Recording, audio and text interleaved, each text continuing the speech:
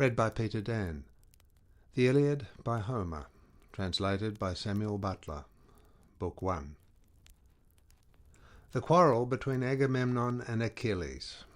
Achilles withdraws from the war and sends his mother Thetis to ask Jove to help the Trojans. Scene between Jove and Juno on Olympus. Sing, O goddess, the anger of Achilles, son of Peleus, that brought countless ills upon the Achaeans. Many a brave soul did it send hurrying down to Hades, and many a hero did it yield a prey to dogs and vultures, for so were the counsels of Jove fulfilled from the day on which the son of Atreus, king of men, and great Achilles, first fell out with one another. And which of the gods was it that set them on to quarrel? It was the son of Jove and Leto, for he was angry with the king, and sent a pestilence upon the host to plague the people, because the son of Atreus had dishonoured Chryses, his priest. Now Chryses had come to the ships of the Achaeans to free his daughter, and had brought with him a great ransom.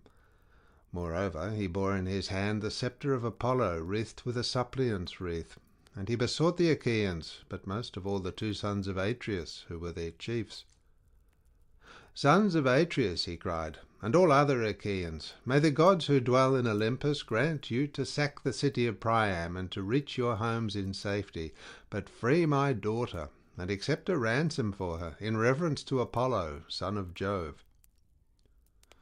On this the rest of the Achaeans with one voice were for respecting the priest and taking the ransom that he offered, but not so Agamemnon, who spoke fiercely to him and sent him roughly away.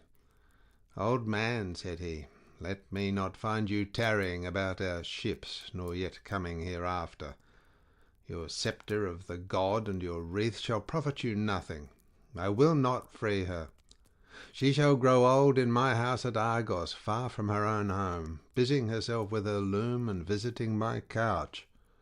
So go, and do not provoke me, or it shall be the worse for you." The old man feared him and obeyed. Not a word he spoke, but went by the shore of the sounding sea, and prayed apart to King Apollo, whom lovely Leto had borne. "Hear me," he cried, "O god of the silver bow, that protectest Chryse and holy Scylla, and rulest Tenedos with thy might. Hear me, O thou of Sminthi. If I have ever decked your temple with garlands, or burned your thigh bones in fat of bulls or goats, grant my prayer, and let your arrows avenge these my tears upon the Danaans." Thus did he pray, and Apollo heard his prayer. He came down furious from the summits of Olympus with his bow and his quiver upon his shoulder, and the arrows rattled on his back with the rage that trembled within him. He sat himself down away from the ships with a face as dark as night, and his silver bow rang death as he shot his arrow in the midst of them. First he smote their mules and their hounds, but presently he aimed his shafts at the people themselves, and all day long the pyres of the dead were burning. For 9 whole days he shot his arrows among the people, but upon the 10th day Achilles called them in assembly, moved thereto by Juno, who saw the Achaeans in their death throes and had compassion upon them. Then, when they were got together, he rose and spoke amongst them. "Son of Atreus," said he, "I deem that we should now turn roving home if we would escape destruction, for we are being cut down by war and pestilence at once. Let us ask some priest or prophet, or some reader of dreams, for dreams too are of Jove, who can tell us why Phoebus Apollo is so angry, and say whether it is for some vow that we have broken, or hecatomb that we have not offered, and whether he will accept the savour of lambs and goats without blemish, so as to take away the plague from us."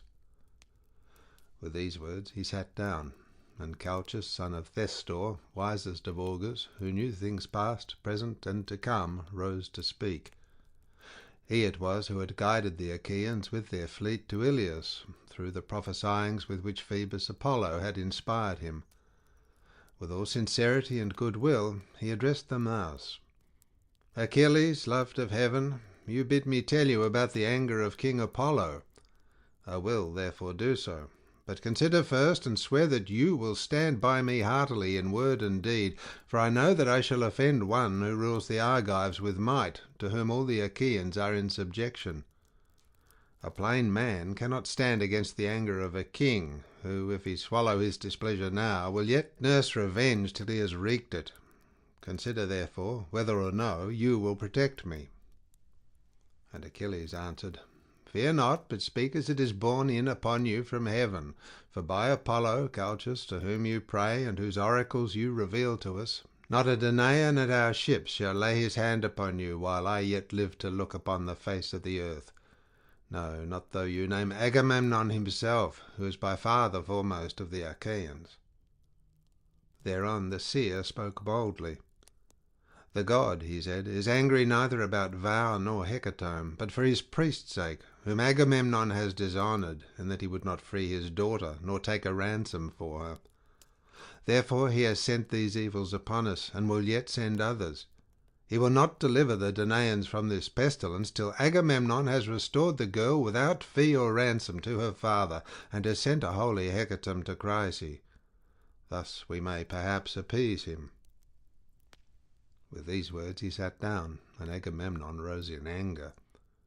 His heart was black with rage, and his eyes flashed fire as he scowled on Calchas and said, "Seer of evil, you never yet prophesied smooth things concerning me, but have ever loved to foretell that which was evil. You have brought me neither comfort nor performance, and now you come seeing among Danaans, and saying that Apollo has plagued us because I would not take a ransom for this girl, the daughter of Chryses.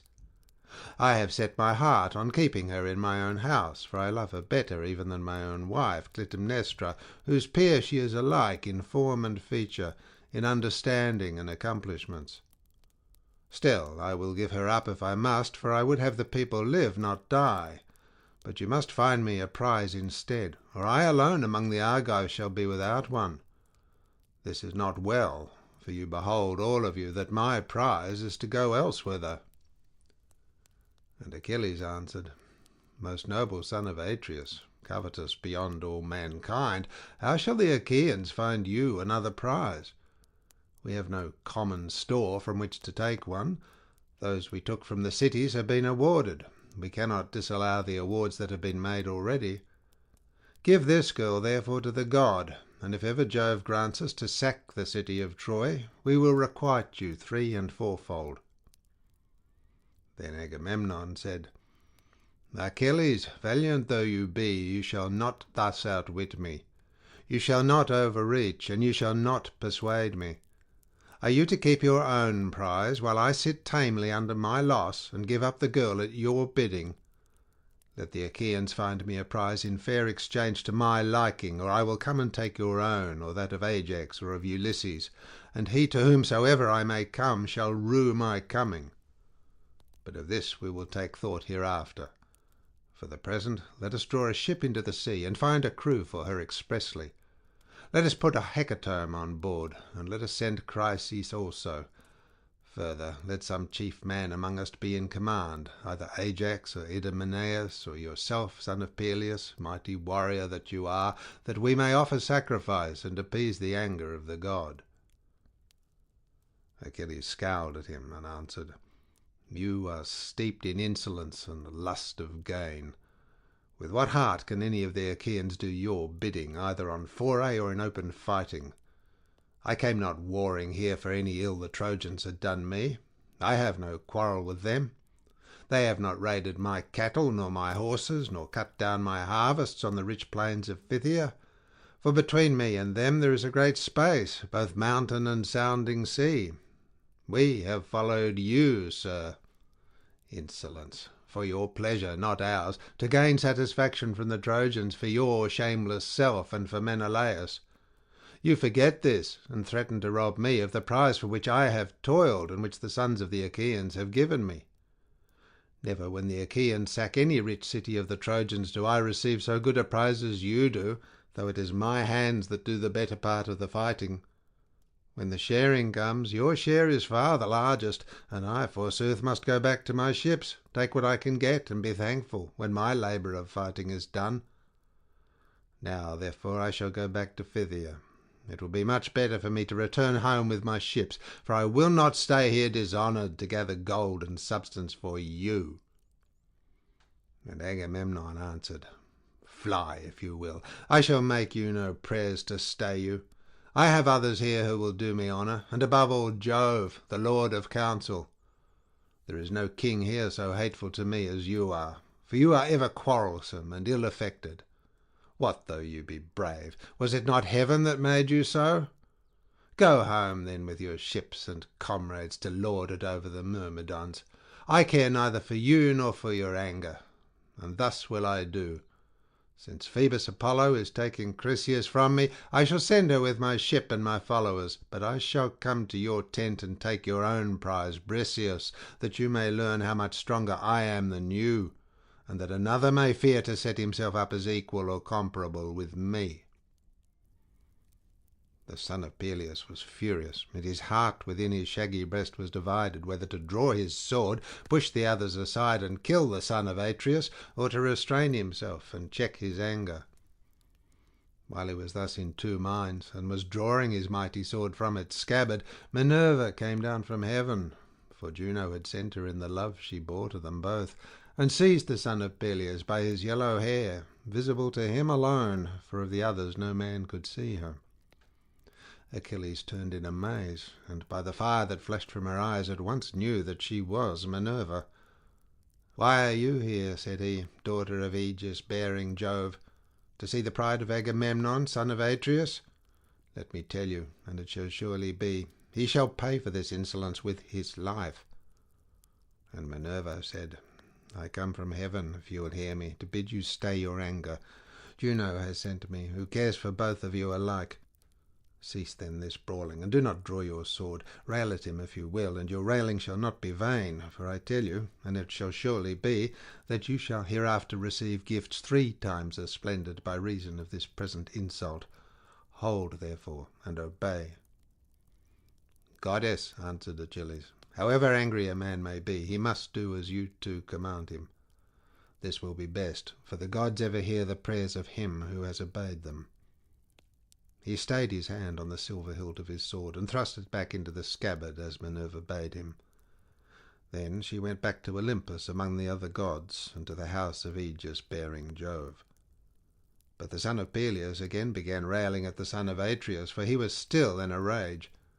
"Wine bibber," he cried, "with the face of a dog and the heart of a hind, you never dared to go out with the host in fight, nor yet with our chosen men in ambuscade.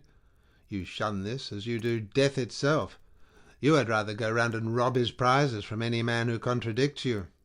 You devour your people, for you are king over a feeble folk. Otherwise, son of Atreus, henceforward you would insult no man. Therefore I say, and swear it with a great oath, nay, by this my sceptre, which shall sprout neither leaf nor shoot nor bud anew from the day on which it left its parent stem upon the mountains, for the axe stripped it of leaf and bark, and now the sons of the Achaeans bear it as judges and guardians of the decree of heaven, so surely and solemnly do I swear that hereafter they shall look fondly for Achilles, and shall not find him. In the day of your distress, when your men fall dying by the murderous hand of Hector, you shall not know how to help them, and shall rend your heart with rage for the hour when you offered insult to the bravest of the Achaeans." With this the son of Peleus dashed his gold-bestudded sceptre on the ground and took his seat, while the son of Atreus was beginning fiercely from his place upon the other side. Then uprose smooth-tongued Nestor, the facile speaker of the Pylians, and the words fell from his lips sweeter than honey. 2 generations of men born and bred in Pylos had passed away under his rule, and he was now reigning over the 3rd. With all sincerity and goodwill, therefore, he addressed them thus. "Of a truth," he said, "a great sorrow has befallen the Achaean land. Surely Priam with his sons would rejoice, and the Trojans be glad at heart if they could hear this quarrel between you two, who are so excellent in fight and counsel. I am older than either of you, therefore be guided by me. Moreover, I have been the familiar friend of men even greater than you are, and they did not disregard my counsels. Never again can I behold such men as Pirithous and Dryas, shepherd of his people, or of Caeneus, Exadius, godlike Polyphemus, and Theseus, son of Aegeus, peer of the immortals. These were the mightiest men ever born upon this earth. Mightiest were they, and when they fought the fiercest tribes of mountain savages, they utterly overthrew them. I came from distant Pylos and went about among them, for they would have me come, and I fought as it was in me to do. Not a man now living could withstand them, but they heard my words and were persuaded by them. So be it also with yourselves, for this is the more excellent way. Therefore, Agamemnon, though you be strong, take not this girl away, for the sons of the Achaeans have already given her to Achilles. And you, Achilles, strive not further with the king, for no man who, by the grace of Jove, wields a sceptre has like honour with Agamemnon. You are strong, and have a goddess for your mother, but Agamemnon is stronger than you, for he has more people under him. Son of Atreus, check your anger, I implore you. End this quarrel with Achilles, who in the day of battle is a tower of strength to the Achaeans. And Agamemnon answered, Sir, all that you have said is true, but this fellow must needs become our lord and master. He must be lord of all, king of all, and captain of all, and this shall hardly be. Granted that the gods have made him a great warrior, have they also given him the right to speak with railing? Achilles interrupted him. I should be a mean coward, he cried, were I to give in to you in all things. Order other people about, not me, for I shall obey no longer. Furthermore, I say, and lay my saying to your heart, I shall fight neither you nor any man about this girl, for those that take were also those that gave. But of all else that is at my ship you shall carry away nothing by force. Try that others may see. If you do, my spear shall be reddened with your blood. When they had quarrelled thus angrily, they rose and broke up the assembly at the ships of the Achaeans. The son of Peleus went back to his tents and ships with the son of Menœtius and his company, while Agamemnon drew a vessel into the water and chose a crew of 20 oarsmen. He escorted Chryseis on board, and sent moreover a hecatomb for the god, and Ulysses went as captain. These then went on board and sailed their ways over the sea. But the son of Atreus bade the people purify themselves. So they purified themselves and cast their filth into the sea. Then they offered hecatombs of bulls and goats without blemish on the seashore, and the smoke with the savour of their sacrifice rose curling up towards heaven. Thus did they busy themselves throughout the host. But Agamemnon did not forget the threat that he had made Achilles, and called his trusty messengers and squired Talthybius and Eurybates. Go, said he, to the tent of Achilles, son of Peleus. Take Briseis by the hand and bring her hither.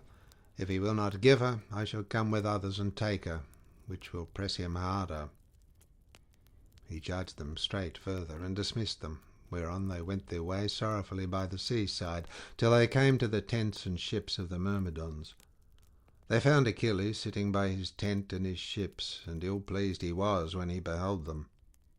They stood fearfully and reverently before him, and never a word did they speak, but he knew them, and said, Welcome, heralds, messengers of gods and men, draw near. My quarrel is not with you, but with Agamemnon, who has sent you for the girl Briseis. Therefore, Patroclus, bring her and give her to them. But let them be witnesses by the blessed gods, by mortal men, and by the fierceness of Agamemnon's anger, that if ever again there be need of me to save the people from ruin, they shall seek and they shall not find. Agamemnon is mad with rage, and knows not how to look before and after, that the Achaeans may fight by their ships in safety. Patroclus did as his dear command had bidden him. He brought Briseis from the tent and gave her over to the heralds, who took her with them to the ships of the Achaeans, and the woman was loath to go. Then Achilles went all alone by the side of the hoar sea, weeping and looking out upon the boundless waste of waters. He raised his hands in prayer to his immortal mother. Mother, he cried, you bore me, doomed to live but for a little season. Surely Jove, who thunders from Olympus, might have made that little glorious. Is it not so? Agamemnon, son of Atreus, has done me dishonour, and has robbed me of my prize by force. As he spoke, he wept aloud, and his mother heard him where she was sitting in the depths of the sea, hard by the old man, her father. Forthwith she rose as it were a grey mist out of the waves, sat down before him as he stood weeping, caressed him with her hand, and said, "My son, why are you weeping? What is it that grieves you? Keep it not from me, but tell me, that we may know it together." Achilles drew a deep sigh and said, "You know it. Why tell you what you know well already? We went to Thebe, the strong city of Eetion, sacked it, and brought hither the spoil. The sons of the Achaeans shared it duly amongst themselves, and chose lovely Chryseis as the meed of Agamemnon. But Chryses, priest of Apollo, came to the ships of the Achaeans to free his daughter, and brought with him a great ransom. Moreover, he bore in his hand the sceptre of Apollo, wreathed with a suppliant's wreath, and he besought the Achaeans, but most of all the 2 sons of Atreus, who were their chiefs. On this the rest of the Achaeans with one voice were for respecting the priest and taking the ransom that he offered, but not so Agamemnon, who spoke fiercely to him, and sent him roughly away. So he went back in anger, and Apollo, who loved him dearly, heard his prayer. Then the god sent a deadly dart upon the Argives, and the people died thick on one another, for the arrows went every whither amongst the wide host of the Achaeans. At last a seer, in the fullness of his knowledge, declared to us the oracles of Apollo, and I was myself first to say that we should appease him. Whereon the son of Atreus rose in anger, and threatened that which he has since done. The Achaeans are now taking the girl in a ship to Chryse, and sending gifts of sacrifice to the god, but the heralds have just taken from my tent the daughter of Briseis, whom the Achaeans had awarded to myself. Help your brave son, therefore, if you are able. Go to Olympus, and if you have ever done him service, in word or deed, implore the aid of Jove. Ofttimes in my father's house have I heard you glory in that you alone of the immortals saved the son of Saturn from ruin, when the others, with Juno, Neptune, and Pallas Minerva, would have put him in bonds. It was you, goddess, who delivered him by calling to Olympus the 100-handed monster whom the gods called Briareus, but men Aegeon, for he is stronger even than his father. When therefore he took his seat all glorious beside the son of Saturn, the other gods were afraid and did not bind him. Go then to him, remind him of all this, clasp his knees, and bid him give succour to the Trojans. Let the Achaeans be hemmed in at the sterns of their ships, and perish on the seashore, that they may reap what joy they may of their king, and that Agamemnon may rue his blindness in offering insult to the foremost of the Achaeans." Thetis wept and answered, "My son, woe is me that I should have borne or suckled you. Would indeed that you had lived your span free from all sorrow at your ships, for it is all too brief. Alas, that you should be at once short of life and long of sorrow above your peers. Woe, therefore, was the hour in which I bore you. Nevertheless, I will go to the snowy heights of Olympus and tell this tale to Jove, if he will hear our prayer. Meanwhile, stay where you are with your ships, nurse your anger against the Achaeans, and hold aloof from fight. For Jove went yesterday to Oceanus to a feast among the Ethiopians, and the other gods went with him. He will return to Olympus 12 days hence. I will then go to his mansion paved with bronze, and will beseech him, nor do I doubt that I shall be able to persuade him." On this she left him, still furious at the loss of her that had been taken from him. Meanwhile Ulysses reached Chryse with the hecatomb. When they had come inside the harbour, they furled the sails and laid them in the ship's hold. They slackened the forestays, lowered the mast into its place, and rowed the ship to the place where they would have her lie. There they cast out their mooring stones and made fast the hawsers. Then they got out upon the seashore and landed the hecatomb for Apollo. Chryseis also left the ship, and Ulysses led her to the altar to deliver her into the hands of her father. "Chryseis," said he, "King Agamemnon has sent me to bring you back your child, and to offer sacrifice to Apollo on behalf of the Danaans, that we may propitiate the god who has now brought sorrow upon the Argives." So saying, he gave the girl over to her father, who received her gladly, and they ranged the holy hecatomb all orderly round the altar of the god. They washed their hands and took up the barley meal to sprinkle over the victims, while Chryses lifted up his hands and prayed aloud on their behalf. "Hear me," he cried, "O God of the silver bow, that protectest Chryse and holy Scylla, and rulest Tenedos with thy might. Even as thou didst hear me aforetime when I prayed, and did press hardly upon the Achaeans, so hear me yet again, and stay this fearful pestilence from the Danaans." Thus did he pray, and Apollo heard his prayer. When they had done praying and sprinkling the barley meal, they drew back the heads of the victims and killed and flayed them. They cut out the thigh bones, wrapped them round in 2 layers of fat, set some pieces of raw meat on the top of them, and then Chryses laid them on the wood fire and poured wine over them, while the young men stood near him with 5-pronged spits in their hands. When the thigh bones were burned and they had tasted the inward meats, they cut the rest up small, put the pieces upon the spits, roasted them till they were done, and drew them off. Then, when they had finished their work and the feast was ready, they ate it, and every man had his full share, so that all were satisfied. As soon as they had had enough to eat and drink, pages filled the mixing bowl with wine and water and handed it round, after giving every man his drink offering. Thus all day long the young men worshipped the god with song, hymning him and chaunting the joyous paean, and the god took pleasure in their voices. But when the sun went down and it came on dark, they laid themselves down to sleep by the stern cables of the ship, and when the child of morning, rosy-fingered dawn, appeared, they again set sail for the host of the Achaeans. Apollo sent them a fair wind, so they raised their mast and hoisted their white sails aloft. As the sail bellied with the wind, the ship flew through the deep blue water, and the foam hissed against her bows as she sped onward. When they reached the wide-stretching host of the Achaeans, they drew the vessel ashore, high and dry upon the sands, set her strong props beneath her, and went their ways to their own tents and ships. But Achilles abode at his ships and nursed his anger. He went not to the honourable assembly, and sallied not forth to fight, but gnawed at his own heart, pining for battle and the war-cry. Now after 12 days the immortal gods came back in a body to Olympus, and Jove led the way. Thetis was not unmindful of the charge her son had laid upon her, so she rose from under the sea and went through great heaven with early morning to Olympus, where she found the mighty son of Saturn sitting all alone upon its topmost ridges.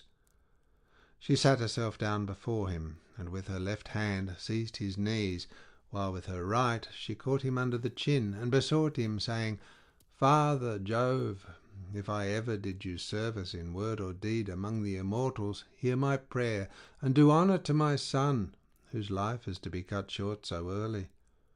King Agamemnon has dishonoured him by taking his prize and keeping her.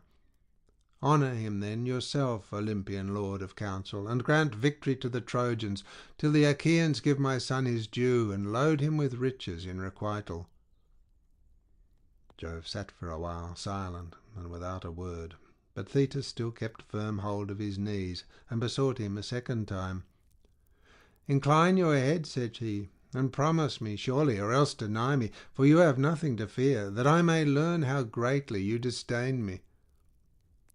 At this Jove was much troubled, and answered, "I shall have trouble if you set me quarrelling with Juno, for she will provoke me with her taunting speeches. Even now she is always railing at me before the other gods, and accusing me of giving aid to the Trojans. Go back now, lest she should find out. I will consider the matter, and will bring it about as you wish. See, I incline my head that you may believe me. This is the most solemn promise that I can give to any god. I never recall my word, or deceive, or fail to do what I say when I have nodded my head."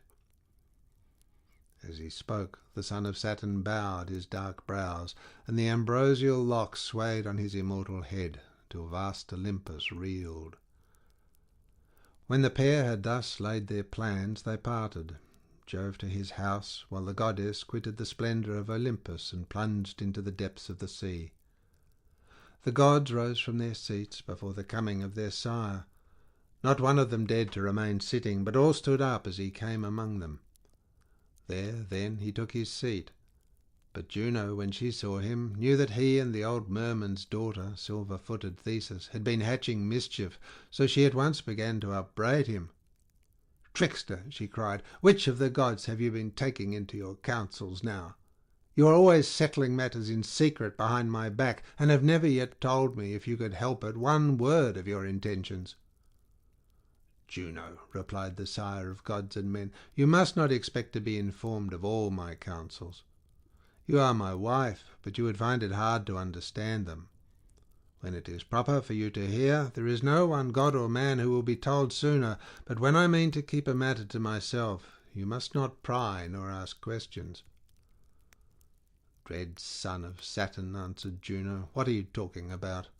I pry and ask questions? Never. I let you have your own way in everything. Still, I have a strong misgiving that the old merman's daughter Theseus has been talking you over, for she was with you, and had hold of your knees this selfsame morning. I believe, therefore, that you have been promising her to give glory to Achilles, and to kill much people at the ships of the Achaeans." "Wife," said Jove, "I can do nothing, but you suspect me and find it out. You will take nothing by it, for I shall only dislike you the more, and it will go harder with you. Granted that it is as you say, I mean to have it so. Sit down and hold your tongue as I bid you, for if I once begin to lay my hands about you, though all heaven were on your side, it would profit you nothing." On this Juno was frightened, so she curbed her stubborn will, and sat down in silence.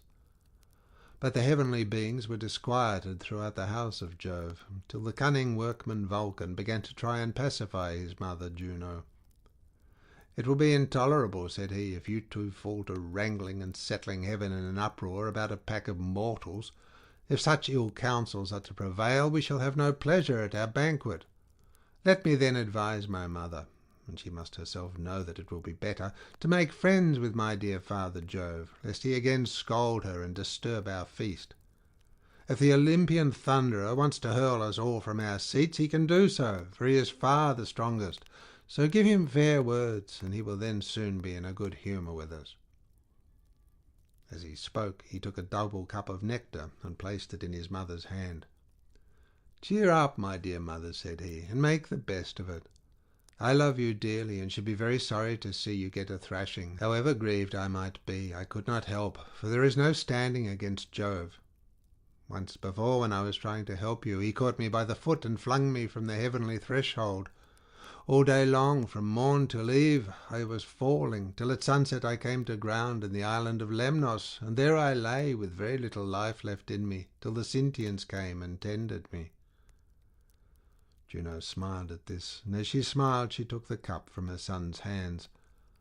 Then Vulcan drew sweet nectar from the mixing bowl, and served it round among the gods, going from left to right, and the blessed gods laughed out a loud applause as they saw him bustling about the heavenly mansion. Thus through the livelong day to the going down of the sun they feasted, and every one had his full share, so that all were satisfied. Apollo struck his lyre, and the Muses lifted up their sweet voices, calling and answering one another. But when the sun's glorious light had faded, they went home to bed, each in his own abode, which lame Vulcan with his consummate skill had fashioned for them.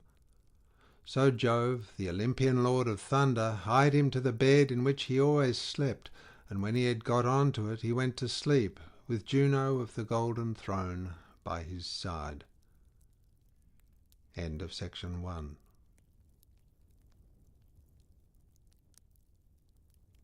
Book 2. Jove sends a lying dream to Agamemnon, who thereon calls the chiefs in assembly and proposes to sound the mind of his army. In the end they march to fight. Catalogue of the Achaean and Trojan forces. Now the other gods and the armed warriors on the plain slept soundly, but Jove was wakeful, for he was thinking how to do honour to Achilles, and destroyed much people at the ships of the Achaeans. In the end he deemed it would be best to send a lying dream to King Agamemnon. So he called one to him and said to it, "Lying dream, go to the ships of the Achaeans, into the tent of Agamemnon, and say to him word for word as I now bid you. Tell him to get the Achaeans instantly under arms, for he shall take Troy. There are no longer divided counsels among the gods. Juno has brought them to her own mind, and woe betide the Trojans." The dream went when it had heard its message, and soon reached the ships of the Achaeans. It sought Agamemnon, son of Atreus, and found him in his tent, wrapped in a profound slumber. It hovered over his head in the likeness of Nestor, son of Neleus, whom Agamemnon honoured above all his counsellors, and said, "You are sleeping, son of Atreus. One who has the welfare of his host and so much other care upon his shoulders should dock his sleep. Hear me at once, for I come as a messenger from Jove, who, though he be not near, yet takes thought for you, and pities you. He bids you get the Achaeans instantly under arms, for you shall take Troy. There are no longer divided counsels among the gods. Juno has brought them over to her own mind, and woe betides the Trojans at the hands of Jove. Remember this, and when you wake, see that it does not escape you." The dream then left him, and he thought of things that were surely not to be accomplished. He thought that on that same day he was to take the city of Priam, but he little knew what was in the mind of Jove, who had many another hard-fought fight in store for the Danaans and Trojans. Then presently he woke, with the divine message still ringing in his ears. So he sat upright, and put on his soft shirt so fair and new, and over this his heavy cloak. He bound his sandals onto his comely feet, and slung his silver-studded sword about his shoulders. Then he took the imperishable staff of his father, and sallied forth to the ships of the Achaeans. The goddess Dawn now wended her way to vast Olympus, that she might herald day to Jove and to the other immortals, and Agamemnon sent the criers round to call the people in assembly. So they called them, and the people gathered thereon. But first he summoned a meeting of the elders at the ship of Nestor, king of Pylos, and when they were assembled he laid a cunning counsel before them. "My friend," said he, "I have had a dream from heaven in the dead of night, and its face and figure resembled none but Nestor's. It hovered over my head and said, 'You are sleeping, son of Atreus. One who has the welfare of his host and so much other care upon his shoulders should dock his sleep. Hear me at once, for I am a messenger from Jove, who, though he be not near, yet takes thought for you and pities you. He bids you get the Achaeans instantly under arms, for you shall take Troy. There are no longer divided counsels among the gods. Juno has brought them over to her own mind, and woe betides the Trojans at the hands of Jove. Remember this." The dream then vanished, and I awoke. Let us now, therefore, arm the sons of the Achaeans. But it will be well that I should first sound them, and to this end I will tell them to fly with their ships. But do you others go about among the host, and prevent their doing so." He then sat down, and Nestor, the prince of Pylos, with all sincerity and goodwill, addressed them thus. "My friends," said he, "princes and counsellors of the Argives, if any other man of the Achaeans had told us of this dream, we should have declared it false, and would have had nothing to do with it. But he who has seen it is the foremost man among us. We must therefore set about getting the people under arms." With this he led the way from the assembly, and the other sceptred kings rose with him in obedience to the word of Agamemnon, but the people pressed forward to hear. They swarmed like bees that sally from some hollow cave, and flit in countless throng among the spring flowers, bunched in knots and clusters.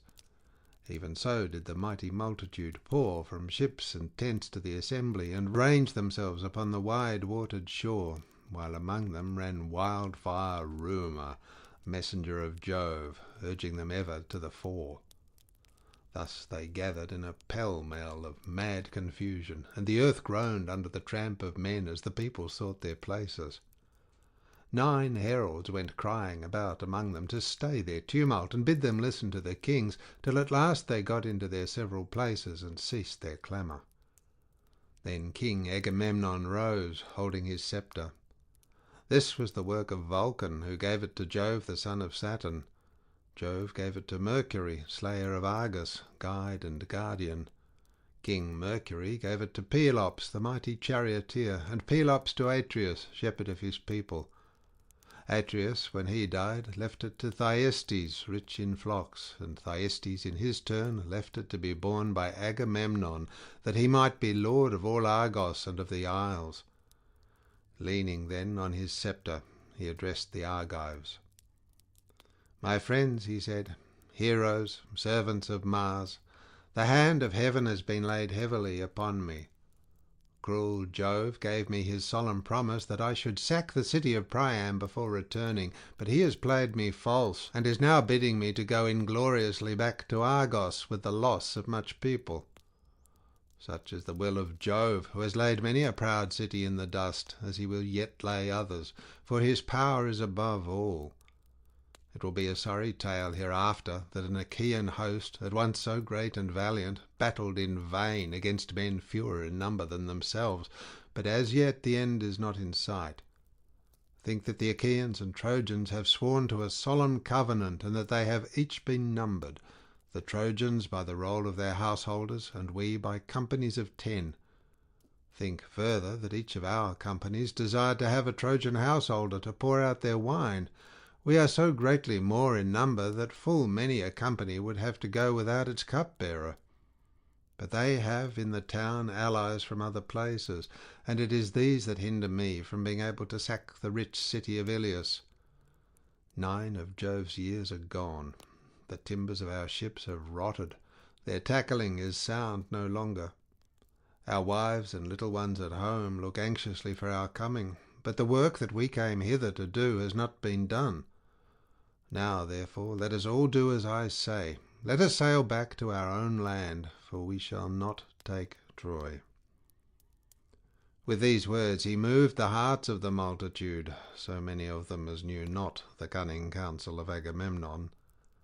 They surged to and fro like the waves of the Icarian sea, when the east and south winds break from heaven's clouds to lash them, or as when the west wind sweeps over a field of corn and the ears bow beneath the blast. Even so were they swayed as they flew with loud cries towards the ships, and the dust from under their feet rose heavenward. They cheered each other on to draw the ships into the sea. They cleared the channels in front of them. They began taking away the stays from underneath them, and the welkin rang with their glad cries, so eager were they to return. Then surely the Argives would have returned after a fashion that was not fated. But Juno said to Minerva, "Alas, daughter of aegis-bearing Jove, unweariable, shall the Argives fly home to their own land over the broad sea, and leave Priam and the Trojans the glory of still keeping Helen, for whose sake so many of the Achaeans have died at Troy, far from their homes? Go about at once among the host, and speak fairly to them, man by man, that they draw not their ships into the sea." Minerva was not slack to do her bidding. Down she darted from the topmost summits of Olympus, and in a moment she was at the ships of the Achaeans. There she found Ulysses, peer of Jove in council, standing alone. He had not as yet laid a hand upon his ship, for he was grieved and sorry. So she went close up to him and said, "Ulysses, noble son of Laertes, are you going to fling yourself into your ships and be off home to your own land in this way? Will you leave Priam and the Trojans the glory of still keeping Helen, for whose sake so many of the Achaeans have died at Troy, far from their homes? Go about at once among the host, and speak fairly to them, man by man, that they draw not their ships into the sea." Ulysses knew the voice as that of the goddess. He flung his cloak from him, and set off to run. His servant Eurybates, a man of Ithaca who waited on him, took charge of the cloak, whereon Ulysses went straight up to Agamemnon, and received from him his ancestral imperishable staff. With this he went about amongst the ships of the Achaeans. Whenever he met a king or chieftain, he stood by him and spoke to him fairly. "Sir," said he, "this flight is cowardly and unworthy. Stand to your post, and bid your people also keep their places. You do not yet know the full mind of Agamemnon. He was sounding us, and ere long will visit the Achaeans with his displeasure. We were not all of us at the council to hear what he then said. See to it lest he be angry and do us a mischief, for the pride of kings is great, and the hand of Jove is with them." But when he came across any common man who was making a noise, he struck him with his staff and rebuked him, saying, "Sirrah, hold your peace, and listen to better men than yourself. You are a coward and no soldier. You are nobody either in fight or council. We cannot all be kings. It is not well that there should be many masters. One man must be supreme, one king, to whom the son of scheming Saturn has given the sceptre of sovereignty over you all." Thus masterfully did he go about among the host, and the people hurried back to the council from their tents and ships, with a sound as the thunder of surf when it comes crashing down upon the shore, and all the sea is in an uproar. The rest now took their seats and kept to their own several places, but Thersites still went on wagging his unbridled tongue, a man of many words, and those unseemly, a monger of sedition, a railer against all who were in authority, who cared not what he said, so that he might send the Achaeans in a laugh. He was the ugliest man of all those that came before Troy, bandy-legged, lame of one foot, and with his two shoulders rounded and hunched over his chest. His head ran up to a point, but there was little hair on the top of it. Achilles and Ulysses hated him worst of all, for it was with them that he was most wont to wrangle. Now, however, with a shrill, squeaky voice, he began heaping his abuse on Agamemnon. The Achaeans were angry and disgusted, yet none the less he kept on brawling and bawling at the son of Atreus. "Agamemnon," he cried, "what ails you now, and what more do you want? Your tents are filled with bronze and with fair women, for whenever we take a town we give you the pick of them. Would you have yet more gold, which some Trojan is to give you as a ransom for his son, when I or another Achaean has taken him prisoner? Or is it some young girl to hide and lie with? It is not well that you, the ruler of the Achaeans, should bring them into such misery, weakling cowards, women rather than men. Let us sail home and leave this fellow here at Troy to stew in his own meads of honour, and discover whether we were of any service to him or no. Achilles is a much better man than he is, and see how he has treated him, robbing him of his prize and keeping it himself. Achilles takes it meekly and shows no fight. If he did, son of Atreus, you would never again insult him." Thus railed Thersites, but Ulysses at once went up to him and rebuked him sternly. "Check your glib tongue, Thersites," said he, "and babble not a word further. Chide not with princes when you have none to back you. There is no viler creature come before Troy with the sons of Atreus. Drop this chatter about kings, and neither revile them nor keep harping about going home. We do not yet know how things are going to be, nor whether the Achaeans are to return with good success or evil. How dare you gibe at Agamemnon because the Danaans have awarded him so many prizes? I tell you, therefore, and it shall surely be, that if I again catch you talking such nonsense, I will either forfeit my own head, and be no more called father of Telemachus, or I will take you, strip you stark naked, and whip you out of the assembly till you go blubbering back to the ships." On this he beat him with his staff about the back and shoulders till he dropped and fell a-weeping.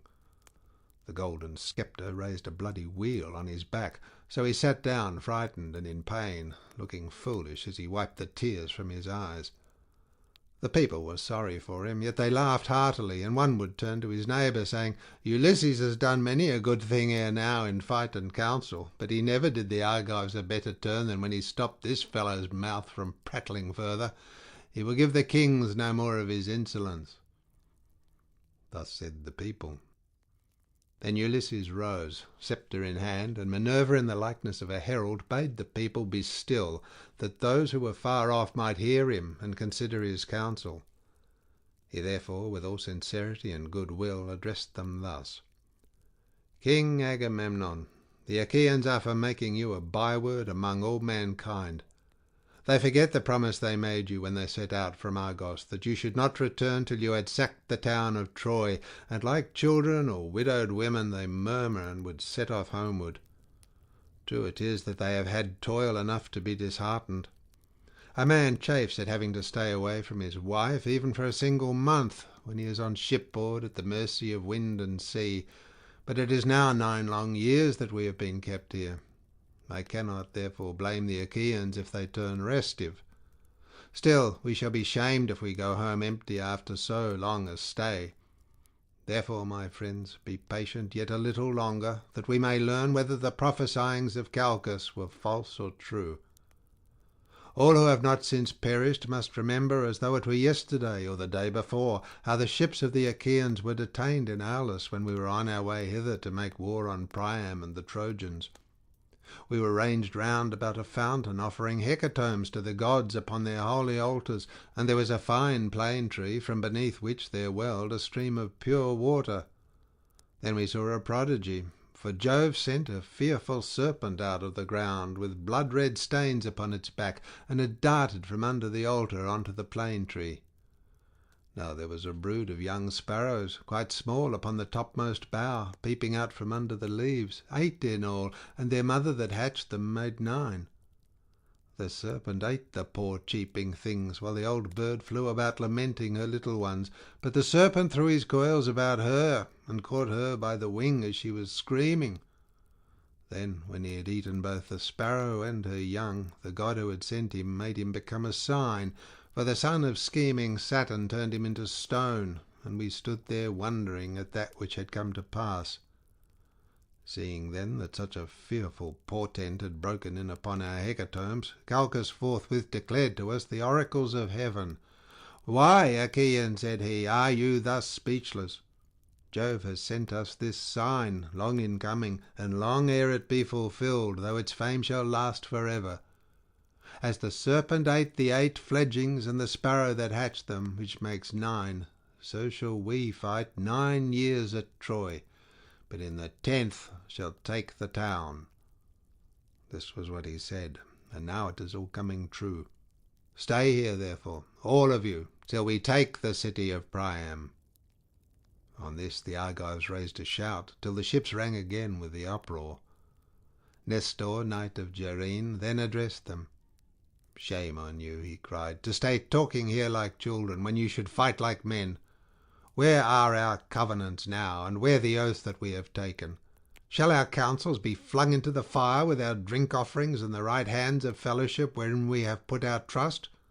We waste our time in words, and for all our talking here shall be no further forward.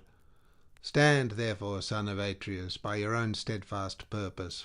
Lead the Argives on to battle, and leave this handful of men to rot, who scheme and scheme in vain to get back to Argos ere they have learned whether Jove be true or a liar. For the mighty son of Saturn surely promised that we should succeed when we Argives set sail to bring death and destruction upon the Trojans. He showed us favourable signs by flashing his lightning on our right hands. Therefore let none make haste till he has first lain with the wife of some Trojan, and avenged the toil and sorrow that he has suffered for the sake of Helen. Nevertheless, if any man is in such haste to be home again, let him lay his hand to his ship, that he may meet his doom in the sight of all. But, O king, consider and give ear to my counsel, for the word that I say may not be neglected lightly. Divide your men, Agamemnon, into their several tribes and clans, that clans and tribes may stand by and help one another. If you do this, and if the Achaeans obey you, you will find out who, both chiefs and peoples, are brave, and who are cowards, for they will vie against the other. Thus you shall also learn whether it is through the counsel of heaven or the cowardice of man that you shall fail to take the town. And Agamemnon answered, "Nestor, you have again outdone the service of the Achaeans in counsel. Would, by Father Jove, Minerva, and Apollo, that I had among them 10 more such counsellors, for the city of King Priam would then soon fall beneath our hands, and we should sack it. But the son of Saturn afflicts me with bootless wranglings and strife. Achilles and I are quarrelling about this girl, in which matter I was the first to offend. If we can be of one mind again, the Trojans will not stave off destruction for a day. Now, therefore, get your morning meal, that our hosts join in fight. Whet well your spears, see well to the ordering of your shields. Give good feeds to your horses, and look your chariots carefully over, that we may do battle the livelong day, for we shall have no rest, not for a moment, till night falls to part us. The bands that bear your shield shall be wet with the sweat upon your shoulders. Your hands shall weary upon your spears, your horses shall steam in front of your chariots, and if I see any man shirking the fight, or trying to keep out of it at the ships, there shall be no help for him, but he shall be a prey to dogs and vultures." Thus he spoke, and the Achaeans roared applause. As when the waves run high before the blast of the south wind, and break on some lofty headland, dashing against it and buffeting it without ceasing, as the storms from every quarter drive them, even so did the Achaeans rise and hurry in all directions to their ships. There they lighted their fires at their tents, and got dinner, offering sacrifice every man to one or other of the gods, and praying each one of them that he might live to come out of the fight. Agamemnon, king of men, sacrificed a fat 5-year-old bull to the mighty son of Saturn, and invited the princes and elders of his host. First he asked Nestor and King Idomeneus, then the 2 Ajaxes and the son of Tydeus, and sixthly Ulysses, peer of gods in council. But Menelaus came of his own accord, for he knew how busy his brother then was. They stood round the bull with the barley meal in their hands, and Agamemnon prayed, saying, "Jove, most glorious, supreme, that dwellest in heaven and ridest upon the storm cloud, grant that the sun may not go down nor the night fall till the palace of Priam is laid low and its gates are consumed with fire. Grant that my sword may pierce the shirt of Hector about his heart, and that full many of his comrades may bite the dust as they fall dying round him." Thus he prayed, but the son of Saturn would not fulfill his prayer. He accepted the sacrifice, yet none the less increased their toil continually. When they had done praying and sprinkling the barley meal upon the victim, they drew back its head, killed it, and then flayed it. They cut out the thigh bones, wrapped them round in 2 layers of fat, and set pieces of raw meat on the top of them. These they burned upon the split logs of firewood, but they spitted the inward meats, and held them in the flames to cook. When the thigh bones were burned, and they had tasted the inward meats, they cut the rest up small, put the pieces upon spits, roasted them till they were done, and drew them off. Then, when they had finished their work, and the feast was ready, they ate it, and every man had his full share, so that they were all satisfied. As soon as they had had enough to eat and drink, Nestor, knight of Gerene, began to speak. "King Agamemnon," said he, "let us not stay talking here, nor be slack in the work that heaven has put into our hands. Let the herald summon the people to gather at their several ships. We will then go about among the host, that we may begin fighting at once." Thus did he speak, and Agamemnon heeded his words. He at once sent the criers round to call the people in assembly. So they called them, and the people gathered thereon. The chiefs about the son of Atreus chose their men and marshalled them, while Minerva went among them, holding her priceless aegis that knows neither age nor death. From it there waved 100 tassels of pure gold, all deftly woven, and each one of them worth 100 oxen. With this she darted furiously everywhere among the hosts of the Achaeans, urging them forward, and putting courage into the heart of each, so that he might fight and do battle without ceasing. Thus war became sweeter in their eyes even than returning home in their ships.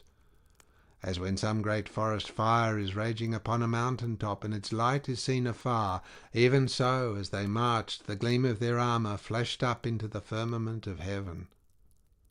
They were like great flocks of geese, or cranes, or swans on the plain about the waters of Caysta, that wing their way hither and thither, glorying in the pride of flight, and crying as they settle, till the fen is alive with their screaming.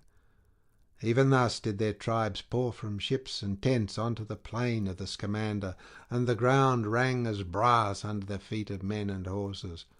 They stood as thick upon the flower-bespangled field as leaves that bloom in summer. As countless swarms of flies buzz about a herdsman's homestead in the time of spring, when the pails are drenched with milk, even so did the Achaeans swarm onto the plains to charge the Trojans and destroy them. The chiefs disposed their men this way and that before the fight began, drafting them out as easily as goatherds draft their flocks when they have got mixed while feeding. And among them went King Agamemnon, with a head and face like Jove, the lord of thunder, a waist like Mars, and a chest like that of Neptune. As some great bull that lords it over the herds upon the plain, even so did Jove make the son of Atreus stand peerless among the multitude of heroes. And now, O Muses, dwellers in the mansions of Olympus, tell me, for you are goddesses and are in all places, so that you see all things, while we know nothing but by report, who were the chiefs and princes of the Danaans? As for the common soldiers, they were so that I could not name every single one of them, though I had 10 tongues, and though my voice failed not, and my heart were of bronze within me, unless you, O Olympian Muses, daughter of Aegis-bearing Jove, were to recount them to me. Nevertheless, I will tell the captains of the ships, and all the fleet together. Peneleus, Leitus, Arcelaus, Prothanor, and Clonarius were captains of the Boeotians. These were they that dwelt in Hyria and rocky Aulus, and who held Sconus, Scolus, and the highlands of Eteonus, and Thespia, Graia, and the fair city of Mycelesus. They also held Hama, Elysium, and Erythrae, and they had Elion, Hyle, and Petion, Osalea, and the strong fortress of Medion, Copae, Eutresis, and Thisbe, the haunts of doves, Coronea, and the pastures of Haliartus, Plataea and Glycis, the fortress of Thebes the less, holy Orchestus with its famous grove of Neptune, Arne, rich in vineyards, Medea, sacred Nysa, and Anthedon upon the sea. From these there came 50 ships, and in each there were 120 young men of the Boeotians. Ascalaphus and Ialmenus, sons of Mars, led the people that dwell in Aspledon and Orchomenus, the realm of Minyas. Astyoche, a noble maiden, bore them in the house of Actor, son of Asius, for she had gone with Mars secretly into an upper chamber, and he had lain with her. With these there came 30 ships. The Phocians were led by Schedius and Epistrophus, sons of mighty Iphitus, the son of Nobilus. These were they that held Cyparissus, rocky Pytho, holy Crisa, Dalus, and Panopeus. They also that dwelt in Anamoria and Hyampolis, and about the waters of the river Sisyphus, and Lelaea by the springs of the Cephasus. With their chieftains came 40 ships, and they marshalled the forces of the Phaeacians. They were stationed next to the Boeotians on their left. Ajax, the fleet son of Oileus, commanded the Locrians. He was not so great, nor nearly so great as Ajax the son of Telamon. He was a little man, and his breastplate was made of linen, but in use of the spear he excelled all the Hellenes and the Achaeans. There dwelt in Sinus, Opois, Calliarus, Bessa, Scaphe, fair Aegea, Taphe, and Thronium, about the river Boagrius. With him there came 40 ships of the Locrians, who dwell beyond Euboea. The fierce Abantes held Euboea with its cities, Chalcus, Eretria, Histaea, rich in vines, Cerinthus upon the sea, and the rock-perched towns of Dium. With there were also the men of Charistus and Styra. Elephenor of the race of Mars was in the command of these. He was son of Chalcodon, and chief over all the Abantes. With him they came, fleet of foot, and wearing their hair long behind, brave warriors, who would ever strive to tear open the corslets of their foes with their long ashen spears. Of these there came 50 ships. And they that held the strong city of Athens, the people of great Erechtheus, who was born of the soil itself, but Jove's daughter Minerva fostered him, and established him at Athens in her own rich sanctuary. There, year by year, the Athenian youths worship him with sacrifice of bulls and rams. These were commanded by Menestheus, son of Peteos. No man living could equal him in the marshalling of chariots and foot soldiers. Nestor could alone rival him, for he was older. With him there came 50 ships. Ajax brought 12 ships from Salamis, and stationed them alongside those of the Athenians. The men of Argos, again, and those who held the walls of Tiryns, with Hermione and Assine upon the gulf, Troezene, Ionae, and the vineyard lands of Epidaurus, The Achaean youths, moreover, who came from Aegina and Marses, these were led by Diomed of the loud battle-cry, and Sthenelus, son of famed Capaneus. With them in command was Euryalus, son of King Mecisteus, son of Talaeus, but Diomed was chief over them all. With these there came 80 ships. Those who held the strong city of Mycenae, rich Corinth and Cleonae, Ornae, Erythria, and Lycaon, where Adrastus reigned of old, Hyperesia, Hygonessa and Pallene, Aegium, and all the coastland around Helise. These sent 100 ships under the command of King Agamemnon, son of Atreus. His force was far both finest and most numerous, and in their midst was the king himself, all glorious in his armour of gleaming bronze, foremost among the heroes, for he was the greatest king, and had most men under him.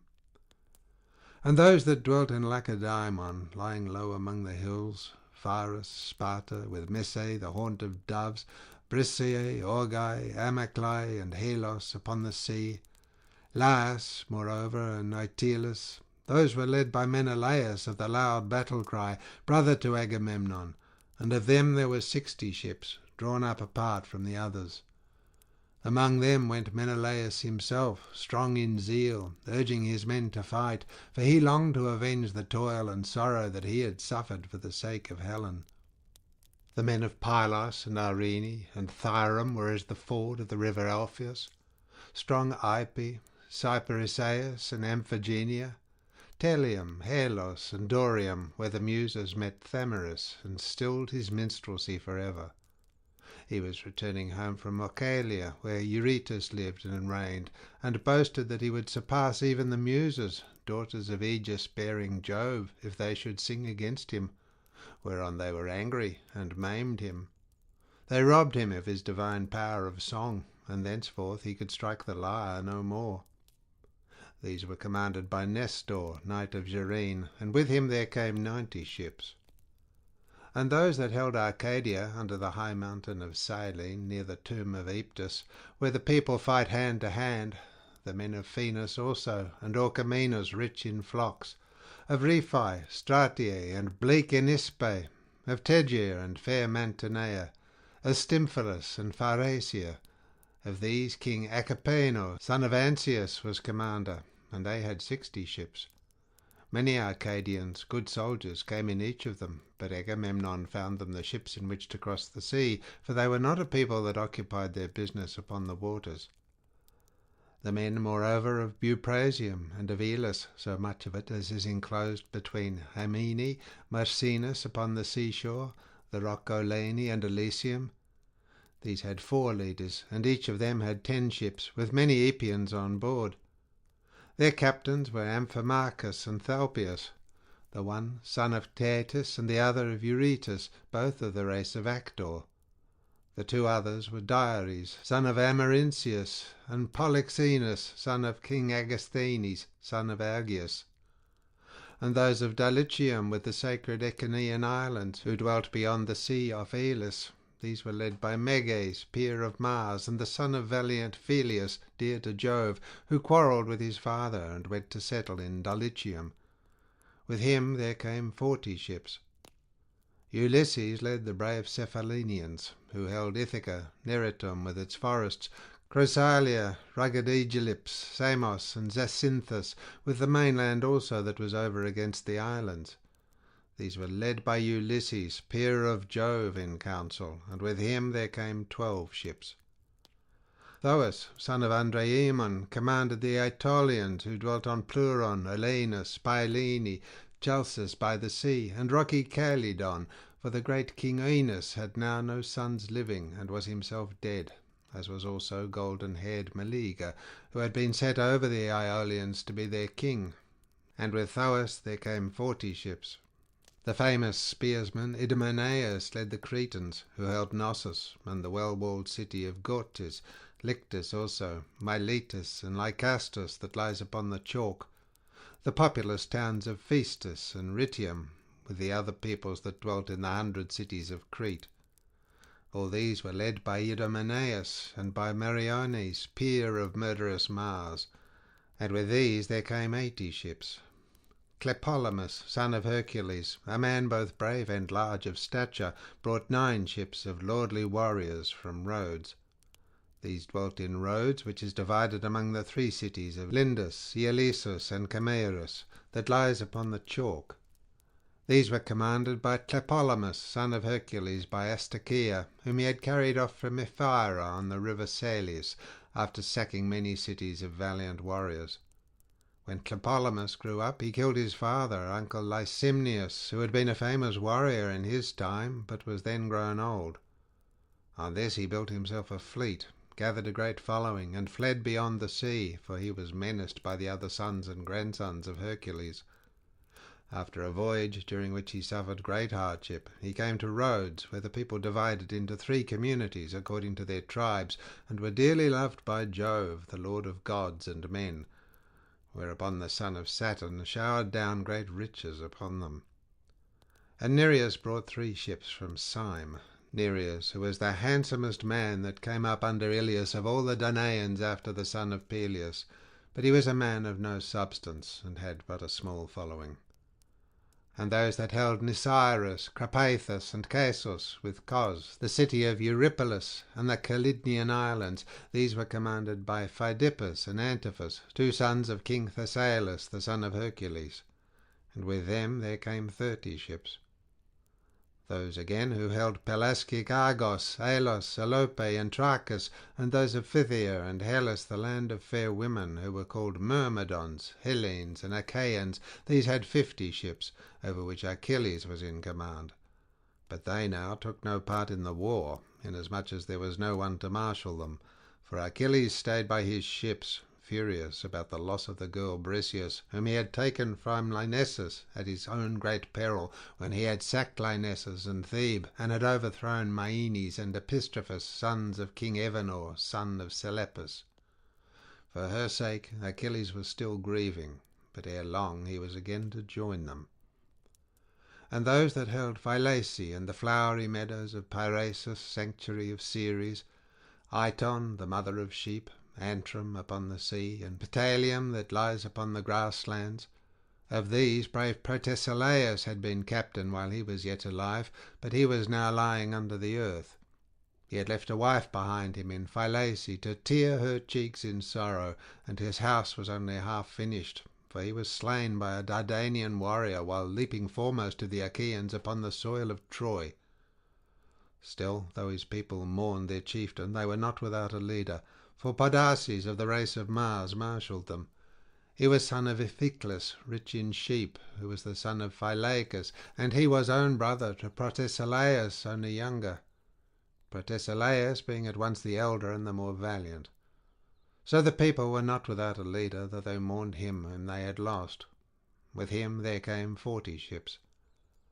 And those that held Pherai by the Boebian lake, with Boebe, Glaphrai, and the populous city of Iolcus, these with their 11 ships were led by Emilus, son of Admetus, whom Alcestis bore to him, loveliest of the daughters of Peleus. And those that held Methone and Thaumacia, with Melibea and rugged Olizon, these were led by the skilful archer Philoctetes, and they had 7 ships, each with 50 oarsmen, all of them good archers. But Philoctetes was lying in great pain in the island of Lemnos, where the sons of the Achaeans left him, for he had been bitten by a poisonous water snake. There he lay sick and sorry, and full soon did the Argives come to miss him.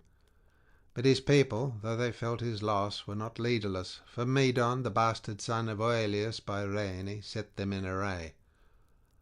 Those again of Trica and the stony region of Ithome, and they that held Ocalia, the city of Ocalia Neritus, these were commanded by the 2 sons of Aesculapius, skilled in the art of healing, Podalarius and Machaon, and with them there came 30 ships. The men, moreover, of Omenius, and by the fountain of Hyperia, and those that held Arestius and the white crests of Titanus, these were led by Eurypylus, the son of Euaemon, and with them there came 40 ships. Those that held Agissa and Girton, Ortha, Elone, and the white city of Oluson, of these brave Polypotes was leader.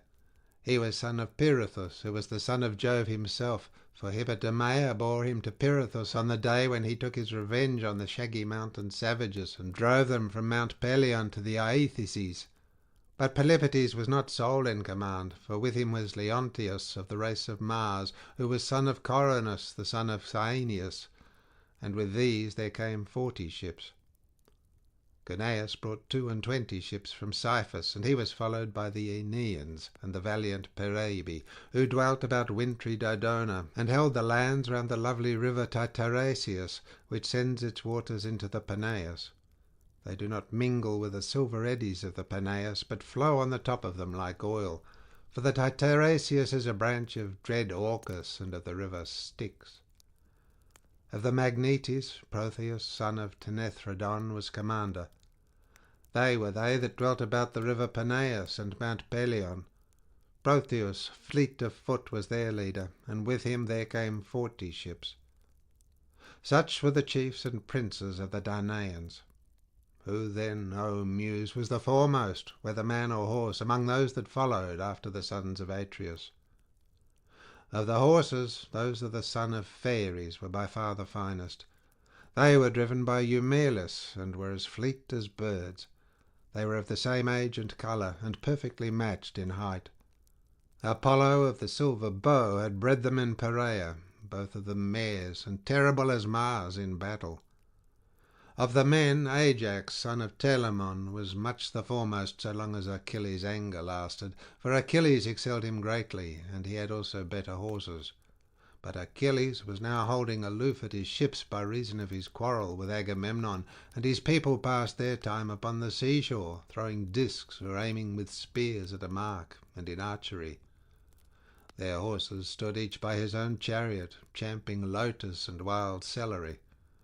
The chariots were housed under cover, but their owners, for lack of leadership, wandered hither and thither about the host, and went not forth to fight. Thus marched the host like a consuming fire, and the earth groaned beneath them, when the Lord of Thunder is angry and lashes the land of Typhoeus among the Arami, where they say Typhoeus lies. Even so did the earth groan beneath them as they sped over the plain. And now Iris, fleet as the wind, was sent by Jove to tell the bad news among the Trojans. They were gathered in assembly, old and young, at Priam's gates, and Iris came close up to Priam, speaking with the voice of Priam's son Polites, who, being fleet of foot, was stationed as watchman for the Trojans on the tomb of old Aeacites, to look out for any sally of the Achaeans. In his likeness Iris spoke, saying, "Old man, you talk idly, as in time of peace, when war is at hand. I have been in many a battle, but never yet saw such a host as is now advancing. They are crossing the plain to attack the city as thick as leaves or as the sands of the sea. Hector, I charge you, above all others, do as I say. There are many allies dispersed about the city of Priam from distant places and speaking divers tongues. Therefore let each chief give orders to his own people, setting them severally in array, and leading them forth to battle." Thus she spoke, but Hector knew that it was the goddess, and at once broke up the assembly. The men flew to arms. All the gates were opened, and the people thronged through them, horse and foot, with the tramp as of a great multitude. Now there is a high mound before the city, rising by itself upon the plain. Men call it Batea, but the gods know it is the tomb of lithe Myrine. Here the Trojans and their allies divided their forces. Priam's son, great Hector of the gleaming helmet, commanded the Trojans, and with him were arrayed by far the greater number and most valiant of those who were longing for the fray. The Dardanians were led by brave Aeneas, whom Venus bore to Anchises when she, goddess though she was, had lain with him upon the mountain slopes of Ida. He was not alone, for with him were the 2 sons of Antenor, Archilochus and Archamus, both skilled in all the arts of war. They that dwelt in Teleia under the lowest spurs of Mount Ida, men of substance, who drink the limpid waters of the Aesepus and are of Trojan blood, these were led by Pandarus, son of Lycaon, whom Apollo had taught to use the bow. They that held Adrestia and the land of Apaesus, with Pityeia and the high mountains of Terea, these were led by Adrestus and by Amphius, whose breastplate was of linen. These were the sons of Merops of Percote, who excelled in all kinds of divination. He told them not to take part in the war, but they gave him no heed, for fate lured them to destruction. They that dwelt about Percote and Practius, with Sestus, Abydos, and Arispe, these were led by Asius, son of Hyrtacus, a brave commander. Asius, the son of Hyrtacus, whom his powerful dark bay steeds of the breed that comes from the river Selleus had brought from Arispe. Hippotous led the tribes of Pelasgian spearsmen who dwelt in fertile Larissa. Hippotous and Pylaeus of the race of Mars, two sons of the Pelasgian Lethus, son of Teutamus. Acamas and the warrior Peirus commanded the Thracians, and those that came from beyond the mighty stream of the Hellespont. Euphemus, son of Trozenus, the son of Chaos, was the captain of the Siconian spearsmen. Pyrachmes led the Paeonian archers from distant Amydon by the broad waters of the river Axius, the fairest that flows upon the earth. The Paphlagonians were commanded by stout-hearted Pylomenes from Mycenae, where the mules run wild in herds. These were they that held Cytorus and the country round Sesamus, with the cities by the river Parthenus, Cromna, Aegialus, and lofty Erythine. Odius and Epistrophus were captains over the Halizoni from distant Alybe, where there are mines of silver. Chromis and Onomus the augur led the Mycenaeans, but his skill in augury availed not to save him from destruction, for he fell by the hand of the fleet descendant of Archaeus in the river, where he slew others also of the Trojans. Phorcys again and noble Ascanius led the Phrygians from the far country of Ascania, and both were eager for the fray. Mesthles and Antiphus commanded the Maeonians, sons of Talamenes, born to him of the Gygaean lake. These led the Maeonians, who dwelt under Mount Tmolus. Nastes led the Carians, men of a strange speech. These held Miletus and the wooded mountain of Thyres, with the water of the river Maeander and the lofty crests of Mount Mycale. These were commanded by Nastes and Amphimachus, the brave sons of Nomion. He came into the fight with gold about him like a girl. Fool that he was, his gold was of no avail to save him, for he fell in the river by the hand of the fleet descendant of Aesius, and Achilles bore away his gold. Sarpedon and Glaucus led the Lycians from their distant land by the eddying waters of the Xanthus. End of section 2.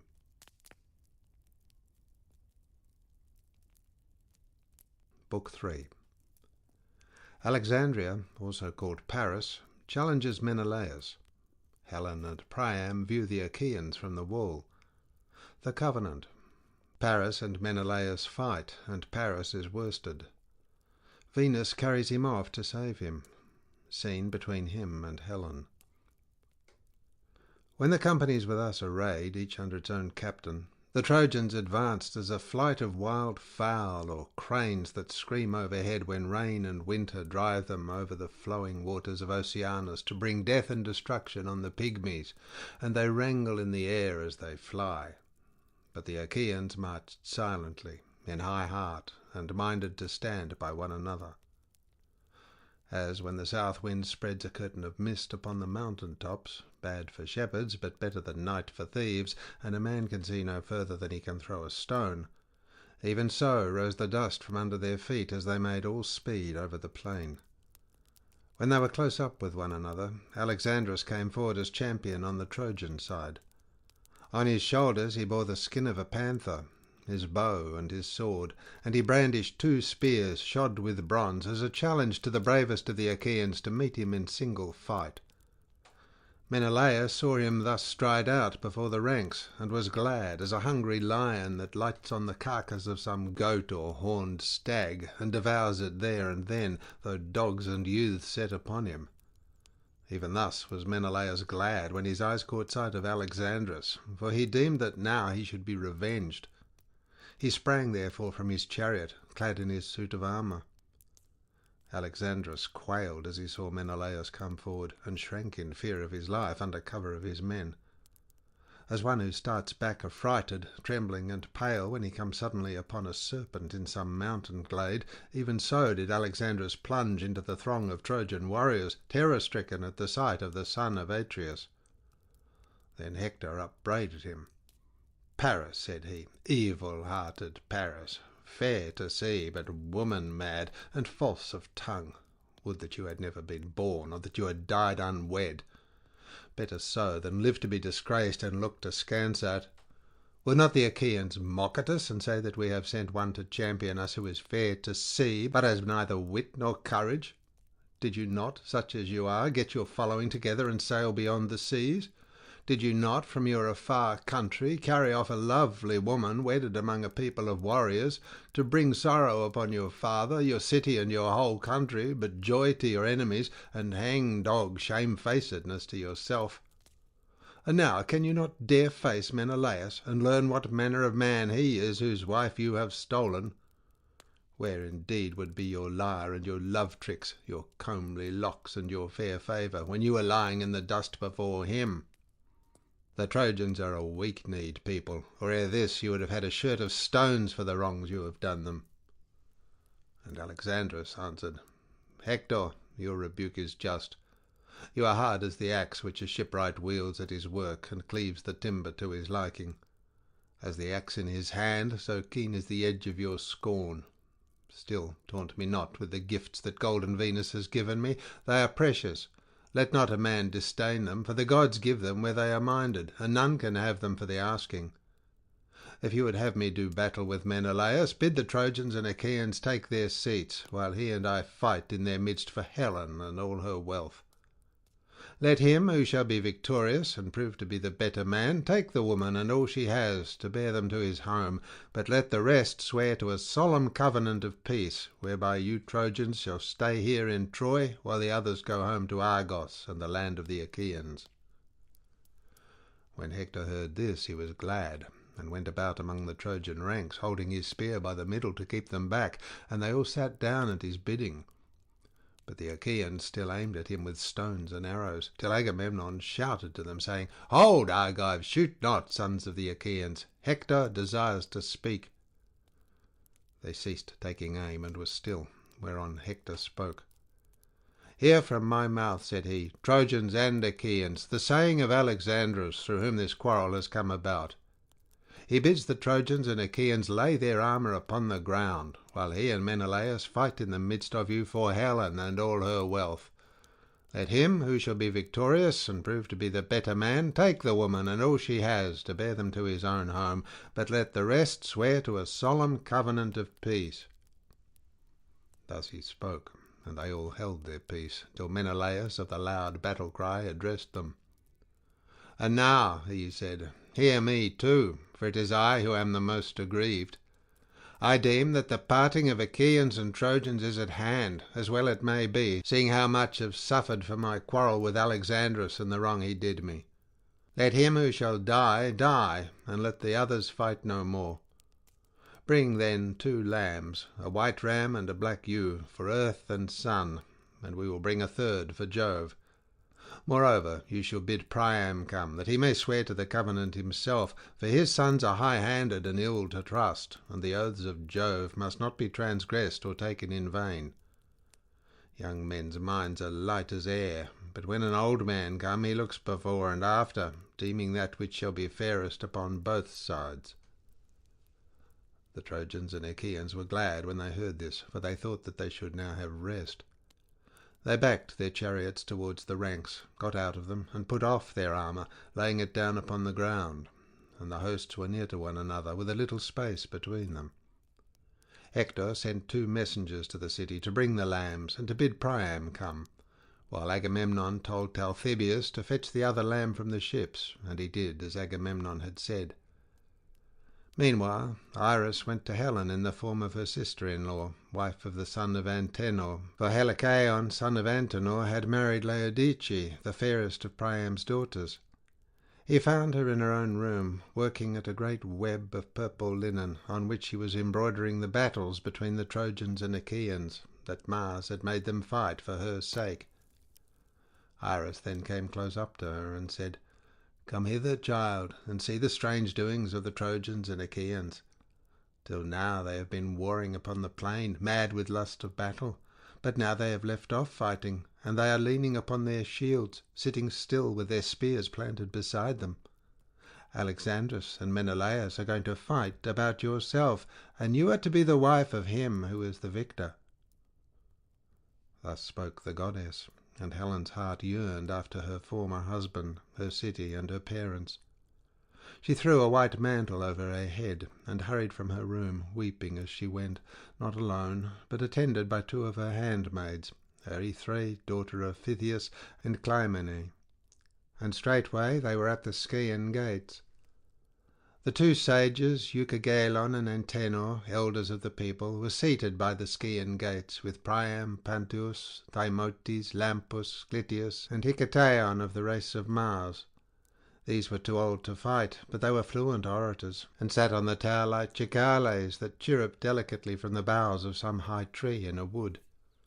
When they saw Helen coming towards the tower, they said softly to one another, "Small wonder that Trojans and Achaeans should endure so much and so long for the sake of a woman so marvellously and divinely lovely.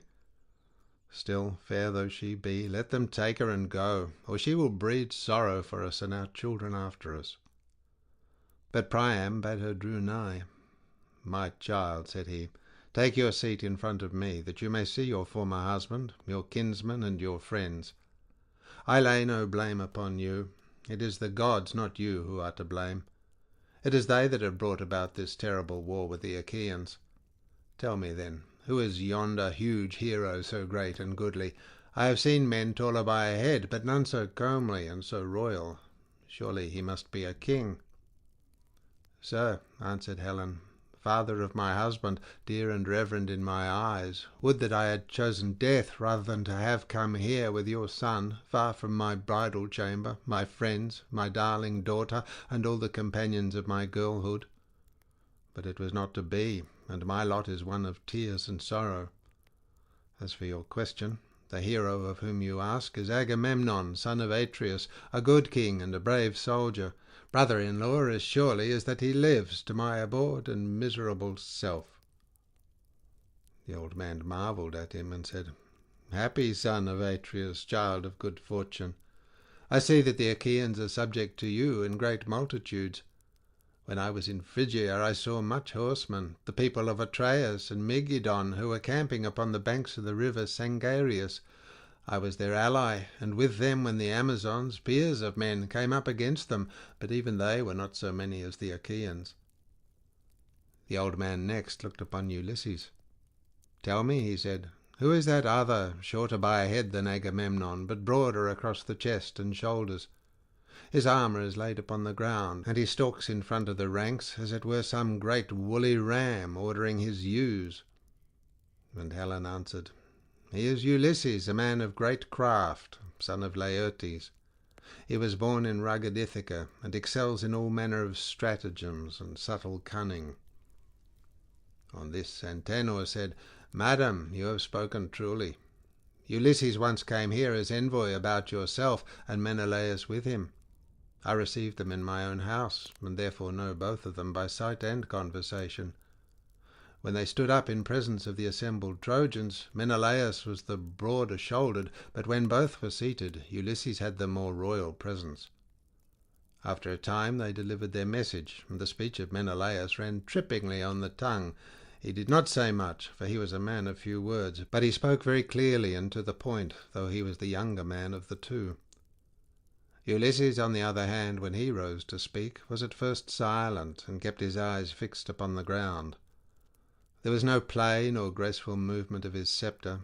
He kept it straight and stiff, like a man unpractised in oratory. One might have taken him for a mere churl or simpleton. But when he raised his voice, and the words came driving from his deep chest like winter snow before the wind, then there was none to touch him, and no man thought further of what he looked like.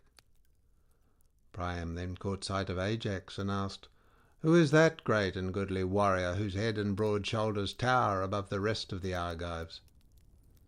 "That," answered Helen, "is huge Ajax, bulwark of the Achaeans, and on the other side of him, among the Cretans, stands Idomeneus, looking like a god, and with the captains of the Cretans round him.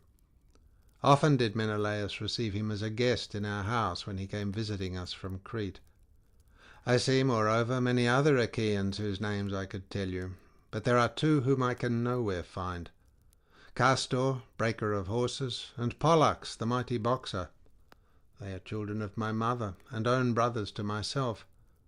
Either they have not left Lacedaemon, or else, though they have brought their ships, they will not show themselves in battle for the shame and disgrace that I have brought upon them."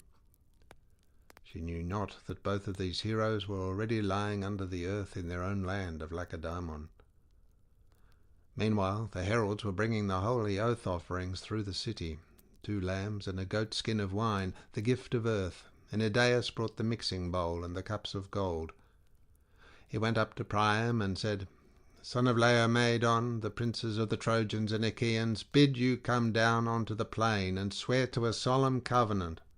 Alexandrus and Menelaus are to fight for Helen in single combat, that she and all her wealth may go with him who is the victor. We are to swear to a solemn covenant of peace, whereby we others shall dwell here in Troy, while the Achaeans return to Argos and the land of the Achaeans." The old man trembled as he heard, but bade his followers yoke the horses, and they made all haste to do so. He mounted the chariot, gathered the reins in his hand, and Antenor took his seat beside him. Then they drove through the Scaean gates onto the plain. When they reached the ranks of the Trojans and Achaeans, they left the chariot, and with measured pace advanced into the space between the hosts. Agamemnon and Ulysses both rose to meet them. The attendants brought on the oath offerings and mixed the wine in the mixing bowls. They poured water over the hands of the chieftains, and the son of Atreus drew the dagger that hung by his sword, and cut wool from the lambs' heads. This the men servants gave about among the Trojan and Achaean princes, and the son of Atreus lifted up his hands in prayer. "Father Jove," he cried, "that rulest in Ida, most glorious in power, and thou, O Sun, that seest and givest ear to all things, earth and rivers, and ye who in the realms below chastise the soul of him that has broken his oath, witness these rites and guard them, that they be not vain. If Alexandrus kills Menelaus, let him keep Helen and all her wealth, while we sail home with our ships. But if Menelaus kills Alexandrus, let the Trojans give back Helen and all that she has. Let them, moreover, pay such fine to the Achaeans as shall be agreed upon, in testimony among those that shall be born hereafter. And if Priam and his sons refuse such fine when Alexandrus has fallen, then I will stay here and fight on till I have got satisfaction." As he spoke, he drew his knife across the throats of the victims, and laid them down, gasping and dying, upon the ground, for the knife had reft them of their strength. Then they poured wine from the mixing bowl into the cups, and prayed to the everlasting gods, saying, Trojans and Achaeans among one another, "Jove, most great and glorious, and ye other everlasting gods, grant that the brains of them who shall first sin against their oaths, of them and their children, shall be shed upon the ground, even as this wine, and let their wives become the slaves of strangers." Thus they prayed, but not as yet would Jove grant them their prayer. Then Priam, descendant of Dardanus, spoke, saying, "Hear me, Trojans and Achaeans. I will now go back to the wind-beaten city of Iliad.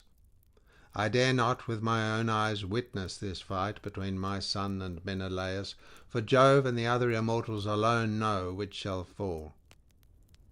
On this he laid the 2 lambs on his chariot and took his seat.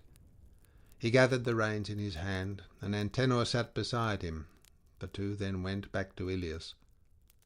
Hector and Ulysses measured the ground, and cast lots from a helmet of bronze to see which should take aim first.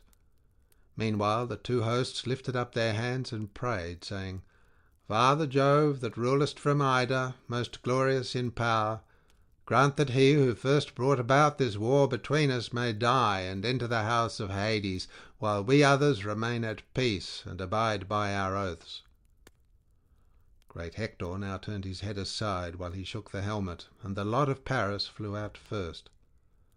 The others took their several stations, each by his horses, and the place where his arms were lying, while Alexandrus, husband of lovely Helen, put on his goodly armour. First he greaved his legs with greaves of good make, and fitted with ankle clasps of silver. After this he donned the cuirass of his brother Lycaon, and fitted it to his own body. He hung his silver-studded sword of bronze about his shoulders, and then his mighty shield. On his comely head he set his helmet, well wrought, with a crest of horsehair that nodded menacingly above it, and he grasped a redoubtable spear that suited his hands. In like fashion Menelaus also put on his armour. When they had thus armed, each amid his own people, they strode fierce of aspect into the open space, and both Trojans and Achaeans were struck with awe as they beheld them. They stood near one another on the measured ground, brandishing their spears, and each furious against the other. Alexandrus aimed first, and struck the round shield of the son of Atreus, but the spear did not pierce it, for the shield turned its point. Menelaus next took aim, praying to Father Jove as he did so. "King Jove," he said, "grant me revenge on Alexandrus, who has wronged me. Subdue him under my hand, that in ages yet to come a man may shrink from doing ill deeds in the house of his host." He poised his spear as he spoke, and hurled it at the shield of Alexandrus. Through shield and cuirass it went, and tore the shirt by his flank, but Alexandrus swerved aside, and thus saved his life. Then the son of Atreus drew his sword, and drove at the projecting part of his helmet, but the sword fell, shivered in 3 or 4 pieces from his hand, and he cried, looking towards heaven, "Father Jove, of all gods thou art the most despiteful! I made sure of my revenge, but the sword has broken in my hand. My spear has been hurled in vain, and I have not killed him." With this he flew at Alexandrus, caught him by the horsehair plume of his helmet, and began dragging him towards the Achaeans. The strap of the helmet that went under his chin was choking him, and Menelaus would have dragged him off to his own great glory had not Jove's daughter Venus been quick to mark and to break the strap of oxhide, so that the empty helmet came away in his hand. This he flung to his comrades among the Achaeans, and was again springing upon Alexandrus to run him through with a spear, but Venus snatched him up in a moment, as a god can do, hid him under a cloud of darkness, and conveyed him to his own bedchamber. Then she went to call Helen, and found her on a high tower with the Trojan women crowding round her. She took the form of an old woman who used to dress wool for her when she was still in Lacedaemon, and of whom she was very fond. Thus disguised, she plucked her by her perfumed robe, and said, "Come hither. Alexandrus says you are to go to the house. He is on his bed in his own room, radiant with beauty, and dressed in gorgeous apparel. No one would think he had just come from fighting, but rather that he was going to a dance, or had done dancing and was sitting down." With these words she moved the heart of Helen to anger.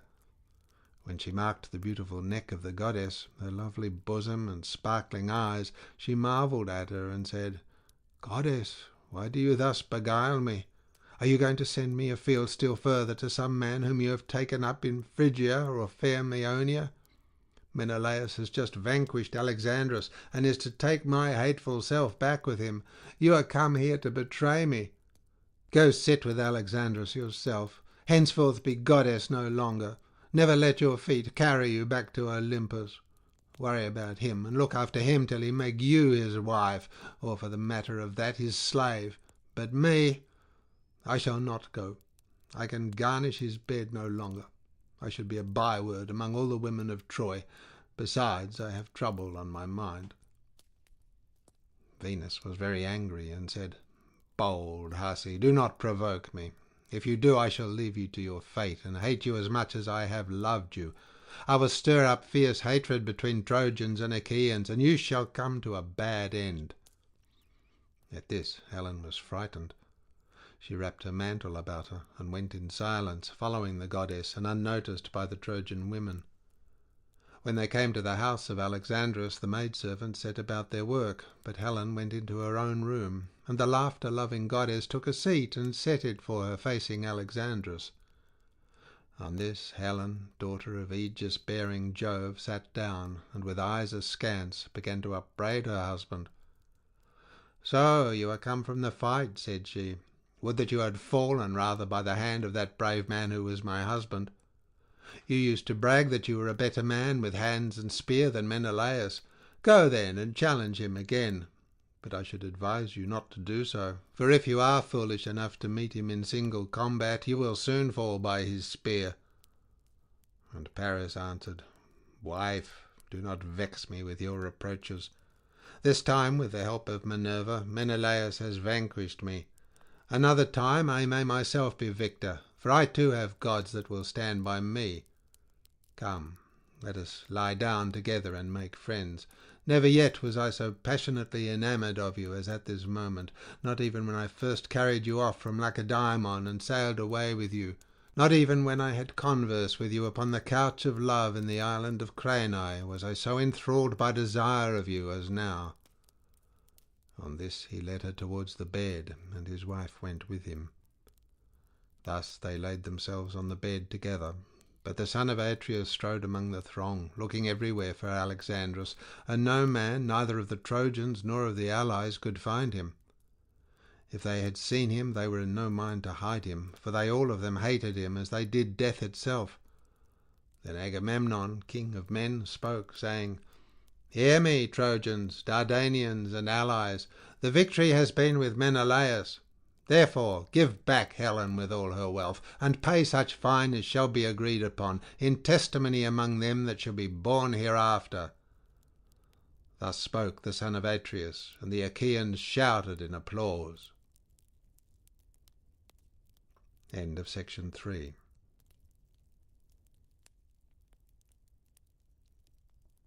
Book 4. A quarrel in Olympus. Minerva goes down and persuades Pandarus to violate the oaths by wounding Menelaus with an arrow. Agamemnon makes a speech and sends for Machaon. He then goes out among his captains and upbraids Ulysses and Sthenelus, who each of them retort fiercely. Diomed checks Sthenelus, and the two hosts then engage, with great slaughter on either side. Now the gods were sitting with Jove in council upon the golden floor, while Hebe went round pouring out nectar for them to drink. And as they pledged one another in their cups of gold, they looked down upon the town of Troy. The son of Saturn then began to tease Juno, talking at her so as to provoke her. Menelaus said he has two good friends among the goddesses, Juno of Argos and Minerva of Alcmene, but they only sit still and look on, while Venus keeps ever by Alexandrus' side to defend him in any danger. Indeed, she has just rescued him when he made sure that it was all over with him, for the victory really did lie with Menelaus. We must consider what we shall do about all this. Shall we set them fighting anew, or make peace between them? If you will agree to this last, Menelaus can take back Helen, and the city of Priam may remain still inhabited." Minerva and Juno muttered their discontent as they sat side by side, hatching mischief for the Trojans. Minerva scowled at her father, for she was in a furious passion with him, and said nothing, but Juno could not contain herself.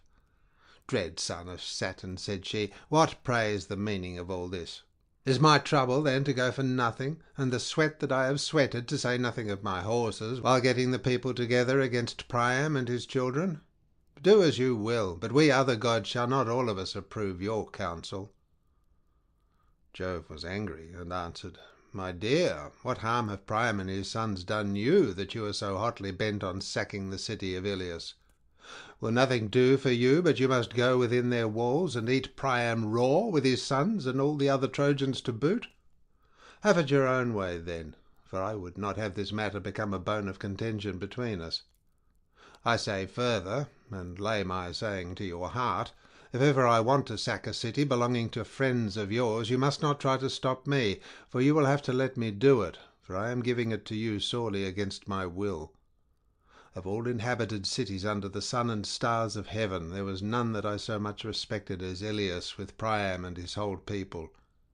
Equitable feasts were never wanting about my altar, nor the savour of burning fat, which is honour due to ourselves." "My own 3 favourite cities," answered Juno, "are Argos, Sparta, and Mycenae. Sack them whenever you may be displeased with them. I shall not defend them, and I shall not care. Even if I did and tried to stay you, I should take nothing by it, for you are much stronger than I am. But I will not have my own work wasted. I too am a god, and of the same race with yourself. I am Saturn's eldest daughter, and am honourable not on this ground only, but also because I am your wife, and you are king over the gods. Let it be a case, then, of give and take between us, and the rest of the gods will follow our lead. Tell Minerva to go and take part in the fight at once, and let her contrive that the Trojans shall be the first to break their oaths and set upon the Achaeans." The sire of gods and men heeded her words, and said to Minerva, "Go at once into the Trojan and Achaean hosts, and contrive that the Trojans shall be the first to break their oaths and set upon the Achaeans." This was what Minerva was already eager to do, so down she darted from the topmost summits of Olympus. She shot through the sky as some brilliant meteor which the son of scheming Saturn has sent as a sign to mariners or to some great army, and a fierce train of light follows in its wake. The Trojans and Achaeans were struck with awe as they beheld, and one would turn to his neighbour, saying, "Either we shall again have war and din of combat, or Jove, the lord of battle, will now make peace between us." Thus did they converse. Then Minerva took the form of Laodocus, son of Antenor, and went through the ranks of the Trojans to find Pandarus, the redoubtable son of Lycaon. She found him standing amongst the stalwart heroes who had followed him from the banks of the Aesopus, so she went close up to him and said, "Brave son of Lycaon, will you do as I tell you? If you dare send an arrow at Menelaus, you will win honour and thanks from all the Trojans, and especially from Prince Alexandrus. He would be the first to requite you very handsomely if he could see Menelaus mount his funeral pyre, slain by an arrow from your hand. Take your home aim, then, and pray to Lycian Apollo, the famous archer. Vow that when you get home to your strong city of Zelea, you will offer a hecatomb of firstling lambs in his honour." His fool's heart was persuaded, and he took his bow from its case. This bow was made from the horns of a wild ibex, which he had killed as it was bounding from a rock. He had stalked it, and it had fallen as the arrow struck it to the heart. Its horns were 16 palms long, and a worker in horn had made them into a bow, smoothing them well down, and giving them tips of gold. When Pandarus had strung his bow, he laid it carefully on the ground, and his brave followers held their shields before him, lest the Achaeans should set upon him before he had shot Menelaus. Then he opened the lid of his quiver, and took out a winged arrow that had not yet been shot, fraught with the pangs of death. He laid the arrow on the string, and prayed to Lycian Apollo, the famous archer, vowing that when he got home to his strong city of Zelea, he would offer a hecatomb of firstling lambs in his honour. He laid the notch of the arrow on the ox-hide bowstring, and drew both notch and string to his breast, till the arrow-head was near the bow. Then, when the bow was arched into a half-circle, he let fly, and the bow twanged, and the strings sang as the arrow flew gladly on over the heads of the throng. But the blessed gods did not forget thee, O Menelaus, and Jove's daughter, driver of the spoil, was the first to stand before thee and ward off the piercing arrow. She turned it from his skin as a mother whisks a fly from off her child while it is sleeping sweetly. She guided it to the part where the golden buckles of the belt that passed over his double cuirass were fastened, so the arrow struck the belt that went tightly round him. It went right through this, and through the cuirass of cunning workmanship. It also pierced the belt beneath it, which he wore next his skin to keep out darts or arrows. It was this that served him in the best stead. Nevertheless, the arrow went through it, and grazed the top of the skin, so that the blood began flowing from the wound. As when some woman of Maeonia or Icaria strains purple dye onto a piece of ivory that is to be the cheek piece of a horse, and is to be laid up in a treasure house, many a knight is fain to bear it, but the king keeps it as an ornament of which both horse and driver may be proud. Even so, O Menelaus, were your shapely thighs and your legs down to your fair ankles stained with blood. When King Agamemnon saw the blood flowing from the wound, he was afraid, and so was brave Menelaus himself, till he saw that the barbs of the arrow and the thread that bound the arrow-head to the shaft were still outside the wound. Then he took heart, but Agamemnon heaved a deep sigh as he held Menelaus's hand in his own, and his comrades made moan in concert. "Dear brother," he cried, "I have been the death of you in pledging this covenant and letting you come forward as our champion. The Trojans have trampled on their oaths and have wounded you. Nevertheless, the oath, the blood of lambs, the drink offerings, and the right hands of fellowship in which we have put our trust shall not be vain. If he that rules Olympus fulfils it not here and now, he will yet fulfil it hereafter, and they shall pay dearly with their lives and with their wives and children. The day will surely come when mighty Iliad shall be laid low, with Priam and Priam's people, when the son of Saturn from his high throne shall overshadow them with his awful aegis in punishment of their present treachery. This shall surely be. But how, Menelaus, will I mourn you, if it be your lot now to die? I should return to Argos as a byword, for the Achaeans will at once go home. We shall leave Priam and the Trojans the glory of still keeping Helen, and the earth will rot your bones as you lie here at Troy, with your purpose not fulfilled. Then shall some braggart Trojan leap upon your tomb and say, 'Ever thus may Agamemnon wreak his vengeance. He brought his army in vain. He has gone home to his own land with empty ships, and has left Menelaus behind him.' Thus will one of them say, and may the earth then swallow me." But Menelaus reassured him and said, "Take heart, and do not alarm the people. The arrow has not struck me in a mortal part, for my outer belt of burnished metal first stayed it, and under this my cuirass and the belt of mail which the bronzesmiths made me." And Agamemnon answered, "I trust, dear Menelaus, that it may be even so, but the surgeon shall examine your wound and lay herbs upon it to relieve your pain." He then said to Talthybius, "Talthybius, tell Malchaon, son to the great physician Aesculapius, to come and see Menelaus immediately.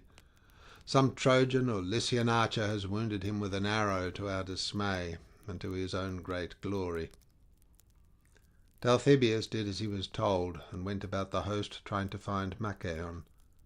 Presently he found him standing amid the brave warriors who had followed him from Tricca. Thereupon he went up to him and said, "Son of Aesculapius, King Agamemnon says you are to come and see Menelaus immediately. Some Trojan or Lycian archer has wounded him with an arrow to our dismay and to his own great glory." Thus did he speak, and Machaon was moved to go. They passed through the spreading host of the Achaeans and went on till they came to the place where Menelaus had been wounded and was lying with the chieftains gathered in a circle round him. Machaon passed into the middle of the ring, and at once drew the arrow from the belt, bending its barbs back through the force with which he pulled it out. He undid the burnished belt, and beneath this the cuirass and the belt of mail which the bronzesmiths had made. Then, when he had seen the wound, he wiped away the blood and applied some soothing drugs which Chiron had given to Aesculapius out of the good will he bore him. While they were thus busy about Menelaus, the Trojans came forward against them, for they had put on their armour and now renewed the fight. You would not have then found Agamemnon asleep nor cowardly and unwilling to fight, but eager rather for the fray. He left his chariot rich with bronze and his panting steeds in charge of Eurymedon, son of Ptolemaeus, the son of Piraeus, and bid him hold them in readiness against the time his limbs should weary of going about and giving orders to so many, for he went among the ranks on foot. When he saw men hastening to the front, he stood by them and cheered them on. "Argives," said he, "slacken not one whit in your onset. Father Jove will be no helper of liars. The Trojans have been the first to break their oaths and to attack us. Therefore they shall be devoured of vultures. We shall take their city and carry off their wives and children in our ships." But he angrily rebuked those whom he saw shirking and disinclined to fight. "Argives," he cried, "cowardly, miserable creatures, have you no shame to stand here like frightened fawns, who, when they can no longer scud over the plain, huddle together but show no fight? You are as dazed and spiritless as deer. Would you wait till the Trojans reach the sterns of our ships as they lie on the shore, to see whether the son of Saturn will hold his hand over you to protect you?" Thus did he go about, giving his orders among the ranks. Arming round Idomeneus, who was at their head, fierce as a wild boar, while Meriones was bringing up the battalions that were in the rear. Agamemnon was glad when he saw him, and spoke him fairly. "Idomeneus," said he, "I treat you with greater distinction than I do any others of the Achaeans, whether in war or in other things, or at table. When the princes are mixing my choicest wines in the mixing bowls, they have each of them a fixed allowance, but your cup is kept always full like my own, that you may drink whenever you are minded. Go therefore into battle, and show yourself the man you have been always proud to be." Idomeneus answered, "I will be a trusty comrade, as I promised you from the first I would be. Urge on the other Achaeans, that we may join battle at once, for the Trojans have trampled upon their covenants. Death and destruction shall be theirs, seeing they have been the first to break their oaths and to attack us." The son of Atreus went on, glad at heart, till he came upon the two Ajaxes arming themselves amid a host of foot soldiers. As when a goatherd from some high post watches a storm drive over the deep before the west wind, black as pitch is the offing, and a mighty whirlwind draws towards him, so that he is afraid and drives his flock into a cave, even thus did the ranks of stalwart youths move in a dark mass to battle under the Ajaxes, horrid with shield and spear. Glad was King Agamemnon when he saw them. "No need," he cried, "to give orders to such leaders of the Argives as you are, for of your own selves you spur your men on to fight with might and main. Would by Father Jove, Minerva, and Apollo that all were so minded as you are, for the city of Priam would then soon fall beneath our hands, and we should sack it." With this he left them, and went onwards to Nestor, the facile speaker of the Pylians, who was marshalling his men and urging them on, in company with Pelagon, Alastor, Chromius, Haemon, and Bias, shepherd of his people. He placed his knights with their chariots and horses in the front rank, while the foot soldiers, brave men and many, whom he could trust, were in the rear. The cowards he drove into the middle, that they might fight whether they would or no. He gave his orders to the knights first, bidding them hold their horses well in hand, so as to avoid confusion. "Let no man," he said, "relying on his strength or horsemanship, get before the others and engage singly with the Trojans, nor yet let him lag behind, or you will weaken your attack. But let each, when he meets an enemy's chariot, throw his spear from his own. This be much the best. This is how the men of old took towns and strongholds. In this wise were they minded." Thus did the old man charge them, for he had been in many a fight, and King Agamemnon was glad. "I wish," he said to them, "that your limbs were as supple and your strength as sure as your judgment is, but age, the common enemy of mankind, has laid his hand upon you. Would that it had fallen upon some other, and that you were still young."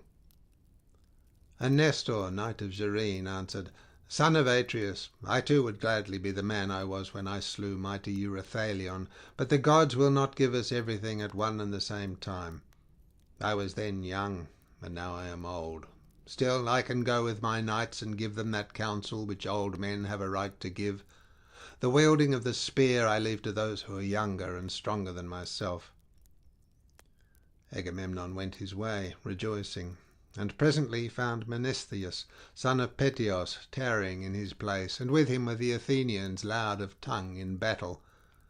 Near him also tarried cunning Ulysses, with his sturdy Cephallenians round him. They had not yet heard the battle cry, for the ranks of Trojans and Achaeans had only just begun to move, so they were standing still, waiting for some other columns of the Achaeans to attack the Trojans and begin the fighting. When he saw this, Agamemnon rebuked them, and said, "Son of Peteos, and you other steeped in cunning, heart of guile, why stand you here cowering and waiting on others? You two should be of all men foremost where there is hard fighting to be done, for you are ever foremost to accept my invitation when we counsellors of the Achaeans are holding feast. You are glad enough then to take your fill of roast meats and to drink wine as long as you please, whereas now you would not care though you saw 10 columns of Achaeans engage the enemy in front of you." Ulysses glared at him and answered, "Son of Atreus, what are you talking about? How can you say that we are slack? When the Achaeans are in full fight with the Trojans, you shall see, if you care to do so, that the father of Telemachus will join battle with the foremost of them. You are talking idly." When Agamemnon saw that Ulysses was angry, he smiled pleasantly at him and withdrew his words. "Ulysses," said he, "noble son of Laertes, excellent in all good counsel, I have neither fault to find nor orders to give you, for I know your heart is right, and that you and I are of a mind. Enough. I will make you amends for what I have said, and if any ill has now been spoken, may the gods bring it to nothing." He then left them and went on to others.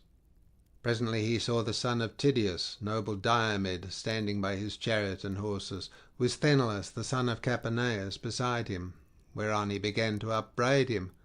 "Son of Tydeus," he said, "why stand you cowering here upon the brink of battle?" Tydeus did not shrink thus, but was ever ahead of his men when leading them on against the foe. So at least say they that saw him in battle, for I never set eyes upon him myself. They say that there was no man like him. He came once to Mycenae, not as an enemy, but as a guest, in company with Polynices, to recruit his forces, for they were levying war against the strong city of Thebes, and prayed our people for a body of picked men to help them. The men of Mycenae were willing to let them have one, but Jove dissuaded them by showing them unfavourable omens. Tydeus, therefore, and Polynices went their way. When they had got as far as the deep meadowed and rush-grown banks of the Asopus, the Achaeans sent Tydeus as their envoy, and he found the Cadmeans gathered in great numbers to a banquet in the house of Eteocles. Stranger though he was, he knew no fear on finding himself single-handed among so many, but challenged them to contests of all kinds, and in each one of them was at once victorious, so mightily did Minerva help him. The Cadmeans were incensed at his success, and set a force of 50 youths with 2 captains, the godlike hero Maeon, son of Haemon, and Polyphontes, son of Autophonus, at their head, to lie in wait for him on his return journey. But Tydeus slew every man of them, save only Maeon, whom he let go in obedience to heaven's omens. Such was Tydeus of Aetolia. His son can talk more glibly, but he cannot fight as his father did." Diomed made no answer, for he was ashamed by the rebuke of Agamemnon. But the son of Capaneus took up his words and said, "Son of Atreus, tell no lies, for you can speak truth if you will. We boast ourselves as even better men than our fathers. We took 7-gated Thebes, though the wall was stronger and our men were fewer in number, for we trusted in the omens of the gods and in the help of Jove, whereas they perished through their own sheer folly. Hold not then our fathers in like honour with us." Diomed looked sternly at him and said, "Hold your peace, my friend, as I bid you. It is not amiss that Agamemnon should urge the Achaeans forward, for the glory will be his if we take the city, and his the shame if we are vanquished. Therefore let us acquit ourselves with valour."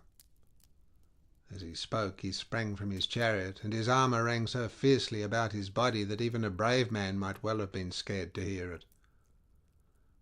As when some mighty wave that thunders on the beach when the west wind has lashed it into fury, it has reared its head afar and now comes crashing down on the shore. It bows its arching crest high over the jagged rocks and spews its salt foam in all directions.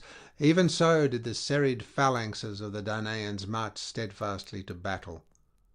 The chiefs gave orders each to his own people, but the men said never a word.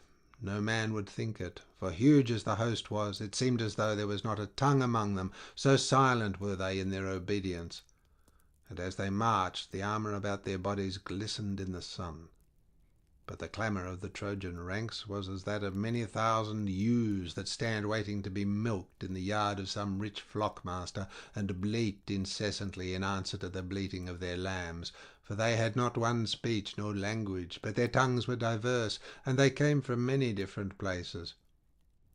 These were inspired of Mars, but the others by Minerva, and with them came Panic, Rout, and Strife, whose fury never tires, sister and friend of murderous Mars, who from being at first but low in stature, grows till she uprears her head to heaven, though her feet are still on earth. She it was that went about among them, and flung down discord to the waxing of sorrow with even hand between them. When they were got together in one place, shield clashed with shield, and spear with spear in the rage of battle.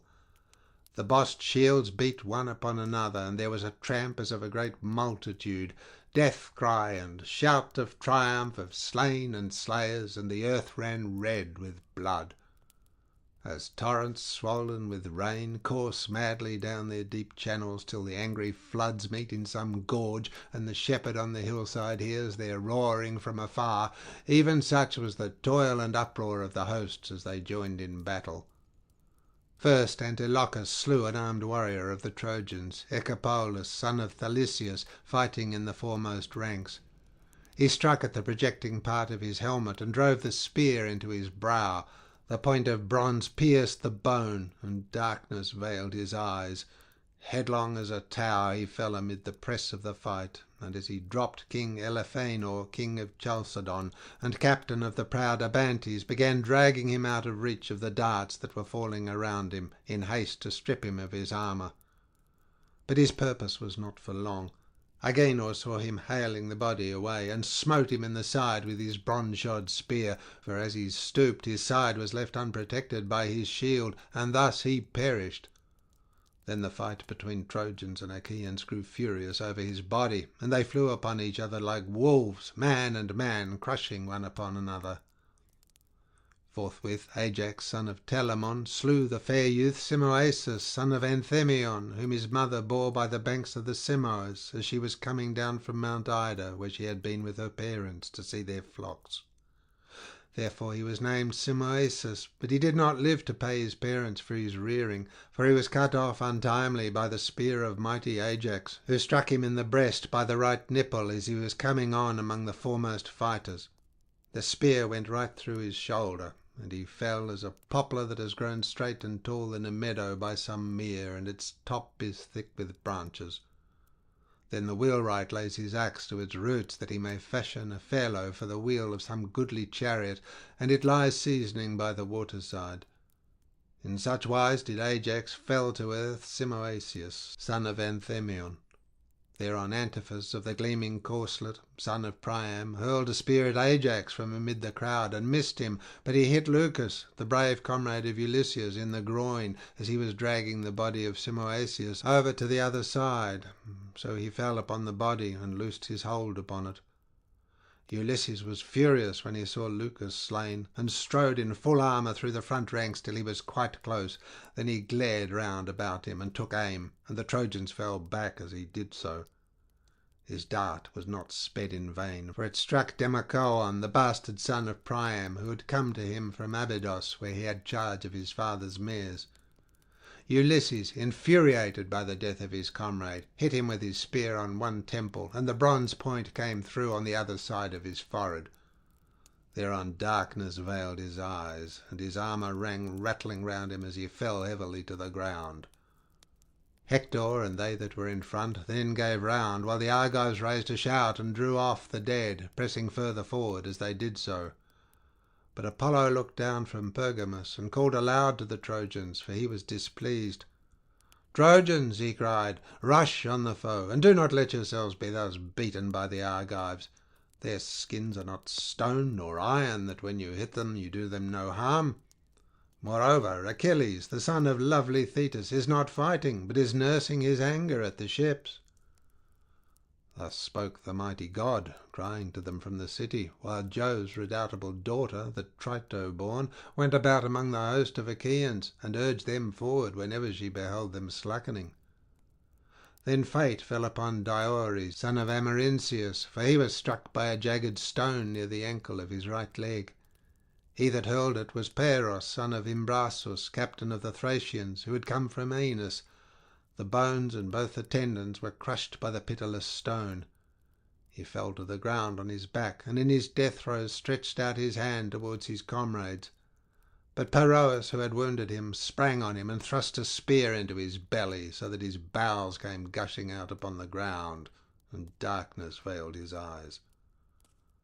As he was leaving the body, Thoas of Aetolia struck him in the chest near the nipple, and the point fixed itself in his lungs. Thoas came close up to him, pulled the spear out of his chest, and then drawing his sword smote him in the middle of the belly, so that he died. But he did not strip him of his armour, for his Thracian comrades, men who wear their hair in a tuft at the top of their heads, stood round the body and kept him off with their long spears, for all his great stature and valour. So he was driven back. Thus the two corpses lay stretched on earth near to one another. the one captain of the Thracians, and the other of the Epeans, and many another fell round them. And now no man would have made light of the fighting if he could have gone about among it scatheless and unwounded, with Minerva leading him by the hand and protecting him from the storm of spears and arrows. For many Trojans and Achaeans on that day lay stretched side by side, face downwards upon the earth. End of section 4.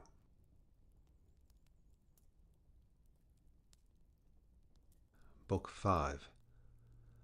The exploits of Diomed, who, though wounded by Pandarus, continues fighting. He kills Pandarus and wounds Aeneas. Venus rescues Aeneas, but being wounded by Diomed, commits him to the care of Apollo and goes to Olympus, where she is tended by her mother Dione. Mars encourages the Trojans, and Aeneas returns to the fight, cured of his wound. Minerva and Juno help the Achaeans, and by the advice of the former, Diomed wounds Mars, who returns to Olympus to get cured. Then Pallas Minerva put valour into the heart of Diomed, son of Tydeus, that he might excel all the other Argives and cover himself with glory. She made a stream of fire flare from his shield and helmet like the star that shines most brilliantly in summer after its bath in the waters of Oceanus. Even such a fire did she kindle upon his head and shoulders as she bade him speed into the thickest hurly-burly of the fight. Now there was a certain rich and honourable man among the Trojans, priest of Vulcan, and his name was Dares. He had 2 sons, Phegeus and Idaeus, both of them skilled in all the arts of war. These 2 came forward from the main body of Trojans, and set upon Diomed, he being on foot, while they fought from their chariot. When they were close up to one another, Phegeus took aim first, but his spear went over Diomed's left shoulder without hitting him. Diomed then threw, and his spear sped not in vain, for it hit Phegeus on the breast near the nipple, and he fell from his chariot. Idaeus did not dare to bestride his brother's body, but sprang from the chariot and took to flight, or he would have shared his brother's fate. Whereon Vulcan saved him by wrapping him in a cloud of darkness, that his old father might not be utterly overwhelmed with grief. But the son of Tydeus drove off with the horses, and bade his followers take them to the ships. The Trojans were scared when they saw the 2 sons of Dares, one of them in fright and the other lying dead by his chariot. Minerva therefore took Mars by the hand and said, "Mars, Mars, bane of men, blood-stained stormer of cities, may we not now leave the Trojans and Achaeans to fight it out, and to see which of the 2 Jove will vouchsafe the victory? Let us go away, and thus avoid his anger." So saying, she drew Mars out of the battle, and set him down upon the steep banks of the Scamander. Upon this the Danaans drove the Trojans back, and each one of their chieftains killed his man. First King Agamemnon flung mighty Odius, captain of the Halizoni, from his chariot. The spear of Agamemnon caught him on the broad of his back, just as he was turning in flight. It struck him between the shoulders and went right through his chest, and his armour rang rattling round him as he fell heavily to the ground. Then Idomeneus killed Phaesus, son of Borus the Meonian, who had come from Varne. Mighty Idomeneus speared him on the right shoulder as he was mounting his chariot, and the darkness of death enshrouded him as he fell heavily from the car. The squire of Idomeneus spoiled him of his armour, while Menelaus, son of Atreus, killed Scamandrius, son of Strophius, a mighty huntsman and keen lover of the chase. Diana herself had taught him how to kill every kind of wild creature that is bred in mountain forests, but neither she nor his famed skill in archery could now save him, for the spear of Menelaus struck him in the back as he was flying. It struck him between the shoulders and went right through his chest, so that he fell headlong, and his armour rang rattling around him. Meriones then killed Phereclus, the son of Tecton, who was the son of Hermon, a man whose hand was skilled in all manner of gunning workmanship, for Pallas Minerva had dearly loved him. He it was that made the ships for Alexandrus, which were the beginning of all mischief, and brought evil alike both on the Trojans and on Alexandrus himself, for he heeded not the decrees of heaven. Meriones overtook him as he was flying, and struck him on the right buttock. The point of the spear went through the bone into the bladder, and death came upon him as he cried aloud and fell forward on his knees. Meges, moreover, slew Pedaeus, son of Antenor, who, though he was a bastard, had been brought up by Theano as one of her own children, for the love she bore her husband. The son of Phyleus got close up to him and drove a spear into the nape of his neck. It went under his tongue, all among his teeth, so he bit the cold bronze and fell dead in the dust. And Eurypylus, son of Euaemon, killed Hespenor, the son of noble Dolopion, who had been made priest to the river Scamander, and was honoured among the people as though he were a god. Eurypylus gave him chase as he was flying before him, smote him with his sword upon the arm, and lopped his strong hand from off it. The bloody hand fell to the ground, and the shades of death, with fate that no man can withstand, came over his eyes. Thus furiously did the battle rage between them. As for the son of Tydeus, you could not say whether he was more among the Achaeans or the Trojans. He rushed across the plain like a winter torrent that has burst its barrier in full flood. No dikes, no walls of fruitful vineyards can embank it when it is swollen with rain from heaven, but in a moment it comes tearing onwards and lays many a field waste that many a strong man's hand has reclaimed. Even so were the dense phalanxes of the Trojans driven in rout by the son of Tydeus, and many though they were, they dared not abide his onslaught. Now when the son of Lysaon saw him scouring the plain and driving the Trojans pell-mell before him, he aimed an arrow and hit the front part of his cuirass near the shoulder. The arrow went right through the metal and pierced the flesh, so that the cuirass was covered with blood.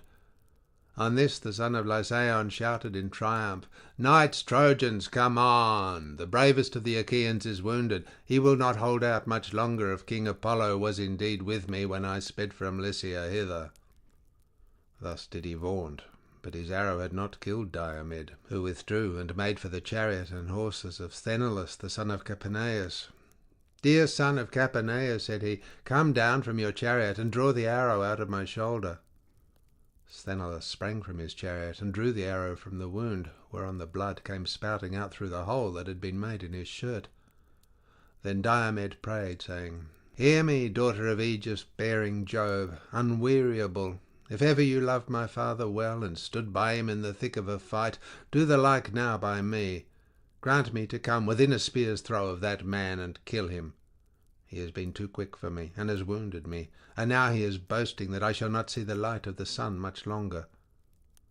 Thus he prayed, and Pallas Minerva heard him. She made his limbs supple, and quickened his hands and feet. Then she went up close to him, and said, "Fear not, Diomed, to do battle with the Trojans, for I have set in your heart the spirit of your knightly father Tydeus. Moreover, I have withdrawn the veil from your eyes, that you know gods and men apart. If, then, any other god comes here and offers you battle, do not fight him, but should Jove's daughter Venus come, strike her with your spear and wound her." When she had said this, Minerva went away, and the son of Tydeus again took his place among the foremost fighters, 3 times more fierce even than he had been before. He was like a lion that some mountain shepherd has wounded, but not killed, as he is springing over the wall of a sheep-yard to attack the sheep. The shepherd has roused the brute to fury, but cannot defend his flock, so he takes shelter under cover of the buildings, while the sheep, panic-stricken on being deserted, are smothered in heaps one on top of the other, and the angry lion leaps out over the sheep-yard wall. Even thus did Diomed go furiously about among the Trojans. He killed Astinus and Hyperon, shepherd of his people, the one with a thrust of his spear, which struck him above the nipple, the other with a sword cut on the collarbone, that severed his shoulder from his neck and back. He let both of them lie, and went in pursuit of Abas and Pelides, sons of the old reader of dreams Eurydamas.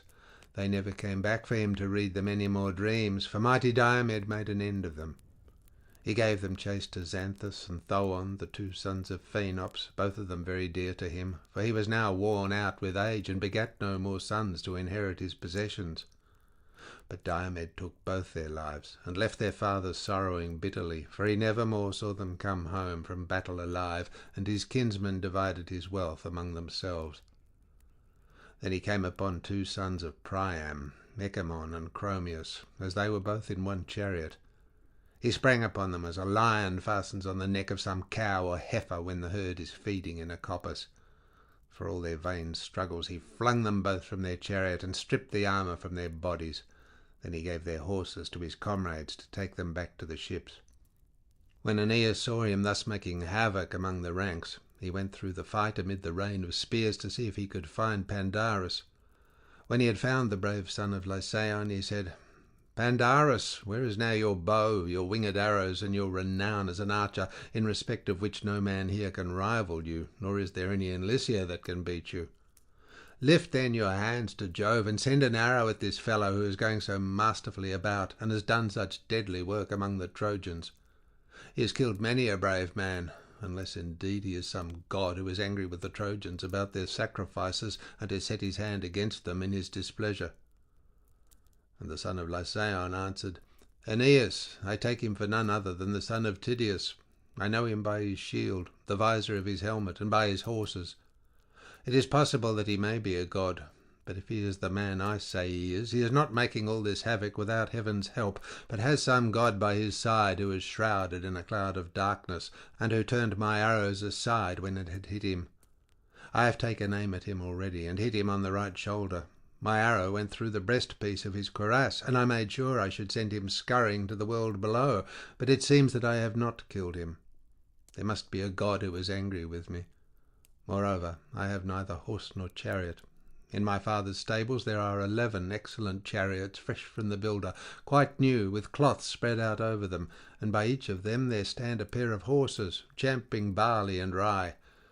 My old father Lycaon urged me again and again, when I was at home and on the point of starting, to take chariots and horses with me, that I might lead the Trojans in battle, but I would not listen to him. It would have been much better if I had done so, but I was thinking about the horses, which had been used to eat their fill, and I was afraid that in such a great gathering of men they might be ill-fed. So I left them at home, and came on foot to Iliad, armed only with my bow and arrows. These, it seems, are of no use, for I have already hit 2 chieftains, the son of Atreus and of Tydeus, and though I drew blood surely enough, I have only made them still more furious. I did ill to take my bow down from its peg on the day I led my band of Trojans to Iliad in Hector's service, and if ever I get home again to set eyes on my native place, my wife, and the greatness of my house, may someone cut off my head then and there if I do not break the bow and set it on hot fire, such pranks as it plays me." Aeneas answered, "Say no more. Things will not mend till we 2 go against this man with chariot and horses, and bring him to a trial of arms. Mount my chariot, and note how cleverly the horses of Tros can speed hither and thither over the plain in pursuit or flight. If Jove again vouchsafes glory to the son of Tydeus, they will carry us safely back to the city. Take hold then of the whip and reins, while I stand upon the car to fight, or else do you wait this man's onset while I look after the horses."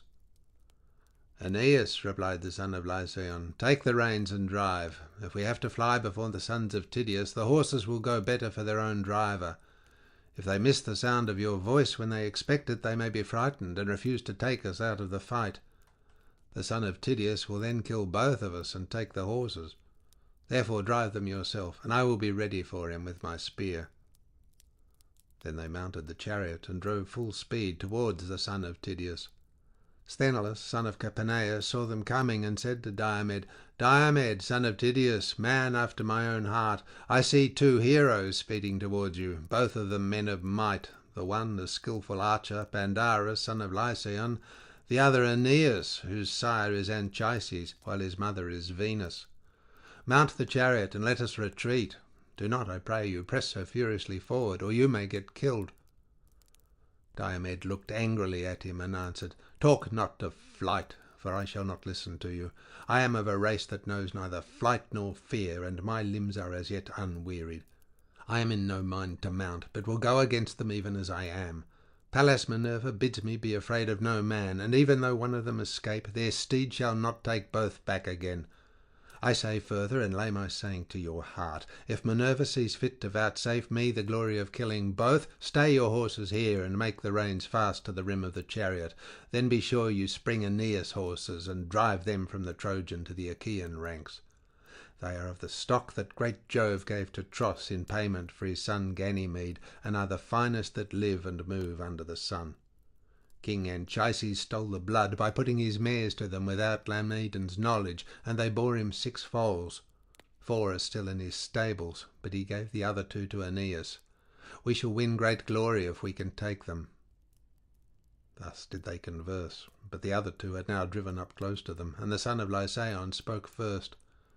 "Great and mighty son," said he, "of noble Tydeus, my arrow failed to lay you low, so I will now try you with my spear." He poised his spear as he spoke, and hurled it from him. It struck the shield of the son of Tydeus. The bronze point pierced it, and passed on till it reached the breastplate. Thereon the son of Lycaon shouted and said, "You are hit clean through the belly. You will not stand for long, and the glory of the fight is mine." But Diomed, all undismayed, made answer, "You have missed, not hit, and before you too see the end of this matter, one or other of you shall glut tough-shielded Mars with his blood." With this he hurled his spear, and Minerva guided it onto Pandarus's nose near the eye. It went crashing in among his white teeth. The bronze point cut through the roof of his tongue, coming out under his chin, and his glistening armour rang rattling round him as he fell heavily to the ground. The horses started aside for fear, and he was reft of life and strength. Aeneas sprang from his chariot, armed with shield and spear, fearing lest the Achaeans should carry off the body. He bestrode it as a lion in the pride of strength, with shield and spear before him, and a cry of battle on his lips, resolute to kill the first that should dare face him.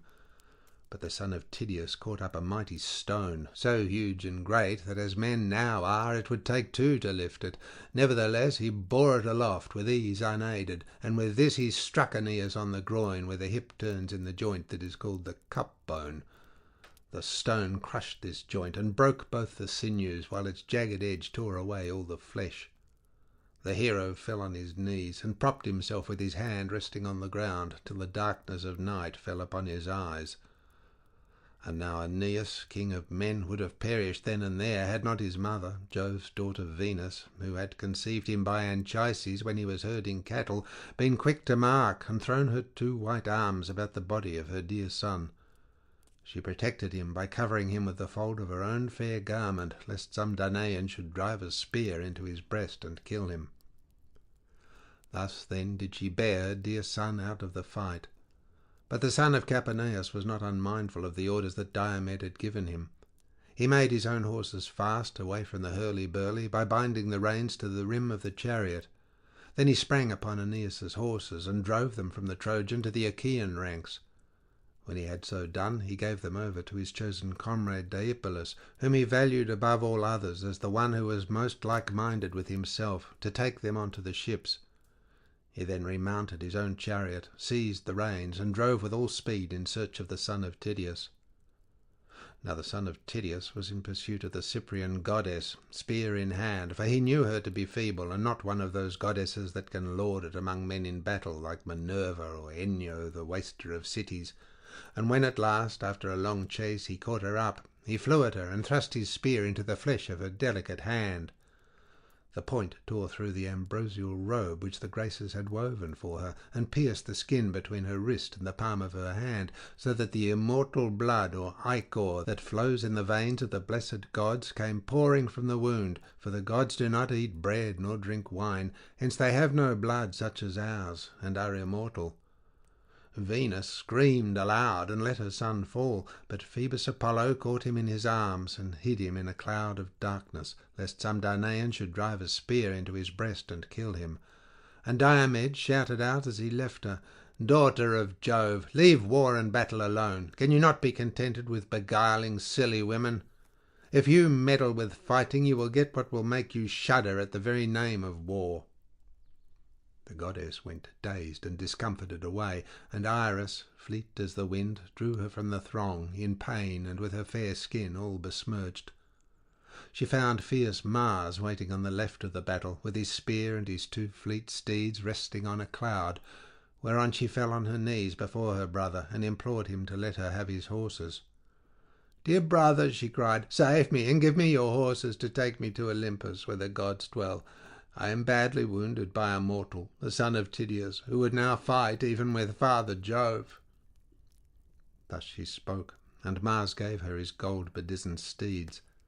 She mounted the chariot, sick and sorry at heart, while Iris sat beside her and took the reins in her hand. She lashed her horses on, and they flew forwards nothing loath, till in a trice they were at high Olympus, where the gods have their dwelling.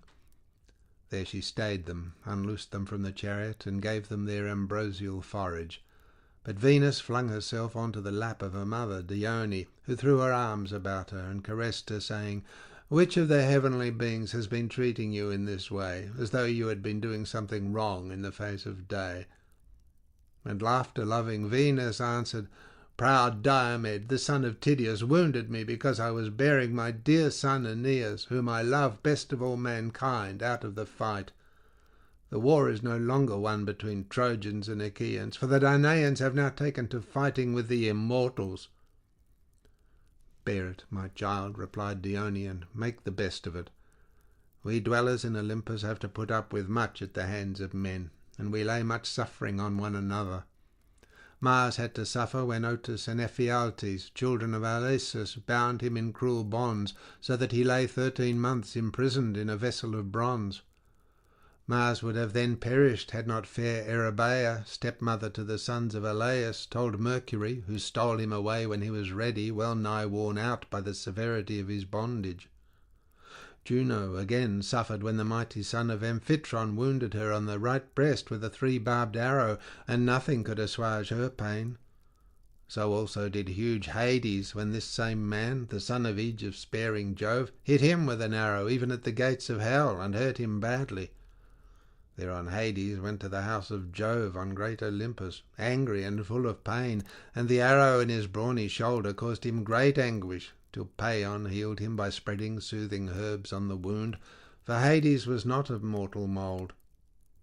Daring, headstrong evildoer, who recked not of his sin in shooting the gods that dwell in Olympus. And now Minerva has egged this son of Tydeus on against yourself, fool that he is, for not reflecting that no man who fights with gods will live long, or hear his children prattling about his knees when he returns from battle. Let then the son of Tydeus see that he does not have to fight with one who is stronger than you are. Then shall his brave wife Aegialia, daughter of Adrestus, rouse her whole house from sleep, wailing for the loss of her wedded lord, Diomed, the bravest of the Achaeans." So saying, she wiped the ichor from the wrist of her daughter with both hands, whereupon the pain left her, and her hand was healed. But Minerva and Juno, who were looking on, began to taunt Jove with their mocking talk, and Minerva was first to speak. "Father Jove," said she, "do not be angry with me, but I think the Cyprian must have been persuading someone of the Achaean women to go with the Trojans, of whom she is so very fond, and while caressing one or other of them, she must have torn her delicate hand with the golden pin of the woman's brooch." The sire of gods and men smiled, and called golden Venus to his side. "My child," said he, "it has not been given you to be a warrior. Attend henceforth to your own delightful matrimonial duties, and leave all this fighting to Mars and to Minerva." Thus did they converse. But Diomed sprang upon Aeneas, though he knew him to be in the very arms of Apollo.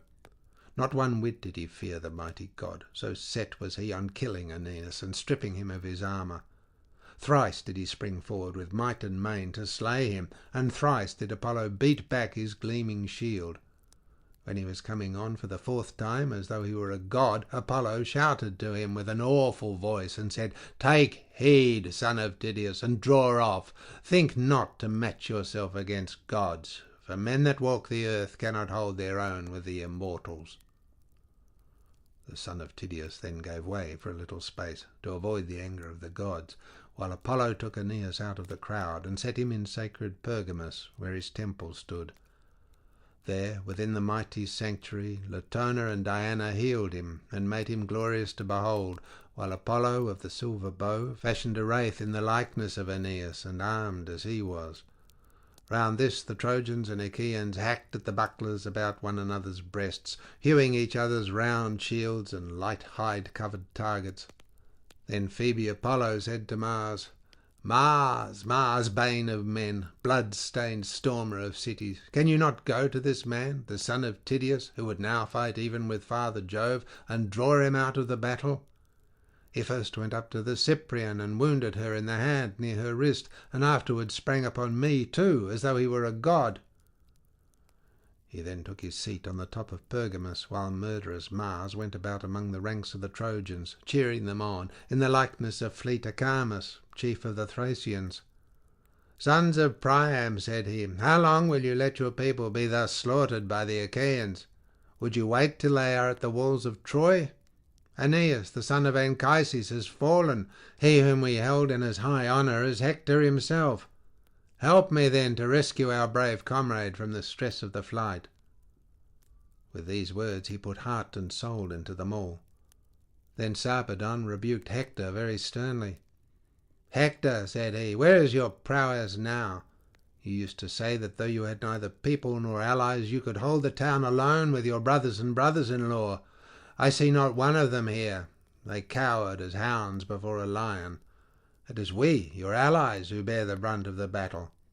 I have come from afar, even from Lycia and the banks of the river Xanthus, where I have left my wife, my infant son, and much wealth, to tempt whoever is needy. Nevertheless, I head my Lycian soldiers and stand my ground against any who would fight me, though I have nothing here for the Achaeans to plunder, while you look on, without even bidding your men stand firm in defence of their wives. See that you fall not into the hands of your foes as men caught in the meshes of a net, and they sack your fair city forthwith. Keep this before your mind night and day, and beseech the captains of your allies to hold on without flinching, and thus put away their reproaches from you." So spoke Sarpedon, and Hector smarted under his words. He sprang from his chariot, clad in his suit of armour, and went about among the best, brandishing his 2 spears, exhorting the men to fight, and raising the terrible cry of battle. Then they rallied, and again faced the Achaeans, but the Argives stood compact and firm, and were not driven back. As the breezes sport with the chaff upon some goodly threshing floor when men are winnowing, while yellow Ceres blows with the wind to sift the chaff from the grain, and the chaff heaps grow whiter and whiter, even so did the Achaeans whiten in the dust which the horses' hoofs raised to the firmament of heaven, as their drivers turned them back to battle, and they bore down with might upon the foe. Fierce Mars, to help the Trojans, covered them in a veil of darkness, and went about everywhere among them, inasmuch as Phoebus Apollo had told him that when he saw Pallas Minerva leave the fray, he was to put courage into the hearts of the Trojans, for it was she who was helping the Danaans.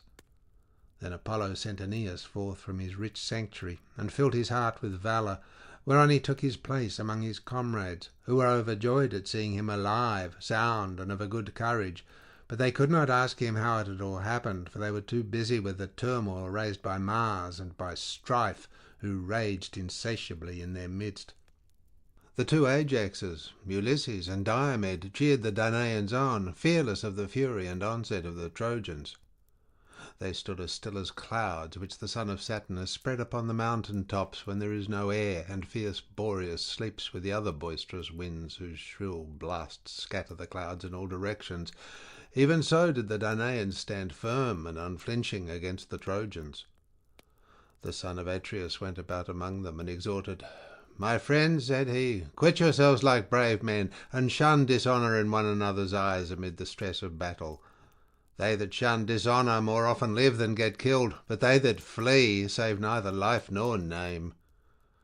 As he spoke, he hurled his spear and hit one of those who were in the front rank, the comrade of Aeneas, Deicoon, son of Pergasus, whom the Trojans held in no less honour than the sons of Priam, for he was ever quick to place himself among the foremost. The spear of King Agamemnon struck his shield and went right through it, for the shield stayed it not. It drove through his belt into the lower part of his belly, and his armour rang rattling round him as he fell heavily to the ground. Then Aeneas killed 2 champions of the Danaans, Crethon and Orsilochus. Their father was a rich man who lived in the strong city of Phaera, and was descended from the river Alpheus, whose broad stream flows through the land of the Pylians. The river begat Orsilochus, who ruled over much people, and was father of Diocles, who in his turn begat 2 sons, Crethon and Orsilochus, well skilled in all the arts of war. These, when they grew up, went to Ilias with the Argive fleet, in the cause of Menelaus and Agamemnon, sons of Atreus, and there they both of them fell. as two lions whom their dam has reared in the depths of some mountain forest to plunder homesteads and carry off sheep and cattle till they get killed by the hand of man, so were these two sons vanquished by Aeneas, and fell like high pine trees to the ground. Brave Menelaus pitied them in their fall, and made his way to the front, clad in gleaming bronze, and brandishing his spear, for Mars egged him on to do so with intent that he should be killed by Aeneas. But Antilochus, the son of Nestor, saw him, and sprang forward, fearing that the king might come to harm, and thus bring all their labour to nothing. When, therefore, Aeneas and Menelaus were setting their hands and spears against one another, eager to do battle, Antilochus placed himself by the side of Menelaus. Aeneas, bold though he was, drew back on seeing the two heroes side by side in front of him, so they drew the bodies of Crethon and Orsilochus to the ranks of the Achaeans, and committed the two poor fellows into the hands of their comrades. Then they turned back and fought in the front ranks. They killed Pylaemenes, peer of Mars, leader of the Paphlagonian warriors. Menelaus struck him on the collarbone as he was standing on his chariot, while Antilochus hit his charioteer and squire Mydon, the son of Atimneus, who was turning his horses in flight. He hit him with a stone upon the elbow, and the reins, enriched with white ivory, fell from his hands into the dust. Antilochus rushed towards him and struck him on the temples with his sword, whereon he fell head first from the chariot to the ground. There he stood for a while with his head and shoulders buried deep in the dust, for he had fallen on sandy soil, till his horses kicked him and laid him flat on the ground, as Antilochus lashed them and drove them off to the host of the Achaeans. But Hector marked them from across the ranks, and with a loud cry rushed towards them, followed by the strong battalions of the Trojans. Mars and dread Enyo led them on, she fraught with ruthless turmoil of battle, while Mars wielded a monstrous spear, and went about, now in front of Hector and now behind him. Diomed shook with passion as he saw them. As a man crossing a wide plain is dismayed to find himself on the brink of some great river rolling swiftly to the sea, he sees its boiling waters and starts back in fear, even so did the son of Tydeus give ground. Then he said to his men, "My friends, how can we wonder that Hector wields the spear so well? Some god is ever by his side to protect him, and now Mars is with him in the likeness of mortal man. Keep your faces therefore towards the Trojans, but give ground backwards, for we dare not fight with gods." As he spoke, the Trojans drew close up, and Hector killed two men, both in one chariot, Menestheus and Anchialus, heroes well versed in war. Ajax, son of Telamon, pitied them in their fall. He came close up and hurled his spear, hitting Amphius, the son of Salagus, a man of great wealth who lived in Paesus and owned much corn-growing land, but his lot had led him to come to the aid of Priam and his sons.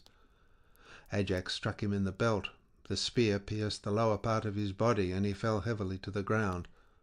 Then Ajax ran towards him to strip him of his armour, but the Trojans rained spears upon him, many of which fell upon his shield.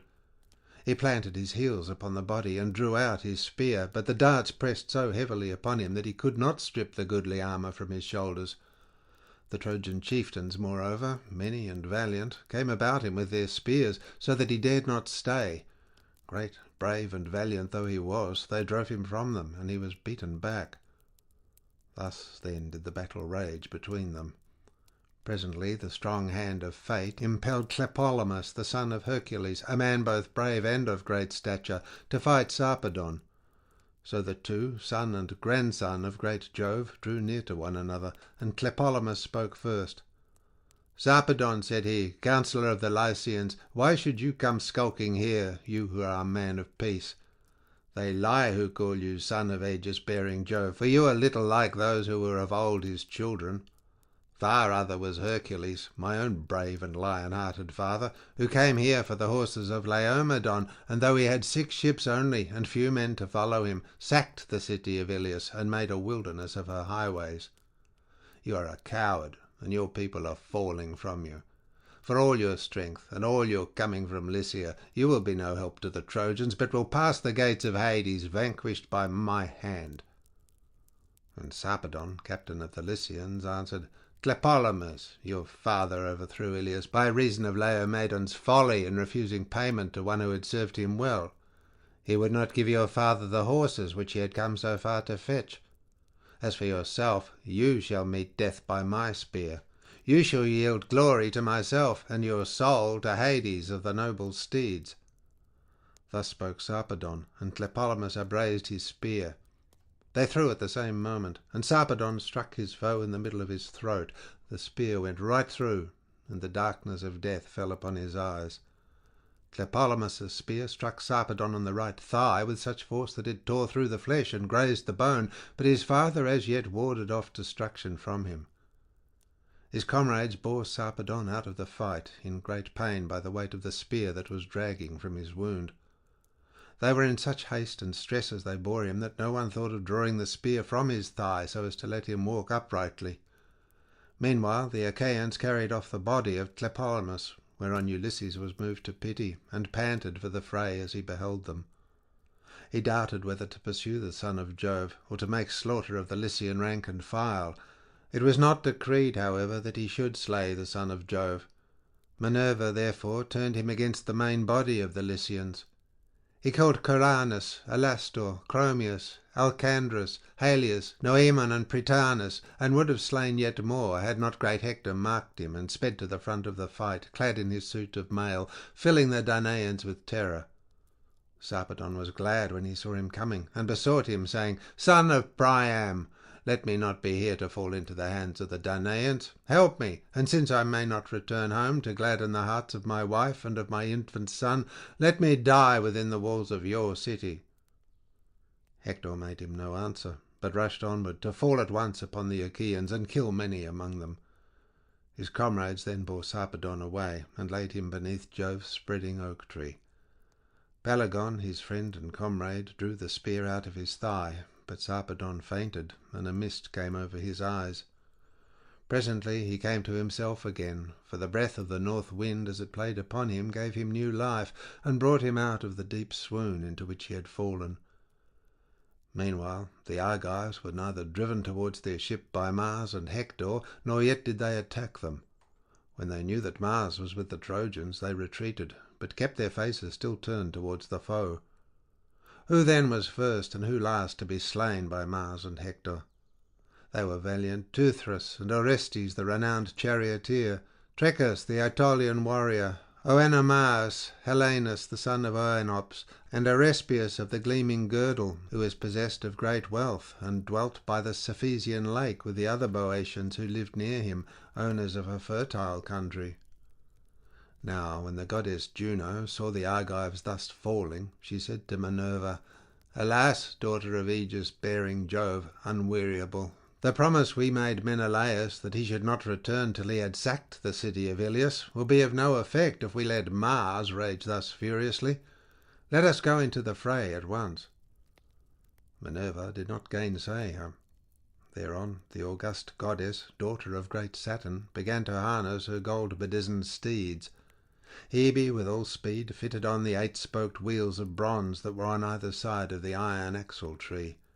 The phalos of the wheels were of gold, imperishable, and over these there was a tire of bronze, wondrous to behold. The naves of the wheels were silver, turning round the axle upon either side. The car itself was made of plated bands of gold and silver, and it had a double top rail running all round it. From the body of the car there went a pole of silver, on to the end of which she bound the golden yoke with the bands of gold that were to go under the necks of the horses. Then Juno put her steeds under the yoke, eager for battle and the war cry.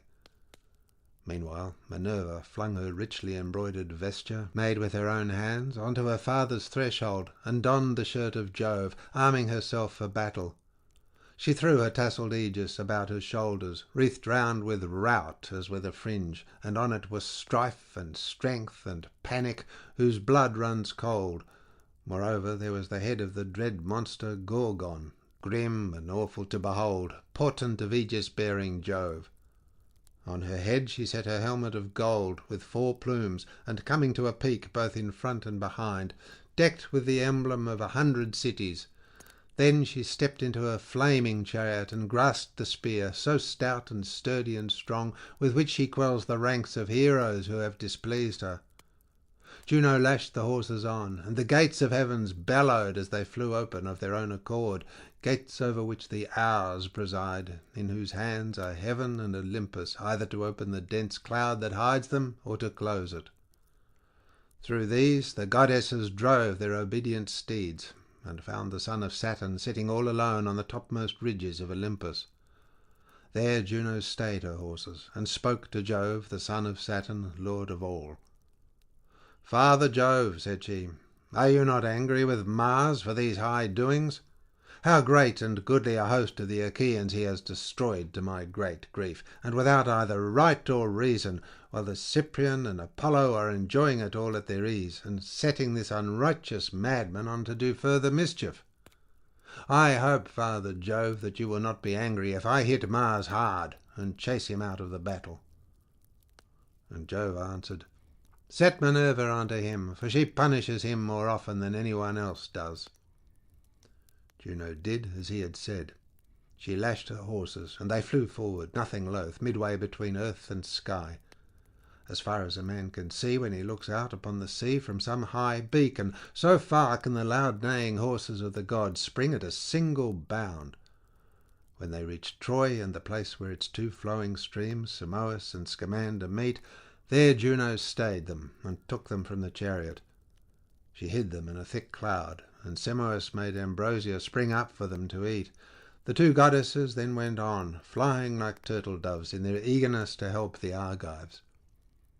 When they came to the part where the bravest and most in number were gathered about mighty Diomed, fighting like lions or wild boars of great strength and endurance, there Juno stood still, and raised a shout like that of brazen-voiced Stentor, whose cry was as loud as that of 50 men together.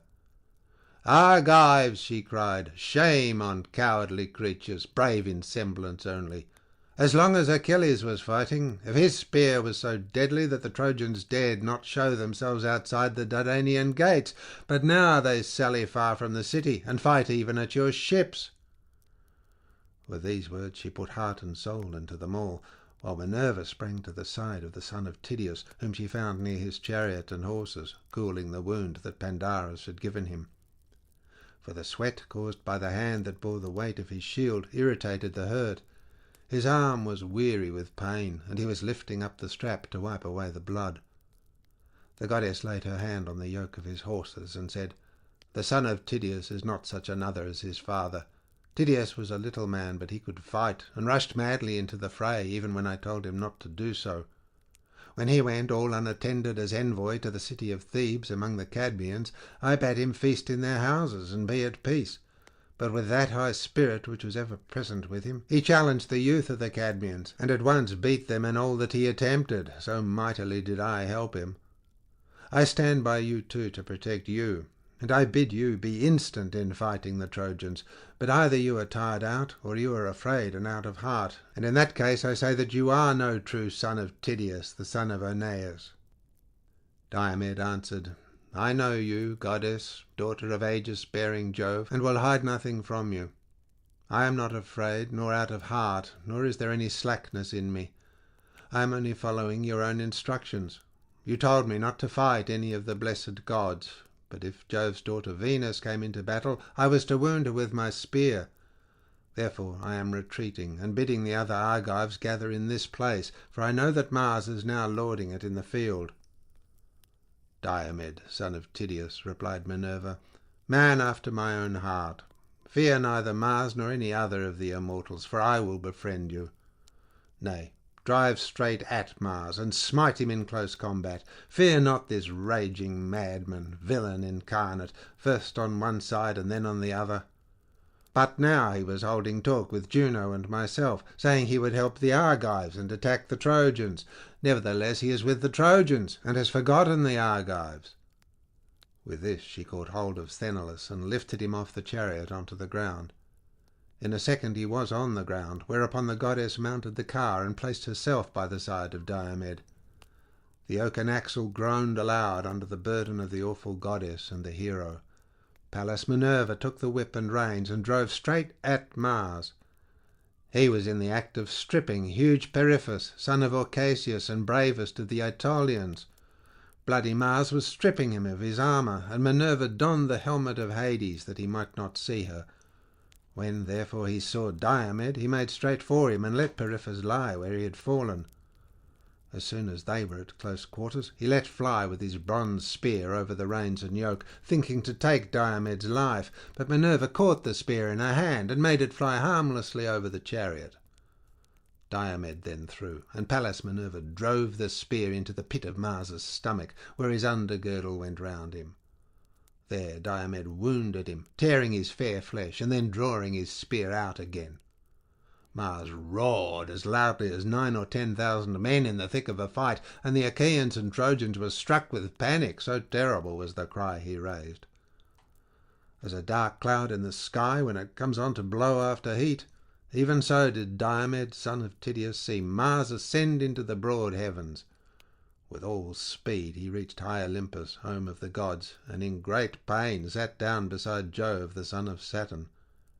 He showed Jove the immortal blood that was flowing from his wound, and spoke piteously, saying, "Father Jove, are you not angered by such doings? We gods are continually suffering in the most cruel manner at one another's hands while helping mortals, and we all owe you a grudge for having begotten that mad termagant of a daughter, who is always committing outrage of some kind. We other gods must all do as you bid us, but her you neither scold nor punish. You encourage her because the pestilent creature is your daughter. See how she has been inciting proud Diomed to vent his rage on the immortal gods. First he went up to the Cyprian and wounded her in the hand near her wrist, and then he sprang upon me too, as though he were a god. Had I not run for it, I must either have lain there for long enough in torments among the ghastly corpses, or have been eaten alive with spears till I had no more strength left in me." Jove looked angrily at him and said, "Do not come whining here, surfacing both ways. I hate you worst of all the gods in Olympus, for you are ever fighting and making mischief. You have the intolerable and stubborn spirit of your mother Juno. It is all I can do to manage her, and it is her doing that you are now in this plight. Still, I cannot let you remain longer in such great pain. You are my own offspring, and it was by me that your mother conceived you. If, however, you had been the son of any other god, you are so destructive that by this time you should have been lying lower than the Titans." He then bade Paeon heal him, whereon Paeon spread pain-killing herbs upon his wound and cured him, for he was not of mortal mould. As the juice of the fig tree curdles milk and thickens it in a moment, though it is liquid, even so instantly did Paeon cure fierce Mars. Then Hebe washed him and clothed him in goodly raiment, and he took his seat by his father Jove, all glorious to behold. But Juno of Argos and Minerva of Alcmene, now that they had put a stop to the murderous doings of Mars, went back again to the house of Jove. End of section 5.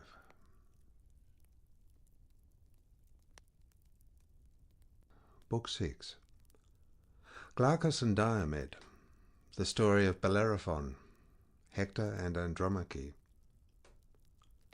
The fight between Trojans and Achaeans was now left to rage as it would, and the tide of war surged hither and thither over the plain as they aimed their bronze-shod spears at one another between the streams of Simois and Xanthus.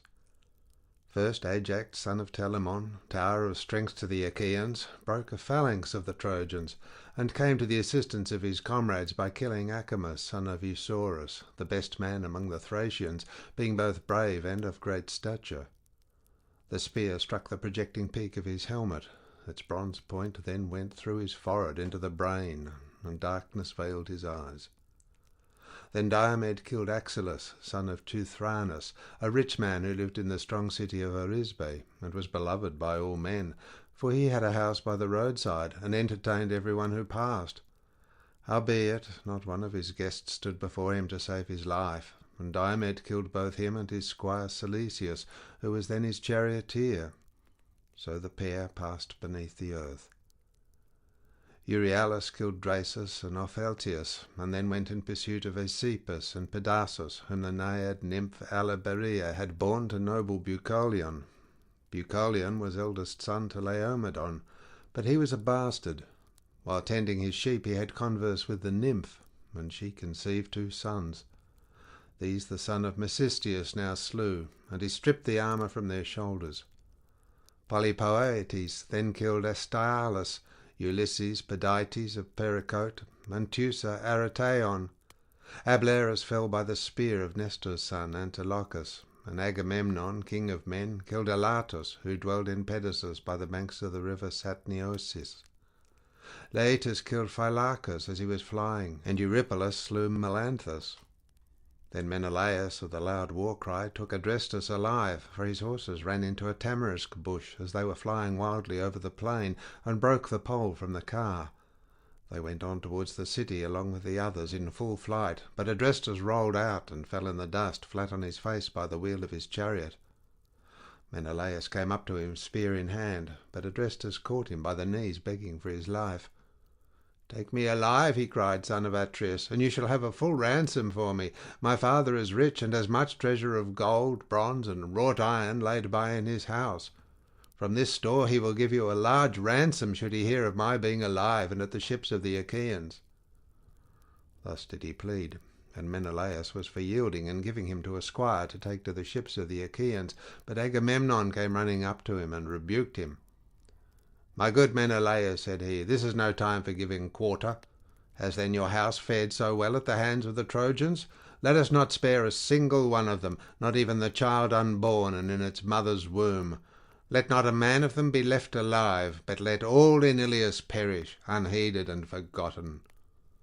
Thus did he speak, and his brother was persuaded by him, for his words were just. Menelaus therefore thrust Adrestus from him, whereon King Agamemnon struck him in the flank, and he fell. Then the son of Antreus planted his foot upon his breast to draw his spear from the body. Meanwhile Nestor shouted to the Argives, saying, "My friends, Danaan warriors, servants of Mars, let no man lag, that he may spoil the dead and bring back much booty to the ships. Let us kill as many as we can. The bodies will lie upon the plain, and you can despoil them later at your leisure." With these words he put heart and soul into them all. And now the Trojans would have been routed and driven back into Ilius, had not Priam's son Helenus, wisest of augurs, said to Hector and Aeneas, "Hector and Aeneas, you two are the mainstays of the Trojans and Lycians, for you are foremost at all times alike in fight and counsel. Hold your ground here, and go about among the host to rally them in front of the gates, or they will fling themselves into the arms of their wives, to the great joy of our foes. Then, when you have put heart into all our companies, we will stand firm here and fight the Danaans, however hard they press us, for there is nothing else to be done. Meanwhile, do you, Hector, go to the city and tell our mother what is happening. Tell her to bid the matrons gather at the temple of Minerva in the Acropolis. Let her then take her key and open the doors of the sacred building. There, upon the knees of Minerva, let her lay the largest, fairest robe she has in her house, the one she sets most store by. Let her, moreover, promise to sacrifice 12 yearling heifers that have never yet felt the goad in the temple of the goddess, if she will take pity on the town with the wives and little ones of the Trojans, and keep the son of Tydeus from falling on the goodly city of Ilius. For he fights with fury, and fills men's souls with panic. I hold him mightiest of them all. We did not fear even their great champion Achilles, son of a goddess though he be, as we do this man. His rage is beyond all bounds, and there is none can vie with him in prowess." Hector did as his brother bade him. He sprang from his chariot and went about everywhere among the host, brandishing his spears, urging the men on to fight, and raising the dread cry of battle. Thereon they rallied, and again faced the Achaeans, who gave ground and ceased their murderous onset, for they deemed that some one of the immortals had come down from starry heaven to help the Trojans, so strangely had they rallied. And Hector shouted to the Trojans, "Trojans and allies, be men, my friends, and fight with might and main, while I go to Ilius and tell the old men of our council and our wives to pray to the gods and vow hecatombs in their honour." With this he went his way, and the black rim of hide that went round his shield beat against his neck and his ankles. Then Glaucus, son of Hippolochus, and the son of Tydeus went into the open space between the hosts to fight in single combat. When they were close up to one another, Diomed of the loud war-cry was the first to speak. "Oh, my good sir," said he, "who are you among men? I have never seen you in battle until now, but you are daring beyond all others if you abide my onset. Woe to those fathers whose sons face my might! If, however, you are one of the immortals and have come down from heaven, I will not fight you, for even valiant Lycurgus, son of Dryas, did not live long when he took to fighting with the gods. He it was that drove the nursing women who were in charge of frenzied Bacchus through the lands of Nysa, and they flung their thyrsi on the ground as murderous Lycurgus beat them with his ox goad. Bacchus himself plunged terror-stricken into the sea, and Thetis took him to her bosom to comfort him, for he was scared by the fury with which the man reviled him. Thereon the gods who live at ease were angry with Lycurgus, and the son of Saturn struck him blind, nor did he live much longer after he had become hateful to the immortals. Therefore I will not fight with the blessed gods, but if you are of them that eat the fruit of the ground, draw near and meet your doom." And the son of Hippolochus answered, "Son of Tydeus, why ask me my lineage? Men come and go as leaves year by year upon the trees. Those of autumn the wind sheds upon the ground, but when spring returns, the forest buds forth with fresh vines. Even so it is with the generations of mankind. The new spring up as the old are passing away. If then you would learn my descent, it is one that is well known to many. There is a city in the heart of Argos, pasture land of horses, called Ephyra, where Sisyphus lived, who was the craftiest of all mankind. He was the son of Aeolus, and had a son named Glaucus, who was father to Bellerophon, whom heaven endowed with the most surpassing comeliness and beauty. But Protus devised his ruin, and being stronger than he, drove him from the land of the Argives, over which Jove had made him ruler. For Antea, wife of Protus, lusted after him, and would have had him lie with her in secret, but Bellerophon was an honourable man, and would not, so she told lies about him to Protus.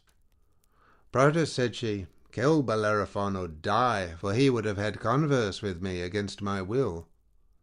The king was angered, but shrank from killing Bellerophon. So he sent him to Lycia with lying letters of introduction, written on a folded tablet, and containing much ill against the bearer.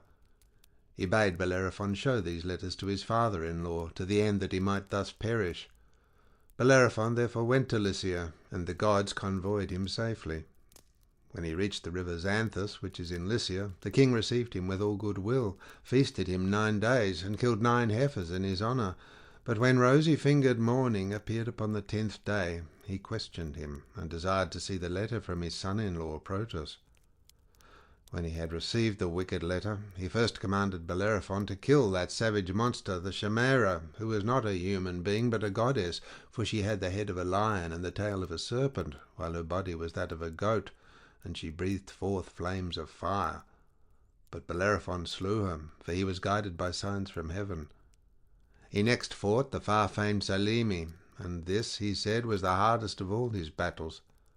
Thirdly, he killed the Amazons, women who were the peers of men, and as he was returning thence, the king devised yet another plan for his destruction. He picked the bravest warriors in all Lycia, and placed them in ambuscade, but not a man ever came back, for Bellerophon killed every one of them. Then the king knew that he must be the valiant offspring of a god, so he kept him in Lycia, gave him his daughter in marriage, and made him of equal honour in the kingdom with himself. And the Lycians gave him a piece of land, the best in all the country, fair with vineyards and tilled fields, to have and to hold. The king's daughter bore Bellerophon 3 children, Isander, Hippolochus, and Laodamia. Jove, the lord of counsel, lay with Laodamia, and she bore him noble Sarpedon. But when Bellerophon came to be hated by all the gods, he wandered all desolate and dismayed upon the Elaean plain, gnawing at his own heart and shunning the path of man. Mars, insatiate of battle, killed his son Isander while he was fighting the Salimi. His daughter was killed by Diana of the Golden Reins, for she was angered with her. But Hippolochus was father to myself, and when he sent me to Troy, he urged me again and again to fight ever among the foremost and outvie my peers, so as not to shame the blood of my fathers, who were the noblest in Ephyra and in all Lycia. This, then, is the descent I claim." Thus did he speak, and the heart of Diomed was glad. He planted his spear in the ground, and spoke to him with friendly words. "Then," he said, "you are an old friend of my father's house. Great Aeneas once entertained Bellerophon for 20 days, and the two exchanged presents. Aeneas gave a rich belt with purple, and Bellerophon a double cup, which I left at home when I set out for Troy. I do not remember Tydeus, for he was taken from us while I was yet a child, when the army of the Achaeans was cut to pieces before Thebes. Henceforth, however, I must be your host in Middle Argos, and you mine in Lycia, if I should ever go there. Let us avoid one another's spears, even during a general engagement. There are many noble Trojans and allies whom I can kill if I overtake them, and heaven delivers them into my hand. So again with yourself, there are many Achaeans whose lives you may take if you can. We two then will exchange armour, that all present may know of the old ties that subsist between us." With these words they sprang from their chariots, grasped one another's hands, and plighted friendship. But the son of Saturn made Glaucus take leave of his wits, for he exchanged golden armour for bronze, the worth of 100 head of cattle for the worth of 9. Now when Hector reached the Scaean gates and the oak tree, the wives and daughters of the Trojans came running towards him to ask after their sons, brothers, kinsmen, and husbands. He told them to set about praying to the gods, and many were made sorrowful as they heard him. Presently he reached the splendid palace of King Priam, adorned with colonnades of hewn stone. In it there were 50 bedchambers, all of hewn stone, built near one another, where the sons of Priam slept, each with his wedded wife. Opposite these, on the other side of the courtyard, there were 12 upper rooms, also of hewn stone, for Priam's daughters, built near one another, where his sons-in-law slept with their wives. When Hector got there, his fond mother came up to him with Laodice, the fairest of her daughters. She took his hand within her own, and said, "My son, why have you left the battle to come hither? Are the Achaeans, woe betide them, pressing you hard about the city, that you have thought fit to come and uplift your hands to Jove from the citadel? Wait till I can bring you wine, that you may make offering to Jove and to the other immortals, and may then drink and be refreshed. Wine gives a man fresh strength when he is wearied, as you now are with fighting on behalf of your kinsmen." And Hector answered, "Honoured mother, bring no wine, lest you unman me and I forget my strength. I dare not make a drink offering to Jove with unwashed hands. One who is bespattered with blood and filth may not pray to the son of Saturn. Get the matrons together, and go with offerings to the temple of Minerva, driver of the spoil. There, upon the knees of Minerva, lay the largest and fairest robe you have in your house, the one you set most store by.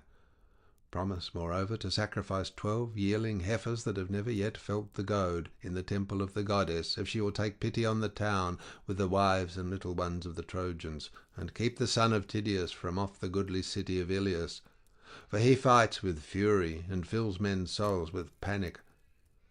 Go, then, to the temple of Minerva, while I seek Paris, and exhort him, if he will hear my words.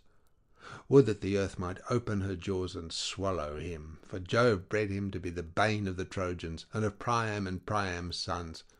Could I but see him go down into the house of Hades, my heart would forget its heaviness." His mother went into the house and called her waiting women, who gathered the matrons throughout the city. She then went down into her fragrant storeroom, where her embroidered robes were kept, the work of Sidonian women, whom Alexandrus had brought over from Sidon when he sailed the seas upon that voyage during which he carried off Helen. Hecuba took out the largest robe, and the one that was most beautifully enriched with embroidery, as an offering to Minerva. It glittered like a star, and lay at the very bottom of the chest. With this she went on her way, and many matrons with her. When they reached the temple of Minerva, lovely Theano, daughter of Cisseus and wife of Antenor, opened the doors, for the Trojans had made her priestess of Minerva.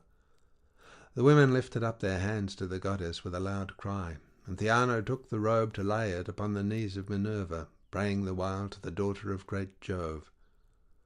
"Holy Minerva," she cried, "protectress of our city, mighty goddess, break the spear of Diomed, and lay him low before the Scaean gates.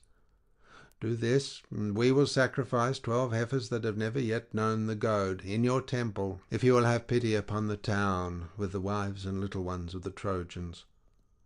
Thus she prayed, but Pallas Minerva granted not her prayer. While they were thus praying to the daughter of great Jove, Hector went to the fair house of Alexandrus, which he had built for him by the foremost builders in the land. They had built him his house, storehouse, and courtyard near those of Priam and Hector on the Acropolis. Here Hector entered, with a spear 11 cubits long in his hand. The bronze point gleamed in front of him, and was fastened to the shaft of the spear by a ring of gold. He found Alexandrus within the house, busied about his armour, his shield and cuirass, and handling his curved bow. There too sat Argive Helen with her women, setting them their several tasks, and as Hector saw him, he rebuked him with words of scorn. "Sir," said he, "you do ill to nurse this rancour. The people perish fighting round this our town. You would yourself chide one whom you saw shirking his part in the combat.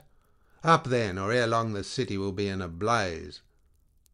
And Alexandrus answered, "Hector, your rebuke is just. Listen, therefore, and believe me when I tell you that I am not here so much through rancour or ill will towards the Trojans as from a desire to indulge my grief. My wife was even now gently urging me to battle, and I hold it better that I should go, for victory is ever fickle. Wait, then, while I put on my armour, or go first and I will follow. I shall be sure to overtake you." Hector made no answer, but Helen tried to soothe him. "Brother," said she, "to my abhorred and sinful self, would that a whirlwind had caught me up on the day my mother brought me forth, and had borne me to some mountain, or to the waves of the roaring sea, that should have swept me away ere this mischief had come about. But since the gods have devised these evils, would at any rate that I had been wife to a better man, to one who could smart under dishonour and men's evil speeches. This fellow was never yet to be depended upon, nor never will be, and he will surely reap what he has sown. Still, brother, come in and rest upon this seat, for it is you who bear the brunt of that toil which has been caused by my hateful self and by the sin of Alexandrus, both of whom Jove has doomed to be a theme of song among those that shall be born hereafter." And Hector answered, "Bid me not be seated, Helen, for all the good will you bear me. I cannot stay. I am in haste to help the Trojans, who miss me greatly when I am not among them. But urge your husband, and of his own self also, let him make haste to overtake me before I am out of the city. I must go home to see my household, my wife and my little son, for I know not whether I shall ever again return to them, or whether the gods will cause me to fall by the hands of the Achaeans."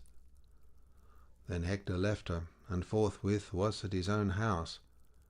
He did not find Andromache, for she was on the wall with her child and one of her maids, weeping bitterly.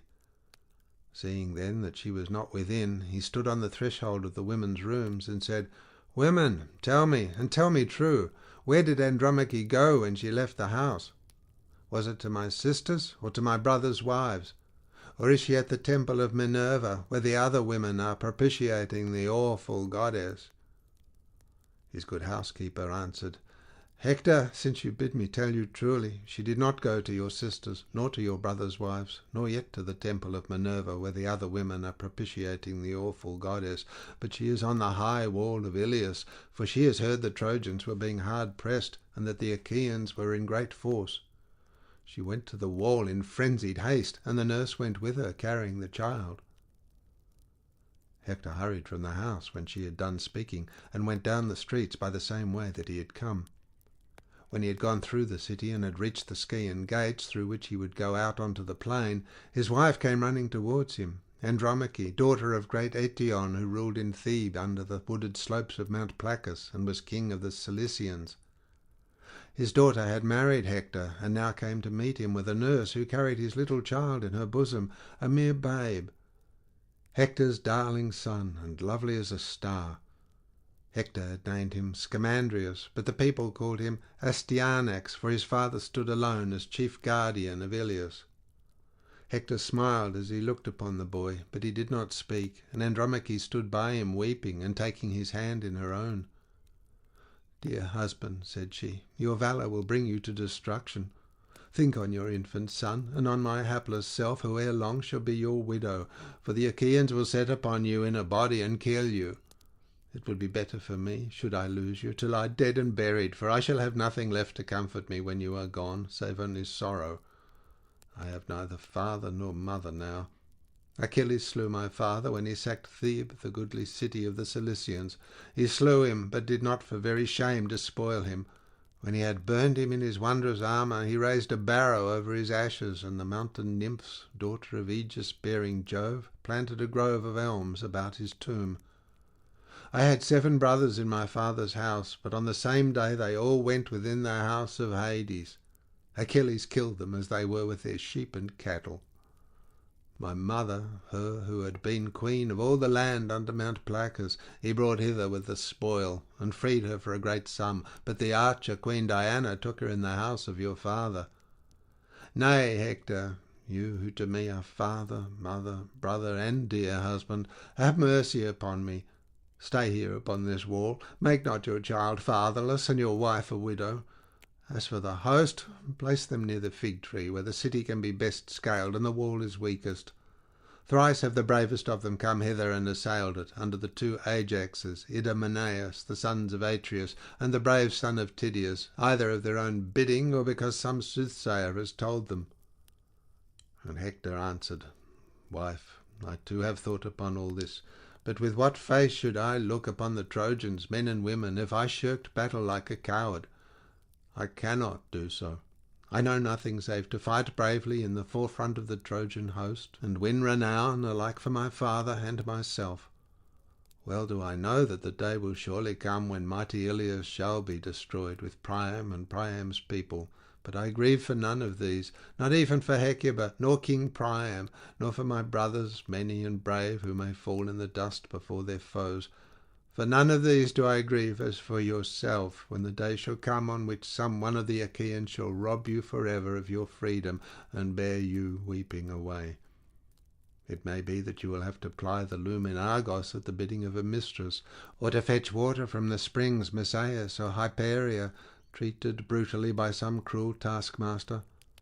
Then will one say who sees you weeping, She was wife to Hector, the bravest warrior among the Trojans during the war before Iliad. On this your tears will break forth anew for him who would have put away the day of captivity from you. May I lie dead under the barrow that is heaped over my body, ere I hear you cry as they carry you into bondage. He stretched his arms towards his child, but the boy cried and nestled in his nurse's bosom, scared at the sight of his father's armour and at the horsehair plume that nodded fiercely from his helmet. His father and mother laughed to see him, but Hector took the helmet from his head and laid it all gleaming upon the ground. Then he took his darling child, kissed him, and dandled him in his arms, praying over him the while to Jove and to all the gods. Jove, he cried, grant that this my child may be even as myself, chief among the Trojans.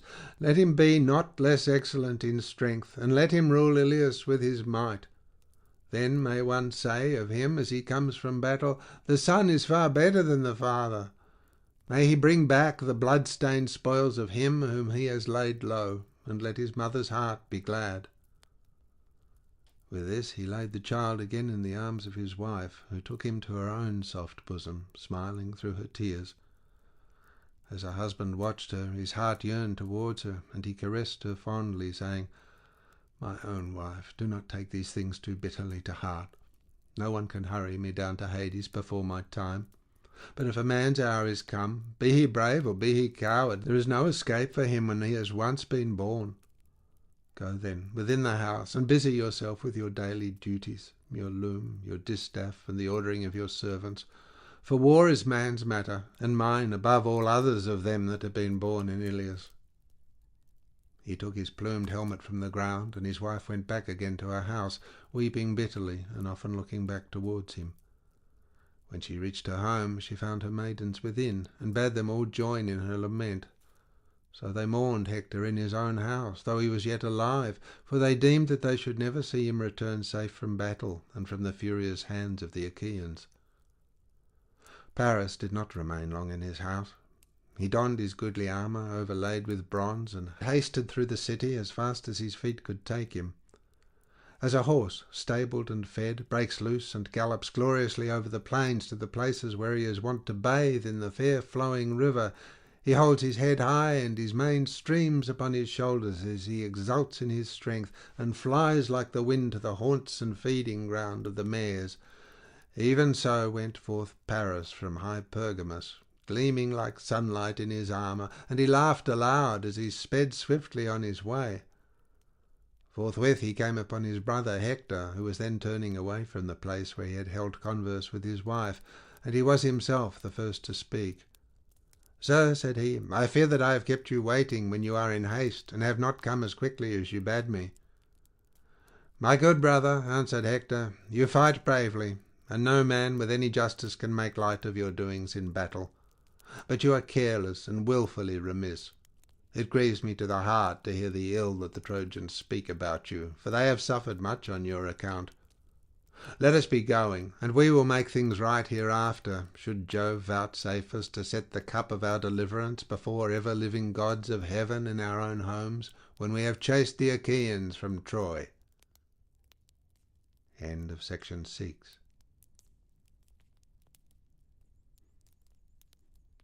Book 7. Hector and Ajax fight. Hector is getting worsted when night comes on and parts them. They exchange presents. The burial of the dead, and the building of a wall round their ships by the Achaeans. The Achaeans buy their wine of Agamemnon and Menelaus. With these words Hector passed through the gates, and his brother Alexandrus with him, both eager for the fray. As when heaven sends a breeze to sailors who have long looked for one in vain, and have laboured at their oars till they are faint with toil, even so welcome was the sight of these two heroes to the Trojans. Thereon Alexandrus killed Menestheus, the son of Areithus, who lived in Arne, and was the son of Areithus the mace-man, and of Philomedusa. Hector threw a spear at Aeonius, and struck him dead with a wound in the neck under the bronze rim of his helmet. Glaucus, moreover, son of Hippolochus, captain of the Lycians, in hard hand-to-hand fight smote Ephenus, son of Dexius, on the shoulder, as he was springing onto his chariot behind his fleet mares. So he fell to earth from the car, and there was no life left in him. When, therefore, Minerva saw these men making havoc of the Argives, she darted down to Iliad from the summits of Olympus, and Apollo, who was looking on from Pergamus, went out to meet her, for he wanted the Trojans to be victorious. The pair met by the oak tree, and King Apollo, son of Jove, was first to speak. "What would you have," said he, "daughter of great Jove, that your proud spirit has sent you hither from Olympus? Have you no pity upon the Trojans, and would you incline the scales of victory in favour of the Danaans? Let me persuade you, for it will be better thus. Stay the combat for today, but let them renew the fight hereafter, till they compass the doom of Iliad, since you goddesses have made up your mind to destroy the city." And Minerva answered, "So be it, Far Darter.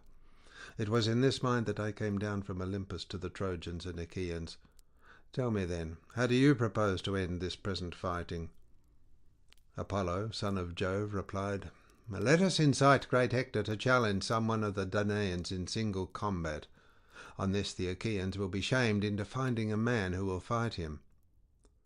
Minerva assented, and Helenus, son of Priam, divined the counsel of the gods. He therefore went up to Hector and said, "Hector, son of Priam, peer of gods in council, I am your brother.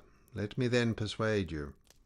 Bid the other Trojans and Achaeans, all of them, take their seats, and challenge the best man among the Achaeans to meet you in single combat. I have heard the voice of the ever-living gods, and the hour of your doom is not yet come." Hector was glad when he heard this saying, and went in among the Trojans, grasping his spear by the middle to hold them back, and they all sat down. Agamemnon also bade the Achaeans be seated. But Minerva and Apollo, in the likeness of vultures, perched on Father Jove's high oak tree, proud of their men, and the ranks sat close ranged together, bristling with shield and helmet and spear. As when the rising west wind furs the face of the sea, and the waters grow dark beneath it, so sat the companies of Trojans and Achaeans upon the plain. And Hector spoke thus: "Hear me, Trojans and Achaeans, that I may speak even as I am minded. Jove on his high throne has brought our oaths and covenants to nothing, and foreshadows ill for both of us, till you either take the towers of Troy, or are yourselves vanquished at your ships. The princes of the Achaeans are here present in the midst of you. Let him that will fight me stand forward as your champion against Hector. Thus I say, and may Jove be witness between us. If your champion slay me, let him strip me of my armour and take it to your ships, but let him send my body home, that the Trojans and their wives may give me my dues of fire when I am dead. In like manner, if Apollo vouchsafe me glory, and I slay your champion, I will strip him of his armour and take it to the city of Iliad, where I will hang it in the temple of Apollo, but I will give up his body, that the Achaeans may bury him at their ships, and then build him a mound by the wide waters of the Hellespont. Then will one say hereafter, as he sails his ship over the sea, This is the monument of one who died long since, a champion, who was slain by mighty Hector. Thus will one say, and my fame shall not be lost. Thus did he speak, but they all held their peace, ashamed to decline the challenge, yet fearing to accept it, till at last Menelaus rose and rebuked them, for he was angry. Alas, he cried, vain braggarts, women forsooth, not men, double dyed indeed will be the stain upon us if no man of the Danaans will now face Hector. May you be turned every man of you into earth and water, as you sit spiritless and inglorious in your places. I will myself go out against this man, but the upshot of the fight will be from on high, in the hands of the immortal gods. With these words he put on his armour, and then, O Menelaus, your life would have come to an end at the hands of Hector, for he was far better the man, had not the princes of the Achaeans sprung upon you and checked you. King Agamemnon caught him by the right hand and said, Menelaus, you are mad. A truce to this folly. Be patient in spite of passion. Do not think of fighting a man so much stronger than yourself as Hector, son of Priam, who is feared by many another as well as you. Even Achilles, who is far more doughty than you are, shrank from meeting him in battle. Set down your own people, and the Achaeans will send some other champion to fight Hector. Fearless and fond of battle though he be, I ween his knees will bend gladly under him if he comes out alive from the hurly-burly of this fight. With these words of reasonable counsel he persuaded his brother, whereon his squires gladly stripped the armour from off his shoulder. Then Nestor rose and spoke. Of a truth, said he, the Achaean land is fallen upon evil times. The old knight Peleus, counsellor and orator among the Myrmidons, loved, when I was in his house, to question me concerning the race and lineage of all the Argives. How would it not grieve him could he hear of them as now quailing before Hector? Many a time would he lift his hands in prayer that his soul might leave his body and go down within the house of Hades. Would, by Father Jove, Minerva, and Apollo, that I was still young and strong, as when the Pylians and Arcadians were gathered in fight by the rapid river Celadon under the walls of Phaia, and round about the waters of the river Iardanus. The godlike hero Ereuthalion stood forward as their champion, with the armour of King Areithus upon his shoulders, Areithus, whom men and women had surnamed the Mace Man, because he fought neither with bow nor spear, but broke the battalions of the foe with his iron mace. Lycurgus killed him, not in fair fight, but by entrapping him in a narrow way where his mace served him in no stead. For Lycurgus was too quick for him, and speared him through the middle, so he fell to earth on his back. Lycurgus then spoiled him of the armour which Mars had given him, and bore it in battle thenceforward. But when he grew old and stayed at home, he gave it to his faithful squire Ereuthalion, who in this same armour challenged the foremost men among us. The others quaked and quailed, but my high spirit bade me fight him, though none other would venture. I was the youngest man of them all, but when I fought him, Minerva vouchsafed me victory. He was the biggest and strongest man that ever I killed, and covered much ground as he lay sprawling upon the earth. Would that I was still young and strong as I then was, for the son of Priam would then soon find one who would face him. But you, foremost among the whole host though you be, have none of you any stomach for fighting Hector. Thus did the old man rebuke them, and forthwith 9 men started to their feet. Foremost of all uprose King Agamemnon, and after him brave Diomed, the son of Tydeus. Next were the two Ajaxes, men clothed in valour as with a garment, and then Idomeneus and Meriones his brother in arms. After these Eurypylus, son of Euaemon, Thoas the son of Adramon, and Ulysses also rose. Then Nestor, knight of Gerene, again spoke, saying, "Cast lots among you to see who shall be chosen. If he come alive out of this fight, he will have done good service alike to his own soul and to the Achaeans." Thus he spoke, and when each of them had marked his lot and had thrown it into the helmet of Agamemnon, son of Atreus, the people lifted their hands in prayer. And thus would one of them say as he looked into the vault of heaven, "Father Jove, grant that the lot fall on Ajax, or on the son of Tydeus, or upon the king of rich Mycenae himself." As they were speaking, Nestor, knight of Gerene, shook the helmet, and from it there fell the very lot which they wanted, the lot of Ajax. The herald bore it about, and showed it to all the chieftains of the Achaeans, going from left to right, but they none of them owned it. When, however, in due course he reached the man who had written upon it, and had put it into the helmet, brave Ajax held out his hand, and the herald gave him the lot. When Ajax saw his mark, he knew it, and was glad. He threw it to the ground, and said, "My friends, the lot is mine, and I rejoice, for I shall vanquish Hector. I will put on my armour. Meanwhile, pray to King Jove in silence among yourselves, that the Trojans may not hear you, or aloud if you will, for we fear no man.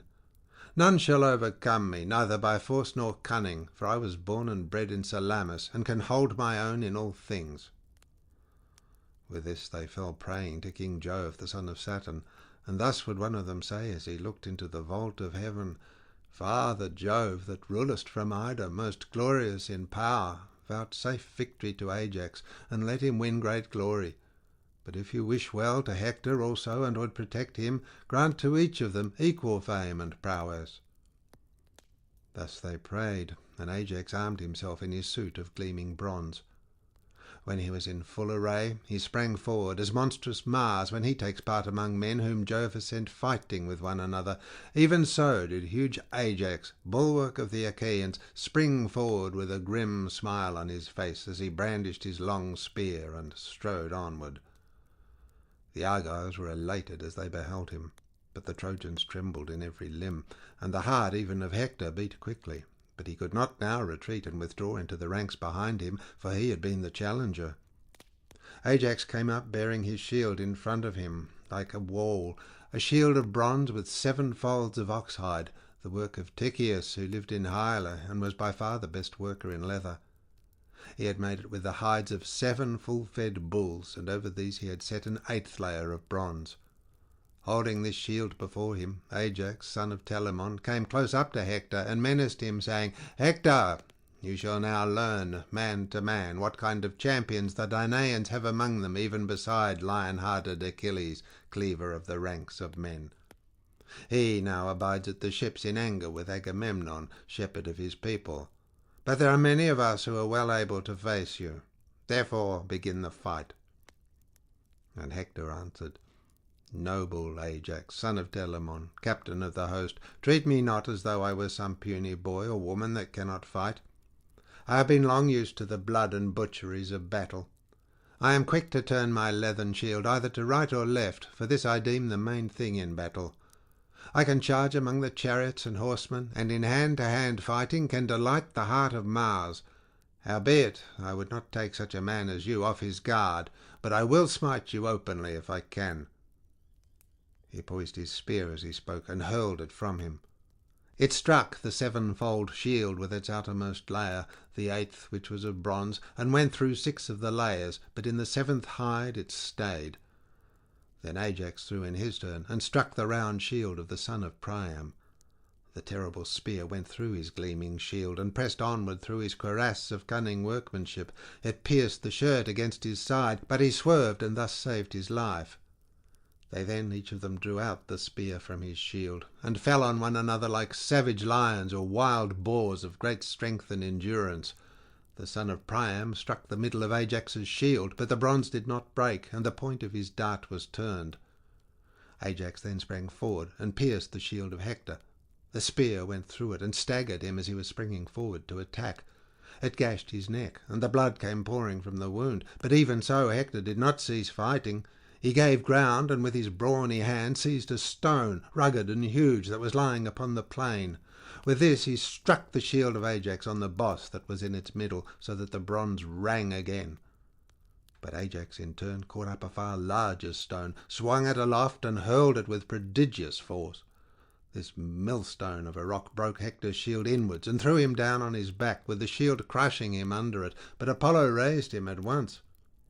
Thereon they would have hacked at one another in close combat with their swords, had not heralds, messengers of gods and men, come forward, one from the Trojans and the other from the Achaeans, Talthybius and Idaeus, both of them honourable men. These parted them with their staves, and the good herald Idaeus said, "My sons, fight no longer. You are both of you valiant, and both are dear to Jove. We know this. But night is now falling, and the behests of night may not be well gainsayed." Ajax, son of Telamon, answered, "Idaeus, bid Hector say so, for it was he that challenged our princes. Let him speak first, and I will accept his saying." Then Hector said, "Ajax, heaven has vouchsafed you stature and strength and judgment, and in wielding the spear you excel all others of the Achaeans. Let us for this day cease fighting.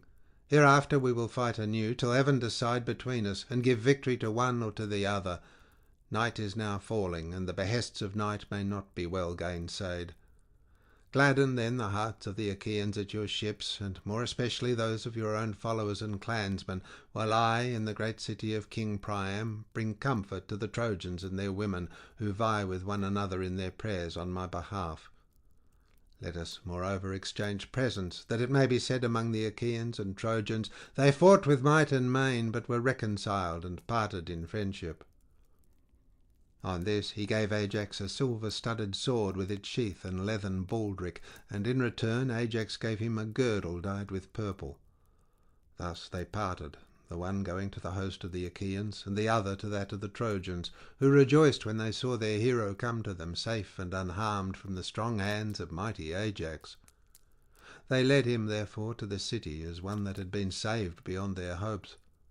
On the other side, the Achaeans brought Ajax, elated with victory, to Agamemnon. When they reached the quarters of the son of Atreus, Agamemnon sacrificed for them a 5-year-old bull in honour of Jove, the son of Saturn.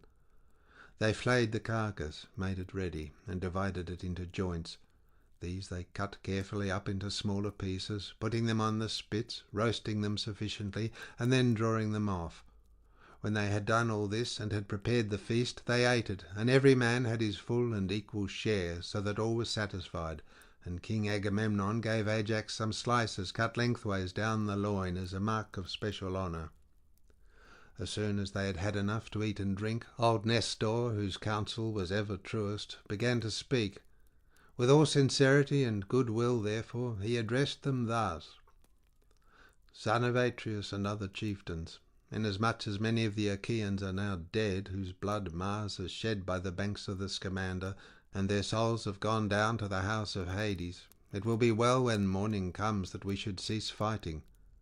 We will then wheel our dead together with oxen and mules, and burn them not far from the ships, that when we sail hence we may take the bones of our comrades home to their children.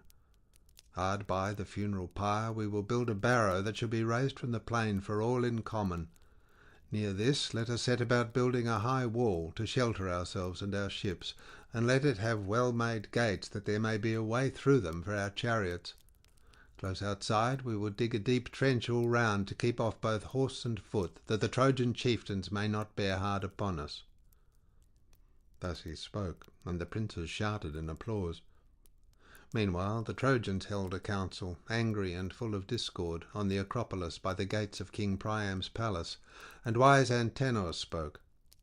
"Hear me," he said, "Trojans, Dardanians, and allies, that I may speak even as I am minded.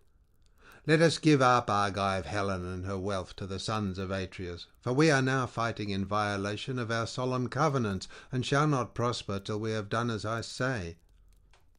He then sat down, and Alexandrus, husband of lovely Helen, rose to speak. "Antenor," said he, "your words are not to my liking. You can find a better saying than this if you will. If, however, you have spoken in good earnest, then indeed has heaven robbed you of your reason. I will speak plainly, and hereby notify to the Trojans that I will not give up the woman, but the wealth that I brought home with her from Argos I will restore, and will add yet further of my own." On this, when Paris had spoken and taken his seat, Priam of the race of Dardanus, peer of gods in council, rose, and with all sincerity and goodwill addressed them thus: "Hear me, Trojans, Dardanians, and allies, that I may speak even as I am minded. Get your suppers now as hitherto throughout the city, but keep your watches and be wakeful. At daybreak let Idaeus go to the ships, and tell Agamemnon and Menelaus, sons of Atreus, the saying of Alexandrus, through whom this quarrel has come about. And let him also be instant with them, that they now cease fighting till we burn our dead. Hereafter we will fight anew till heaven decide between us, and give victory to one or to the other." Thus did he speak, and they did even as he had said. They took supper in their companies, and at daybreak Idaeus went his way to the ships. He found the Danaans, servants of Mars, in council at the stern of Agamemnon's ship, and took his place in the midst of them. "Son of Atreus," he said, "and princes of the Achaean host, Priam and the other noble Trojans have sent me to tell you the saying of Alexandrus, through whom this quarrel has come about, if so be that you may find it acceptable. All the treasure he took with him in his ships to Troy, would that he had sooner perished, he will restore, and will add yet further of his own, but he will not give up the wedded wife of Menelaus, though the Trojans would have him do so. Priam bade me inquire further if you will cease fighting till we burn our dead. Hereafter we will fight anew, till heaven decide between us, and give victory to one or to the other." They all held their peace, but presently Diomed of the loud war cry spoke, saying, "Let there be no taking neither treasure nor yet Helen, for even a child may see that the doom of the Trojans is at hand."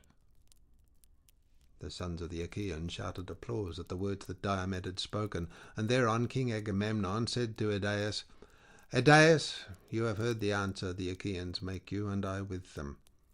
But as concerning the dead, I give you leave to burn them, for when men are once dead, there should be no grudging them the rights of fire. Let Jove, the mighty husband of Juno, be witness to this covenant." As he spoke, he upheld his sceptre in the sight of all the gods, and Idaeus went back to the strong city of Ilios. The Trojans and Dardanians were gathered in council, waiting his return. When he came, he stood in their midst and delivered his message. As soon as they heard it, they set about their twofold labour, some to gather the corpses, and others to bring in wood. The Argives, on their part, also hastened from their ships, some to gather the corpses, and others to bring in wood.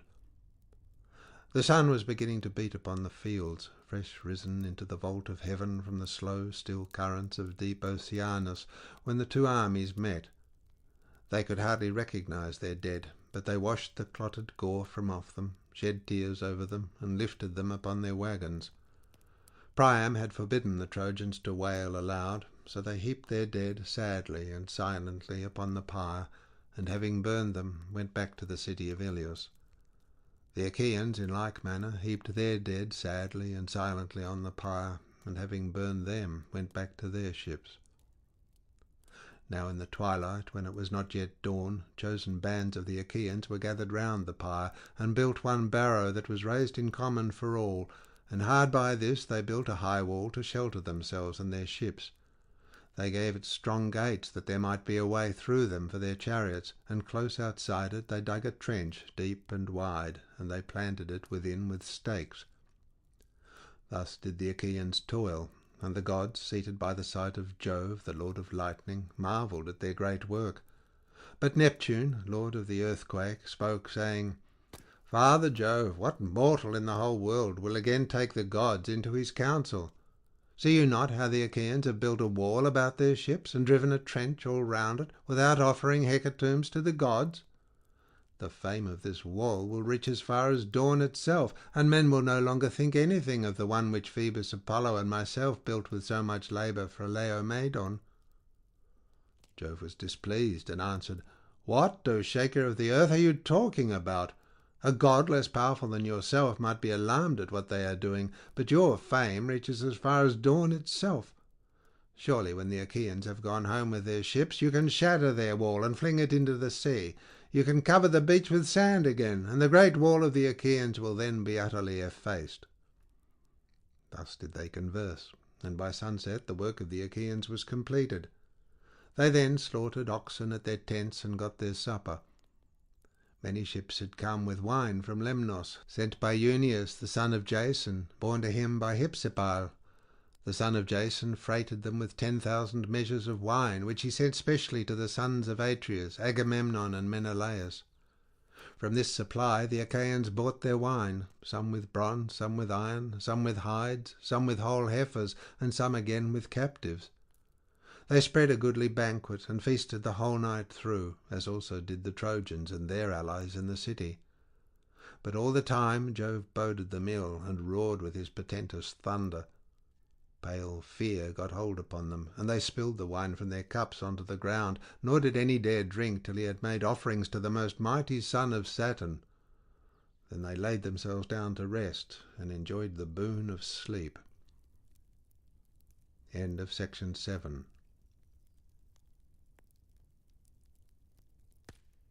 Book 8. Jove forbids the gods to interfere further. There is an even fight till midday, but then Jove inclines the scales of victory in favour of the Trojans, who eventually chase the Achaeans within their wall. Juno and Minerva set out to help the Trojans. Jove sends Iris to turn them back, but later on he promises Juno that she shall have her way in the end. Hector's triumph is stayed by nightfall. The Trojans bivouac on the plain. Now when morning, clad in her robe of saffron, had begun to suffuse light over the earth, Jove called the gods in council on the topmost crest of serrated Olympus. Then he spoke, and all the other gods gave ear. "Hear me," said he, "gods and goddesses, that I may speak even as I am minded. Let none of you, neither goddesses nor god, try to cross me, but obey me, every one of you, that I may bring this matter to an end. If I see anyone acting a part and helping either Trojans or Danaans, he shall be beaten inordinately ere he come back again to Olympus, or I will hurl him down into dark Tartarus, far into the deepest pit under the earth, where the gates are iron and the floor bronze, as far beneath Hades as heaven is high above the earth, that you may learn how much the mightiest I am among you. Try me and find out for yourselves.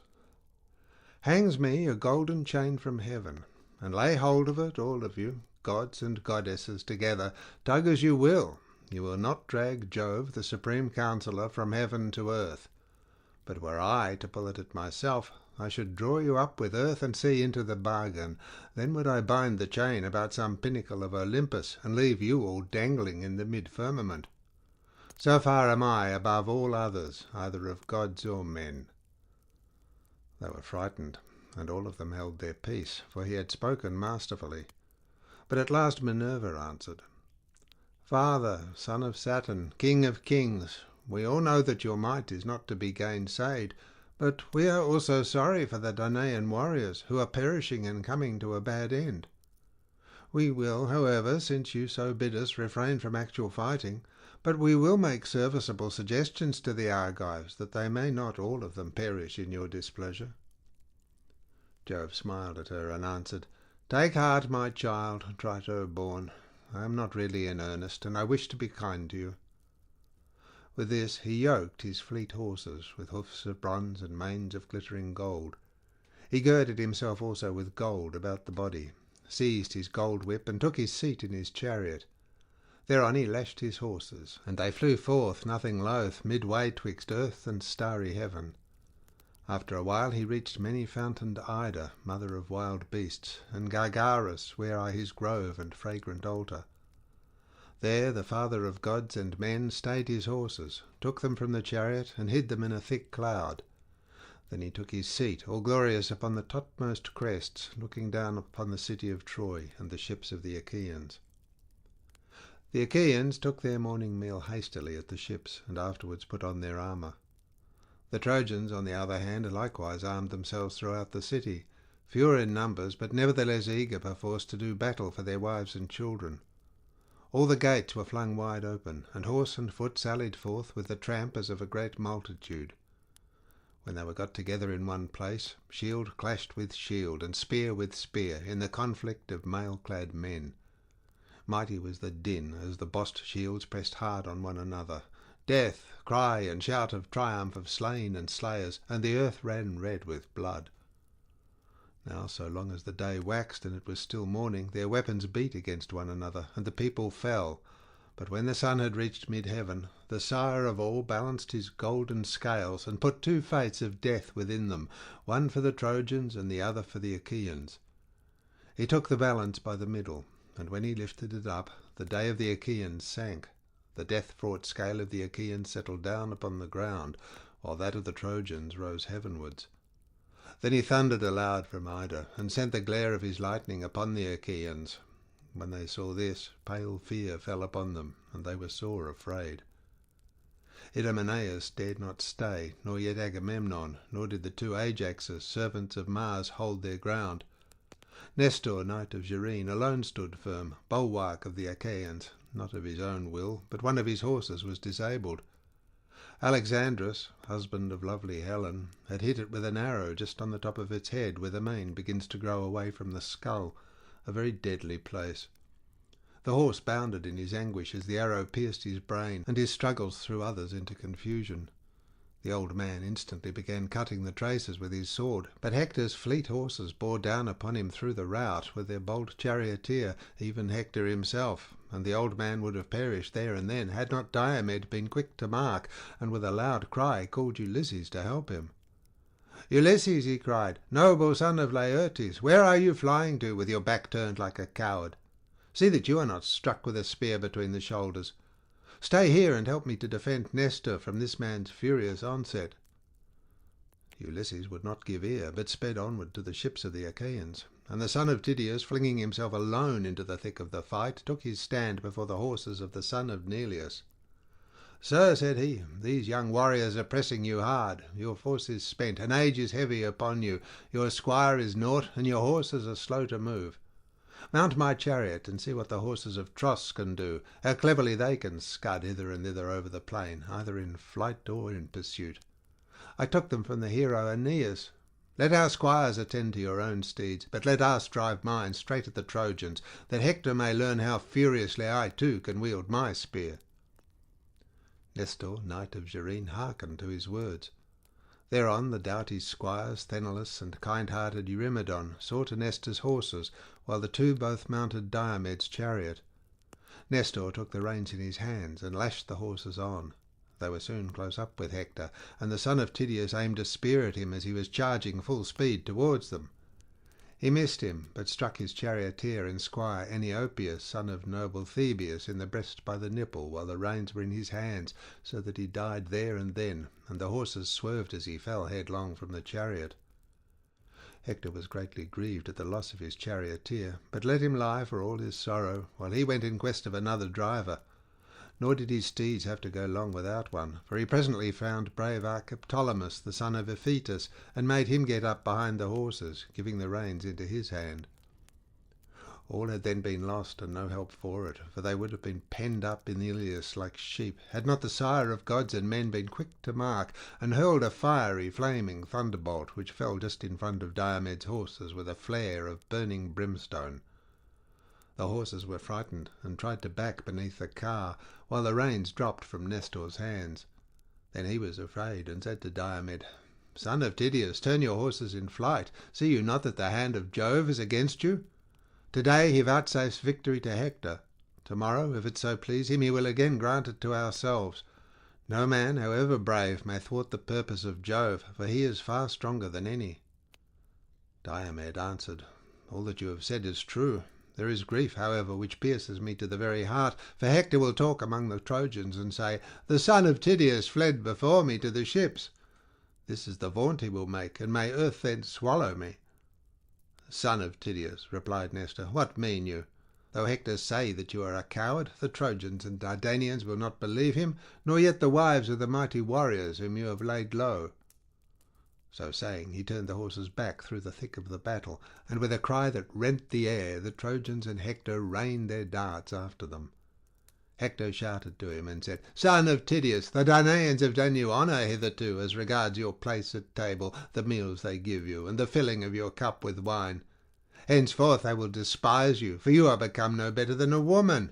Be off, girl and coward that you are. You shall not scale our walls through any flinching on my part. Neither shall you carry off our wives in your ships, for I will kill you with my own hand." The son of Tydeus was in two minds whether or no to turn his horse round again and fight him. Thrice did he doubt, and thrice did Jove thunder from the heights of Ida in token to the Trojans that he would turn the battle in their favour. Hector then shouted to them and said, "Trojans, Lycians, and Dardanians, lovers of close fighting, be men, my friends, and fight with might and with main. I see that Jove is minded to vouchsafe victory and great glory to myself, while he will deal destruction upon the Danaans. Fools, for having thought of building this weak and worthless wall! It shall not stay my fury. My horses will spring lightly over their trench, and when I am at their ships, forget not to bring me fire that I may burn them, while I slaughter the Argives, who will be all dazed and bewildered by the smoke." Then he cried to his horses, "Xanthus and Podargus, and you, Aethon and goodly Lampus, pay me for your keep now, and for all the honey-sweet corn with which Andromache, daughter of great Eetion, has fed you, for she has mixed wine and water for you to drink whenever you would, before doing so even for me, who am her own husband. Haste in pursuit, that we may take the shield of Nestor, the fame of which ascends to heaven, for it is of solid gold, arm-rods and all, and that we may strip from the shoulders of Diomed the cuirass which Vulcan made him. Could we take these two things, the Achaeans would set sail for their ships this self-same night." Thus did he vaunt, but Queen Juno made high Olympus quake as she shook with rage upon her throne. Then she said to the mighty god of Neptune, "What now, wide-ruling lord of the earthquake? Can you find no compassion in your heart for the dying Danaans, who bring you many a welcome offering to Hellas and to Aegae? Wish them well, then. If all of us who are with the Danaans were to drive the Trojans back and keep Jove from helping them, he would have to sit there sulking alone on Ida." King Neptune was greatly troubled and answered, "Juno, rash of tongue, what are you talking about? We other gods must not set ourselves against Jove, for he is far stronger than we are."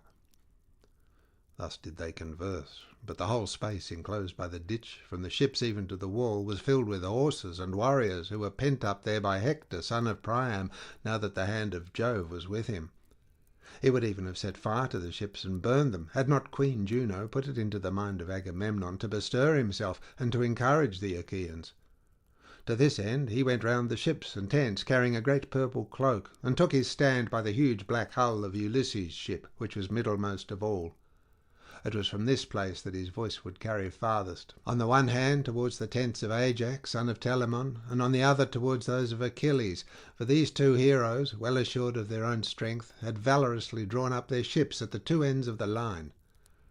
From this spot, then, with a voice that could be heard afar, he shouted to the Danaans, saying, "Argives, shame on you, cowardly creatures, brave in semblance only! Where are now our vaunts that we should prove victorious, the vaunts we made so vaingloriously in Lemnos, when we ate the flesh of horned cattle and filled our mixing bowls to the brim?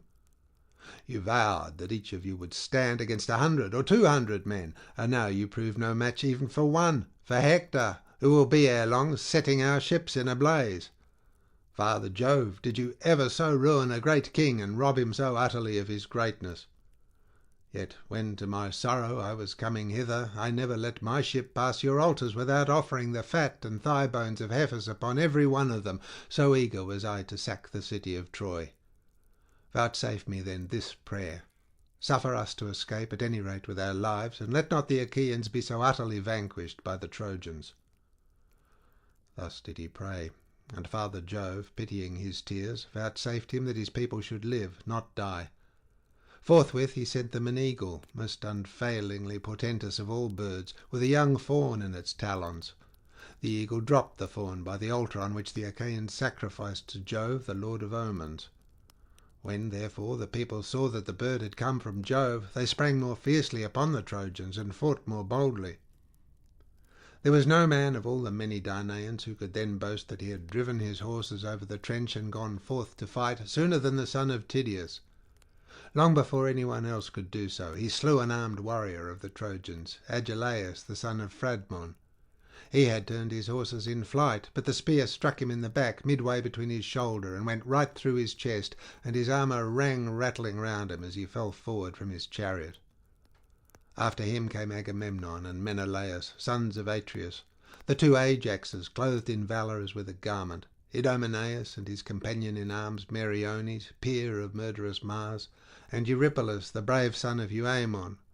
Ninth came Teucer with his bow, and took his place under cover of the shield of Ajax, son of Telamon. When Ajax lifted his shield, Teucer would peer round, and when he had hit anyone in the throng, the man would fall dead. Then Teucer would hie back to Ajax as a child to its mother, and again duck down under his shield. Which of the Trojans did brave Teucer first kill? Orsilochus, and then Ormenus, and Ophelestes, Dator, Chromius, and godlike Lysiphontes, Amapion, son of Polyamon, and Melanippus. All these in turn did he lay low upon the earth, and King Agamemnon was glad when he saw him making havoc of the Trojans with his mighty bow. He went up to him and said, Teucer, man after my own heart, son of Telamon, captain among the host, shoot on, and be at once the saving of the Danaans and the glory of your father Telamon, who brought you up and took care of you in his own house when you were a child, bastard though you were. Cover him with glory, though he is far off. I will promise, and I will assuredly perform. If Aegis-bearing Jove and Minerva grant me to sack the city of Ilios, you shall have the next best meed of honour after my own, a tripod, or 2 horses with their chariot, or a woman who shall go up into your bed.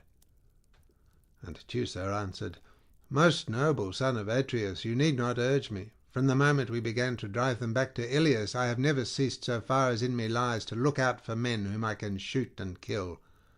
I have shot 8 barbed shafts, and all of them have been buried in the flesh of warlike youths, but this mad dog I cannot hit.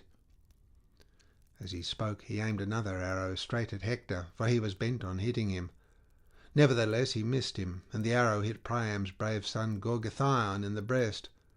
His fair mother, fair Castaneira, lovely as a goddess, had been married from Mycenae, and now he bowed his head as a garden poppy in full bloom when it is weighed down by showers in spring.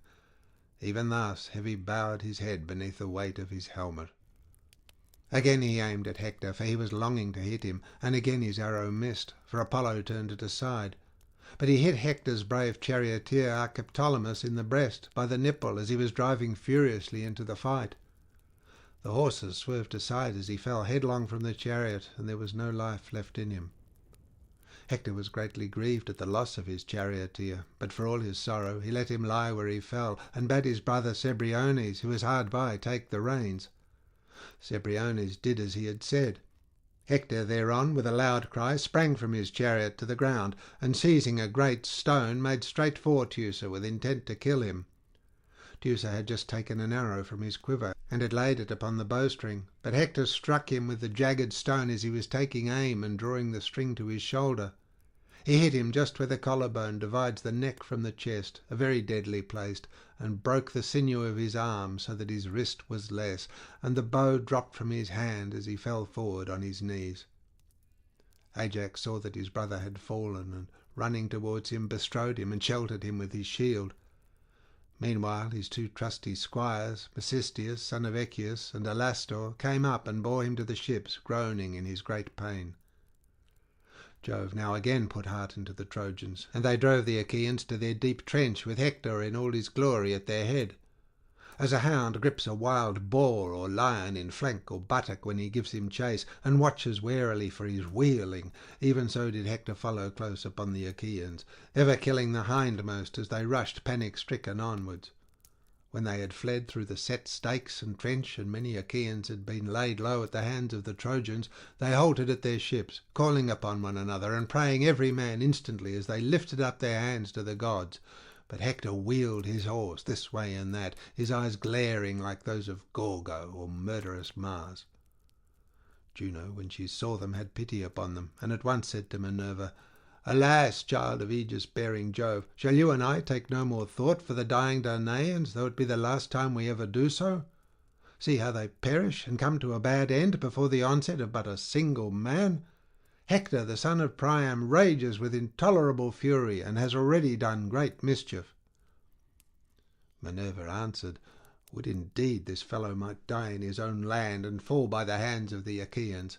But my father Jove is mad with spleen, ever foiling me, ever headstrong and unjust. He forgets how often I saved his son when he was sworn out by the labours Eurystheus had laid on him. He would weep till his cry came up to heaven, and then Jove would send me down to help him. If I had had the sense to foresee all this when Eurystheus sent him to the house of Hades to fetch the hell-hound from Erebus, he would never have come back alive out of the deep waters of the river Styx. And now Jove hates me, while he lets Thetis have her way, because she kissed his knees and took hold of his beard when she was begging him to do honour to Achilles. I shall know what to do next time he begins calling me his grey-eyed darling. Get our horses ready, while I go within the house of Aegis-bearing Jove, and put on my armour. We shall then find out whether Priam's son Hector will be glad to meet us in the highways of battle, or whether the Trojans will glut hounds and vultures with the fat of their flesh as they be dead by the ships of the Achaeans." Thus did she speak, and white-armed Juno, daughter of great Saturn, obeyed her words. She set about harnessing her gold-bedizened steeds, while Minerva, daughter of Aegis-bearing Jove, flung her richly vesture, made with her own hands, onto the threshold of her father, and donned the shirt of Jove, arming herself for battle. Then she stepped into her flaming chariot, and grasped the spear so stout and sturdy and strong with which she quells the ranks of heroes who have displeased her. Juno lashed her horses, and the gates of heaven bellowed as they flew open of their own accord, gates over which the Hours preside, in whose hands are heaven and Olympus, either to open the dense clouds that hide them or to close it. Through these the goddesses drove their obedient steeds. But Father Jove, when he saw them from Ida, was very angry, and sent winged Iris with a message to them. "Go," said he, "fleet Iris, turn them back, and see that they do not come near me, for if we come to fighting there will be mischief. This is what I say, and this is what I mean to do. I will lame their horses for them. I will hurl them from their chariot, and will break it in pieces. It will take them all 10 years to heal the wounds my lightning shall inflict upon them. My grey-eyed daughter will then learn what quarrelling with her father means. I am less surprised and angry with Juno, for whatever I say she always contradicts me." With this Iris went her way, fleet as the wind, from the heights of Ida to the lofty summits of Olympus. She met the goddesses at the outer gates of its many valleys, and gave them her message. "What," said she, "are you about? Are you mad? The son of Saturn forbids going.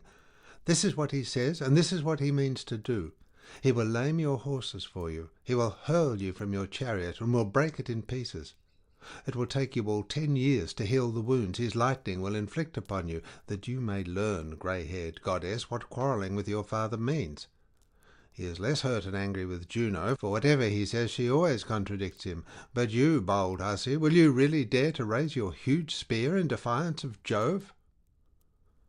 With this she left them, and Juno said to Minerva, "Of a truth, child of Aegis-bearing Jove, I am not for fighting men's battles further in defiance of Jove. Let them live or die as luck will have it, and let Jove make out his judgments upon the Trojans and Aeneans according to his own pleasure." She turned her steeds. The Hours presently unyoked them, made them fast to their ambrosial mangers, and leaned the chariot against the end wall of the courtyard. The 2 goddesses then sat down upon their golden thrones amid the company of the other gods, but they were very angry. Presently Father Jove drove his chariot to Olympus and entered the assembly of gods. The mighty lord of the earthquake unyoked his horses for him, and set the car upon its stand, and threw a cloth over it. Jove then sat down upon his golden throne, and Olympus reeled beneath him. Minerva and Juno sat alone, apart from Jove, and neither spoke nor asked him questions. But Jove knew what they meant, and said, "Minerva and Juno, why are you so angry? Are you fatigued with killing so many of your dear friends, the Trojans? Be this as it may, such is the might of my hands that all the gods in Olympus cannot turn me. You were, both of you, trembling all over ere you saw the fight and its terrible doings. I tell you, therefore, and it would have surely been, I should have struck you with lightning, and your chariots would never have brought you back again to Olympus." Minerva and Juno groaned in spirit as they sat side by side and brooded mischief for the Trojans. Minerva sat silent without a word, for she was in a furious passion, and bitterly incensed against her father. But Juno could not contain herself, and said, "What dread son of Saturn are you talking about? We know how great your power is. Nevertheless, we have compassion upon the Danaan warriors who are perishing and coming to a bad end. We will, however, since you so bid us, refrain from actual fighting, but we will make serviceable suggestions to the Argives, that they may not all of them perish in your displeasure." And Jove answered, "Tomorrow morning, Juno, if you choose to do so, you will see the son of Saturn destroying large numbers of the Argives, for fierce Hector shall not cease fighting till he has roused the son of Peleus, when they are fighting in dire straits at their ships' sterns about the body of Patroclus. Like it or no, this is how it is decreed. For aught I care, you may go to the lowest depths beneath earth and sea, where Iapetus and Saturn dwell in lone Tartarus, with neither ray of light nor breath of wind to cheer them.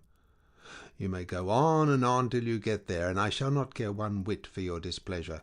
You are the greatest vixen living." Juno made him no answer. The sun's glorious orb now sank into Oceanus, and drew down night over the land. Sorry indeed were the Trojans when light failed them, but welcome and thrice prayed for did darkness fall upon the Achaeans. Then Hector led the Trojans back from the ships, and held a council on the open space near the river, where there was a spot clear of corpses. They left their chariots and sat down on the ground to hear the speech he made them. He grasped a spear 11 cubits long, the bronze point of which gleamed in front of it, while the ring round the spearhead was of gold. Spear in hand, he spoke. "Hear me," he said, "Trojans, Dardanians, and allies. I deemed but now that I should destroy the ships, and all the Achaeans with them, ere I went back to Iliad, but darkness came on too soon. It was this alone that saved them, and their ships upon the seashore. Now, therefore, let us obey the behests of night, and prepare our suppers. Take your horses out of the chariots, and give them their feed of corn. Then make speed to bring sheep and cattle from the city. Bring wine also, and corn for your horses, and gather much wood, that from dark to dawn we may burn watchfires whose flare may reach to heaven. For the Achaean may try to fly beyond the sea by night, and they must not embark scatheless and unmolested. Many a man among them must take a dart with him to nurse at home, hit with spear or arrow as he is leaping on board his ship, that others may fear to bring war and weeping upon the Trojans. Moreover, let the heralds tell it about the city that the growing youths and grey-bearded men are to camp upon its heaven-built walls. Let the women, each of them, light a great fire in her house, and let watch be safely kept, lest the town be entered by surprise while the host is outside. See to it, brave Trojans, as I have said, and let this suffice for the moment. At daybreak I will instruct you further. I pray in hope to Jove and to the gods that we may then drive these fate-sped hounds from our land, for 'tis the fates that have borne them and their ships hither. This night, therefore, let us keep watch, but with early morning let us put on our armour and rouse fierce war at the ships of the Achaeans. I shall know then whether brave Diomed, the son of Tydeus, will drive me back from the ships to the wall, or whether I shall myself slay him and carry off his blood-stained spoils. Tomorrow let him show his mettle, abide my spear if he dare. I ween that at break of day he should be among the first to fall, and many another of his comrades round him. Would that I were as sure of being immortal and never growing old, and of being worshipped like Minerva and Apollo, as I am that this day will bring evil to the Argives." Thus spoke Hector, and the Trojans shouted applause. They took their sweating steeds from under the yoke, and made them fast, each by his own chariot. They made haste to bring sheep and cattle from the city. They brought wine also, and corn from their houses, and gathered much wood. They then offered unblemished hecatombs to the immortals, and the wind carried the sweet savour of sacrifice to heaven. But the blessed gods partook not thereof, for they bitterly hated Ilias with Priam and Priam's people. Thus, high in hope, they sat through the livelong night by the highways of war, and many a watchfire did they kindle. As when the stars shine clear and the moon is bright, there is not a breath of air, nor a peak, nor jade, nor glutting headland, but it stands out in the ineffable radiance that breaks from the serene of heaven. The stars can all of them be told, and the heart of the shepherd is glad. Even thus shone the watchfires of the Trojans before Iliad midway between the ships and the river Xanthus. 1,000 campfires gleamed upon the plain, and in the glow of each there sat 50 men, while the horses, champing oats and corn beside their chariots, waited till dawn should come. End of section 8.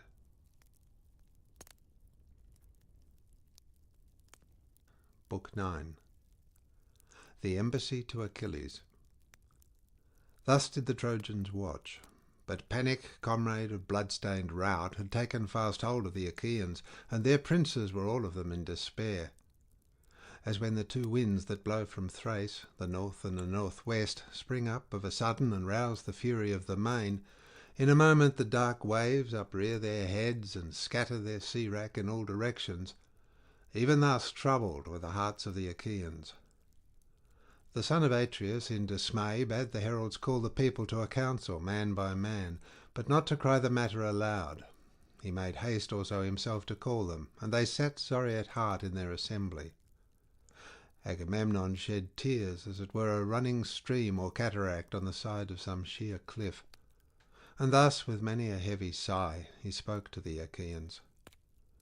"My friends," said he, "princes and counsellors of the Argives, the hand of heaven has been laid heavily upon me.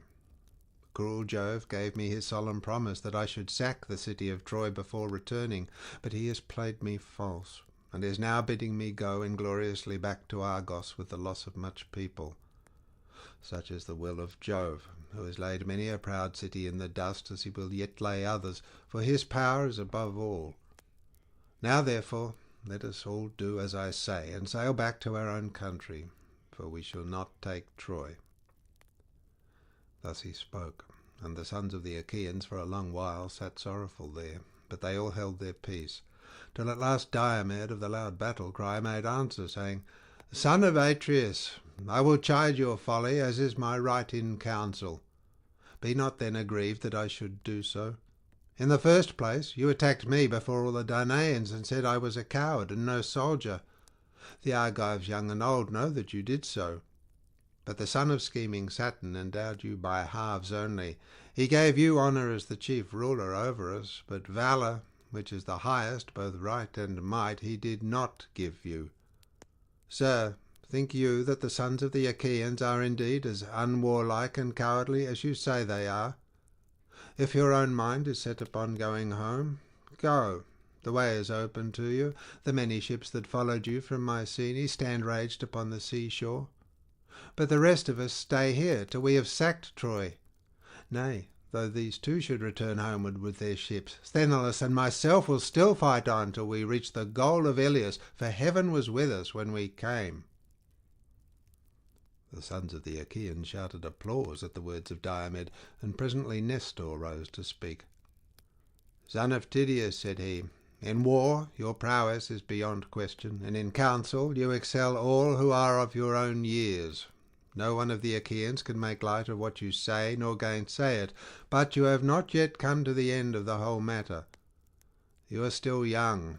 You might be the youngest of my own children. Still, you have spoken wisely, and have counselled the chief of the Achaeans, not without discretion. Nevertheless, I am older than you, and I will tell you everything. Therefore let no man, not even King Agamemnon, disregard me saying, for he that foments civil discord is a clanless, hearthless outlaw. Now, however, let us obey the behests of night, and get our suppers. But let the sentinels, every man of them, camp by the trench that is without the wall. I am giving these instructions to the young men. When they have been attended to, do you, son of Atreus, give your orders, for you are the most royal among us all. Prepare a feast for your counsellors. It is right and reasonable that you should do so. There is abundance of wine in your tents, which the ships of the Achaeans bring from Thrace daily. You have everything at your disposal wherewith to entertain guests, and you have many subjects. When many are got together, you can be guided by him whose counsel is wisest, and surely do we need shrewd and prudent counsel, for the foe has lit his watchfires hard by our ships. Who can be other than dismayed? This night will either be the ruin of our host, or save it." Thus did he speak, and they did even as he had said. The sentinels went out in their armour under command of Nestor's son Thrasymedes, a captain of the host, and of the bold warriors Ascalaphus and Almanus. There were also Meriones, Alphareus, and Epirus, and the son of Creion, noble Lysimedes. There were 7 captains of the sentinels, and with each there went 100 youths armed with long spears. They took their places midway between the trench and the wall, and when they had done so they lit their fires and got every man his supper. The son of Atreus then bade many counsellors of the Achaeans to his quarters, and prepared a great feast in their honour. They laid their hands on the good things that were before them, and as soon as they had enough to eat and drink, old Nestor, whose counsel was ever truest, was the first to lay his mind before them. He therefore, with all sincerity and goodwill, addressed them thus: "With yourself, most noble son of Atreus, king of men, Agamemnon, will I both begin my speech and end it, for you are king over much people. Jove, moreover, has vouchsafed you to wield the sceptre and to uphold righteousness, that you may take thought for your people under you. Therefore it behoves you above all others both to speak and to give ear, and to out the counsel of another who shall have been minded to speak wisely. All turns on you and on your commands. Therefore I will say what I think will be best. No man will be of a truer mind than that which has been mine from the hour when you, sir, angered Achilles by taking the girl Briseis from his tent against my judgment. I urged you not to do so, but you yielded to your own pride, and dishonoured a hero whom heaven itself had honoured, for you still hold the prize that had been awarded to him. Now, however, let us think how we may appease him, both with presents and fair speech that may conciliate him." And King Agamemnon answered, "Sir, you have reproved my folly justly. I was wrong, I own it.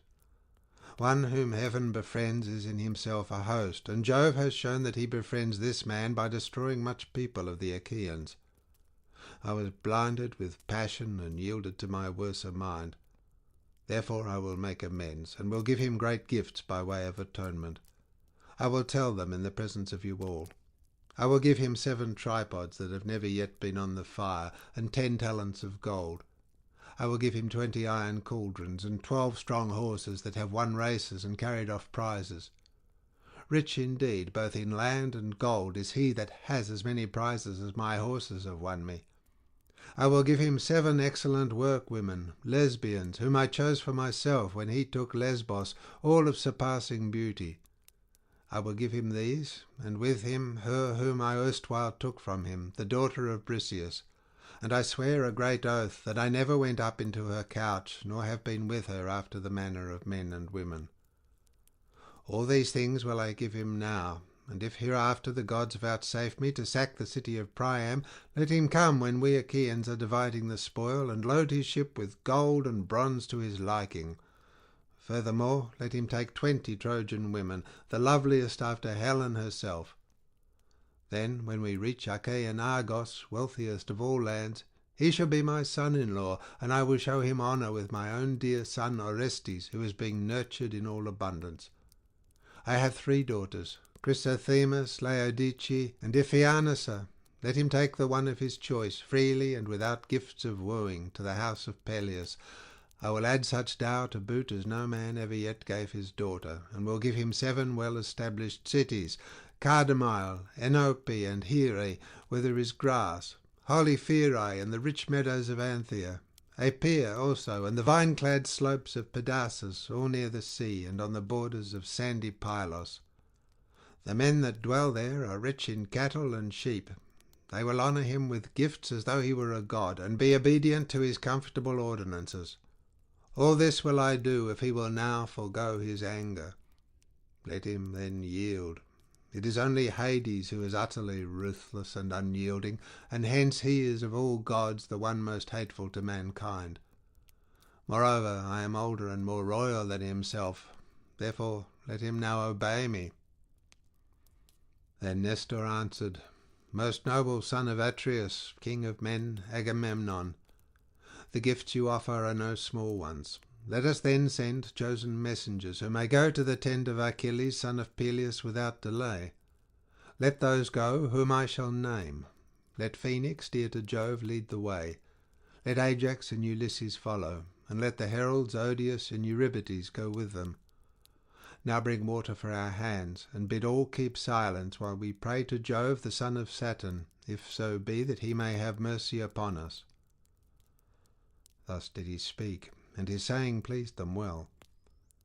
Men-servants poured water over the hands of the guests, while pages filled the mixing bowls with wine and water, and handed it round after giving every man his drink-offering. Then, when they had made their offerings, and had drunk each as much as he was minded, the envoys set out from the tent of Agamemnon, son of Atreus. And Nestor, looking first to one and then to another, but most especially at Ulysses, was instant with them that they should prevail with the noble son of Peleus. They went their way by the shore of the sounding sea, and prayed earnestly to earth, encircling Neptune, that the high spirit of the son of Aesus might incline favourably towards them. When they reached the ships and tents of the Myrmidons, they found Achilles playing on a lyre, fair of cunning workmanship, and its crossbar was of silver. It was part of the spoils which he had taken when he sacked the city of Aetion, and he was now diverting himself with it, and singing the feats of heroes. He was alone with Patroclus, who sat opposite to him and said nothing, waiting till he should cease singing. Ulysses and Ajax now came in, Ulysses leading the way, and stood before him.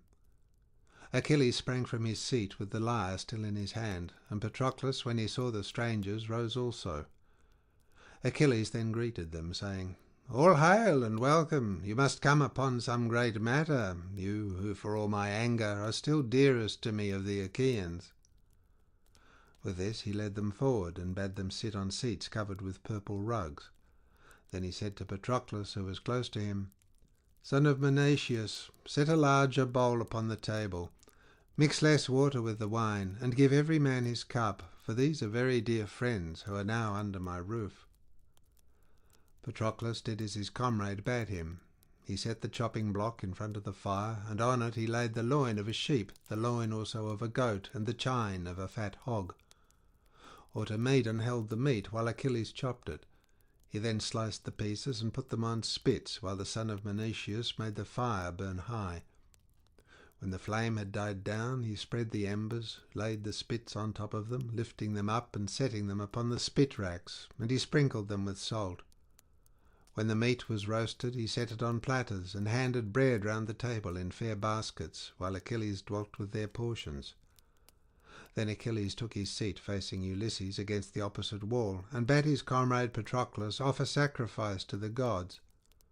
So he cast the offerings into the fire, and they laid their hands upon the good things that were before them. As soon as they had had enough to eat and drink, Ajax made a sign to Phoenix, and when he saw this, Ulysses filled his cup with wine and pledged Achilles. "Hail," said he, "Achilles! We have had no scant of good cheer, neither in the tent of Agamemnon nor yet here.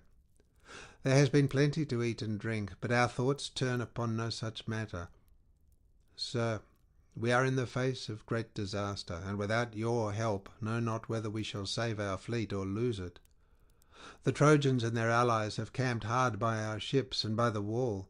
They have lit watchfires throughout their host, and deem that nothing can now prevent them from falling on our fleet. Jove, moreover, has sent his lightnings on their right. Hector, in all his glory, rages like a maniac, confident that Jove is with him. He fears neither god nor man, but is gone raving mad, and prays for the approach of day. He vows that he will hew the high sterns of our ships in pieces, set fire to their hulls, and make havoc of the Achaeans while they are dazed and smothered in smoke.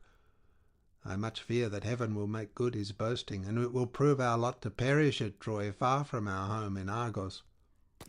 Up then, and late though it be, save the sons of the Achaeans, who faint before the fury of the Trojans. You will repent bitterly hereafter if you do not, for when the harm is done there will be no curing it. Consider ere it be too late, and save the Danaans from destruction. My good friend, when your father Peleus sent you from Phthia to Agamemnon, did he not charge you, saying, Sun, Minerva, and Juno will make you strong if they choose, but check your high temper, for the better part is in good will.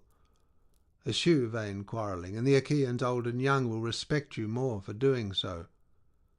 These were his words, but you have forgotten them. Even now, however, be appeased, and put away your anger from you. Agamemnon will make you great amends if you will forgive him. Listen, and I will tell you what he has said in his tent that he will give you. He will give you 7 tripods that have never yet been on the fire, and 10 talents of gold, 20 iron cauldrons, and 12 strong horses that have won races and carried off prizes.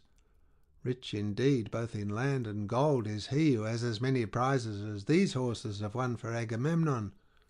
Moreover, he will give you 7 excellent workwomen, lesbians, whom he chose for himself when you took Lesbos, all of surpassing beauty. He will give you these, and with them her whom he erewhile took from you, the daughter of Briseis, and he will swear a great oath he has never gone up into her couch, nor been with her after the manner of men and women. All these things will he give you now down, and if hereafter the gods vouchsafe him to sack the city of Priam, you can come when the Achaeans are dividing the spoil, and load your ship with gold and bronze to your liking. You can take 20 Trojan women, the loveliest after Helen herself. Then when we reach Achaean Argos, wealthiest of all lands, you shall be his son-in-law, and he will show you like honour with his own dear son Orestes, who is being nurtured in all abundance. Agamemnon has 3 daughters, Chrysothemis, Laodice, and Iphianassa. You may take the one of your choice, freely and without gifts of wooing, to the house of Peleus.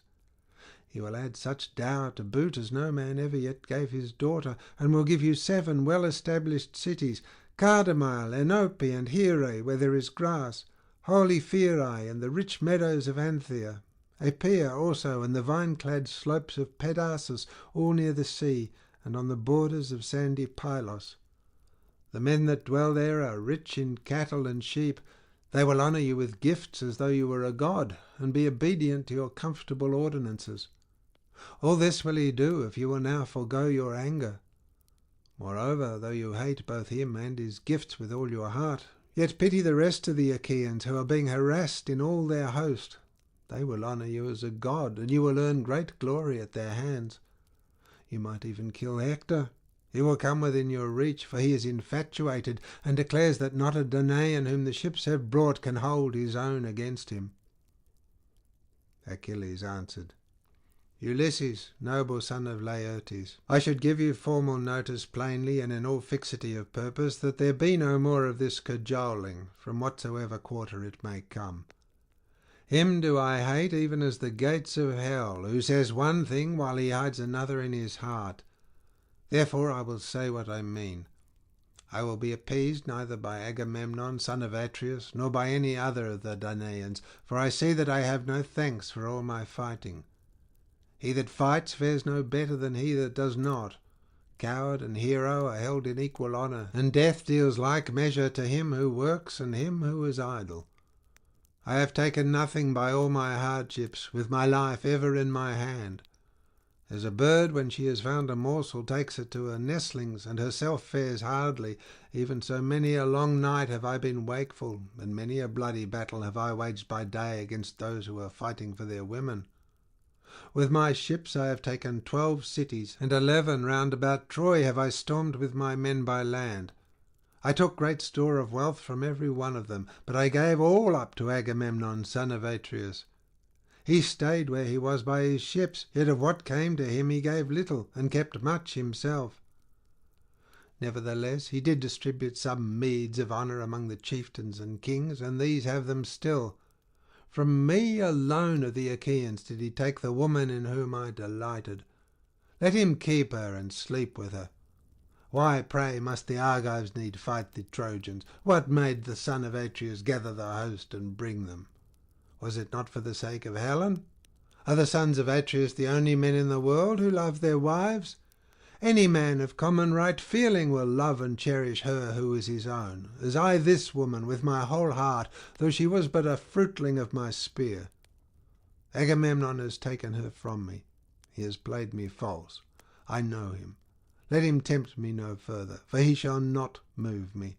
Let him look to you, Ulysses, and to the other princes to save his ships from burning. He has done much without me already. He has built a wall, he has dug a trench deep and wide all round it, and he has planked it within with stakes. But even so he stays not the murderer's might of Hector. So long as I fought the Achaeans, Hector suffered not the battle range far from the city walls. He would come to the Scaean gates and to the oak tree, but no further. Once he stayed to meet me, and hardly did he escape my onset. Now, however, since I am in no mood to fight him, I will tomorrow offer sacrifice to Jove and to all the gods. I will draw my ships into the water, and then victual them duly. Tomorrow morning, if you care to look, you will see my ships on the Hellespont, and my men rowing out to sea with might and main. If great Neptune vouchsafes me a fair passage, in 3 days I shall be in Phthia. I have much there that I left behind me when I came here to my sorrow, and I shall bring back still further store of gold, of red copper, of fair women, and of iron, my share of the spoils that we have taken. But one prize he who gave has insolently taken away.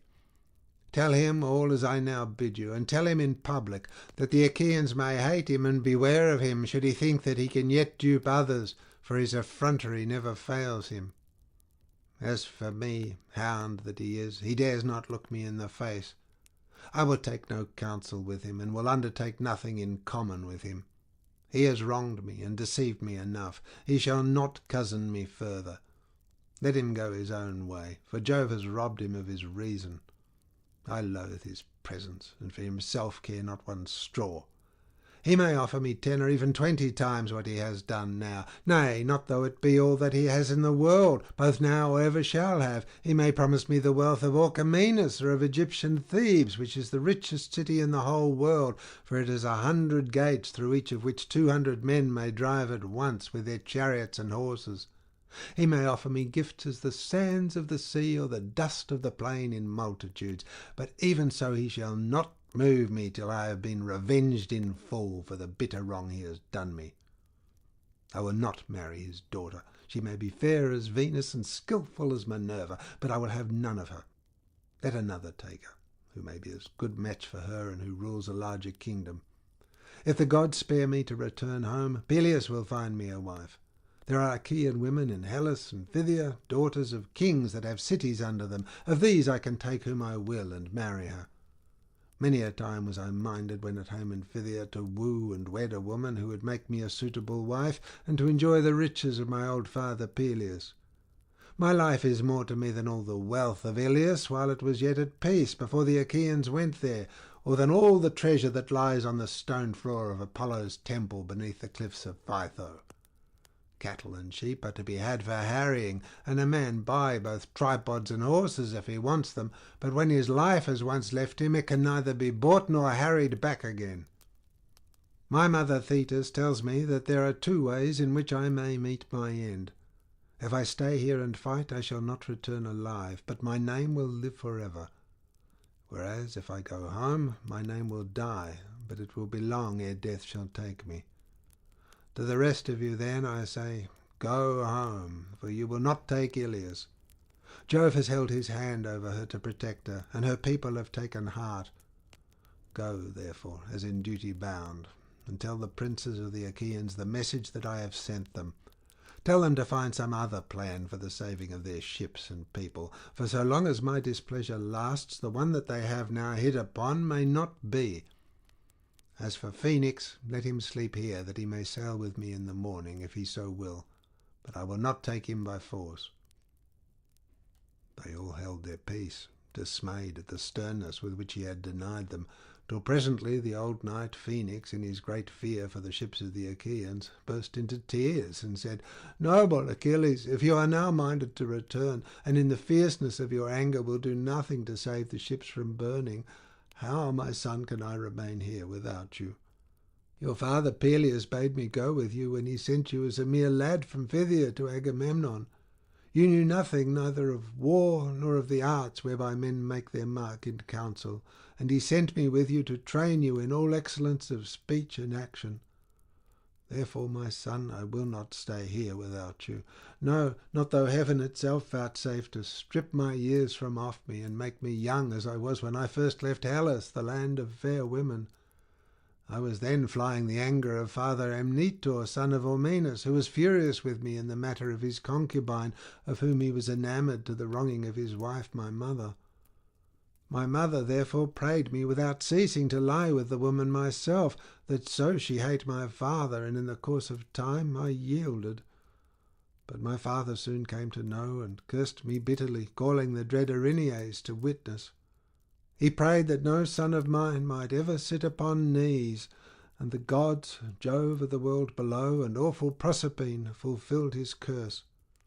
I took counsel to kill him, but some god stayed my rashness, and bade me think on men's evil tongues, and how I should be branded as the murderer of my father. Nevertheless, I could not bear to stay in my father's house with him so bitter against me. My cousins and clansmen came about me, and pressed me sorely to remain. Many a sheep and many an ox did they slaughter, and many a fat hog did they set down to roast before the fire. Many a jar too did they broach of my father's wine. 9 whole nights did they set a guard over me, taking it in turns to watch, and they kept a fire always burning, both in the cloister of the outer court and in the inner court at the doors of the room wherein I lay. But when the darkness of the 10th night came, I broke through the closed doors of my room, and climbed the wall of the outer court, after passing quickly and unperceived through the men on guard and the women servants. I then fled through Hellas till I came to fertile Phthia, mother of sheep, and to King Peleus, who made me welcome and treated me as a father treats an only son who will be heir to all his wealth. He made me rich and set me over much people, establishing me on the borders of Phthia, where I was chief ruler over the Dolopians. It was I, Achilles, who had the making of you. I loved you with all my heart, for you would eat neither at home nor when you had gone out elsewhere, till I had first set you upon my knees, cut up the dainty morsel that you were to eat, and held the wine-cup to your lips. Many a time have you slobbered your wine in baby helplessness over my shirt. I had infinite trouble with you, but I knew that heaven had vouchsafed me no offspring of my own, and I made a son of you, Achilles, that in my hour of need you might protect me. Now, therefore, I say, battle with your pride and beat it. Cherish not your anger forever. The might and majesty of heaven are more than ours, but even heaven may be appeased, and if a man has sinned, he prays the gods, and reconciles them to himself by his piteous cries and by frankincense, with drink offerings and the savour of burnt sacrifice. For prayers are as daughters to great Jove. Halt, wrinkled, with eyes askance, they follow in the footsteps of sin, who, being fierce and fleet of foot, leaves them far behind him, and ever baneful to mankind, outstrips them even to the ends of the world. But nevertheless the prayers come hobbling and healing after. If a man has pity upon these daughters of Jove when they draw near him, they will bless him and hear him too when he is praying. But if he deny them and will not listen to them, they go to Jove, the son of Saturn, and pray that he may presently fall into sin, to his ruing bitterly hereafter. Therefore, Achilles, give these daughters of Jove due reverence, and bow before them as all good men will bow. Were not the son of Atreus offering you gifts and promising others later? If he were still furious and implacable, I am not he that would bid you throw off your anger and help the Achaeans, no matter how great their need. But he is giving much now, and more hereafter. He has sent his captains to urge his suit, and has chosen those who of all the Argives are most acceptable to you. Make not then their words and their coming to be of none effect. Your anger has been righteous so far. We have heard in song how heroes of old time quarrelled when they were roused to fury, but still they could be won by gifts, and fair words could soothe them. I have an old story in my mind, a very old one, but you are all friends, and I will tell it. The Curetes and the Aetolians were fighting and killing one another around Calydon, the Aetolians defending the city and the Curetes trying to destroy it. For Diana of the Golden Throne was angry and did them hurt because Aeneas had not offered her his harvest firstfruits. The other gods had all been feasted with hecatombs, but to the daughter of great Jove alone he had made no sacrifice. He had forgotten her, or somehow or other it had escaped him, and this was a grievous sin. Thereon the archer goddess in her displeasure sent a prodigious creature against him, a savage wild boar with great white tusks that did much harm to his orchard lands, uprooting apple trees in full bloom and throwing them to the ground. But Meleager, son of Oeneus, got huntsmen and hounds from many cities and killed it, for it was so monstrous that not a few were needed, and many a man did it stretch upon his funeral pyre. On this the goddess sent the Curetes and Aetolians fighting furiously about the head and skin of the boar. So long as Meleager was in the field, things went badly with the Curetes, and for all their numbers they could not hold their ground under the city walls. But in the course of time Meleager was angered, as even a wise man will sometimes be. He was incensed with his mother, Althea, and therefore stayed at home with his wedded wife, fair Cleopatra, who was daughter of Marpessa, daughter of Oeneus, and of Ides, the man then living. He it was who took his bow and faced King Apollo himself for fair Marpessa's sake. Her father and mother then named her Alcyone, because her mother had mourned with the plaintive strains of the halcyon bird when Phoebus Apollo had carried her off. Meleager then stayed at home with Cleopatra, nursing the anger which he felt by reason of his mother's curses.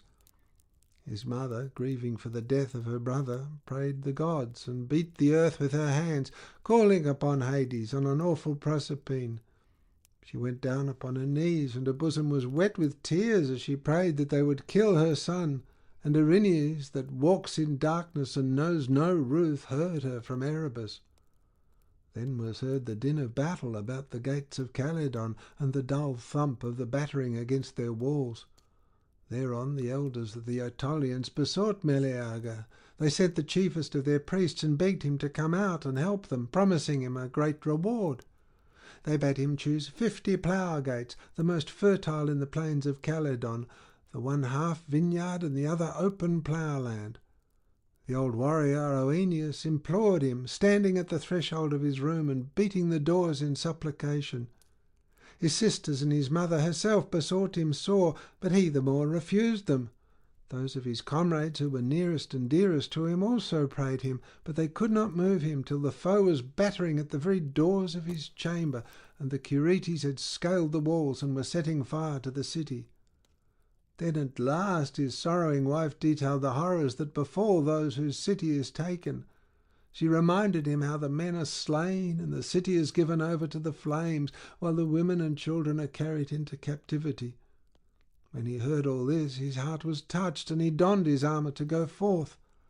Thus of his own inward motion he saved the city of the Aetolians, but they now gave him nothing of those rich rewards that they had offered earlier, and though he saved the city, he took nothing by it. Be not then, my son, thus minded. Let not heaven lure you into any such course. When the ships are burning, it will be a harder matter to save them. Take the gifts and go, for the Achaeans will then honour you as a god. Whereas if you fight without taking them, you may beat the battle back, but you will not be held in like honour. And Achilles answered, Phoenix, old friend and father, I have no need of such honour. I have honour from Jove himself, which will abide with me at my ships while I have breath in my body and my limbs are strong. I say further, and lay my saying to your heart, vex me no more with this weeping and lamentation, all in the cause of the son of Atreus. Love him so well, and you may lose the love I bear you. You ought to help me rather than in troubling those that trouble me. Be king as much as I am, and share like honour with myself. The others shall take my answer. Stay here yourself, and sleep comfortably in your bed. At daybreak we will consider whether to remain or go. On this he nodded quietly to Patroclus as a sign that he was to prepare a bed for Phoenix, and that the others should take their leave. Ajax, son of Telamon, then said, Ulysses, noble son of Laertes, let us be gone, for I see that our journey is vain. We must now take our answer, unwelcome though it be, to the Danaans who are waiting to receive it. Achilles is savage and remorseless. He is cruel, and cares nothing for the love his comrades lavished upon him more than on all the others. He is implacable. And yet if a man's brother or son has been slain, he will accept a fine by way of amends from him that killed him, and the wrongdoer, having paid in full, remains in peace among his own people.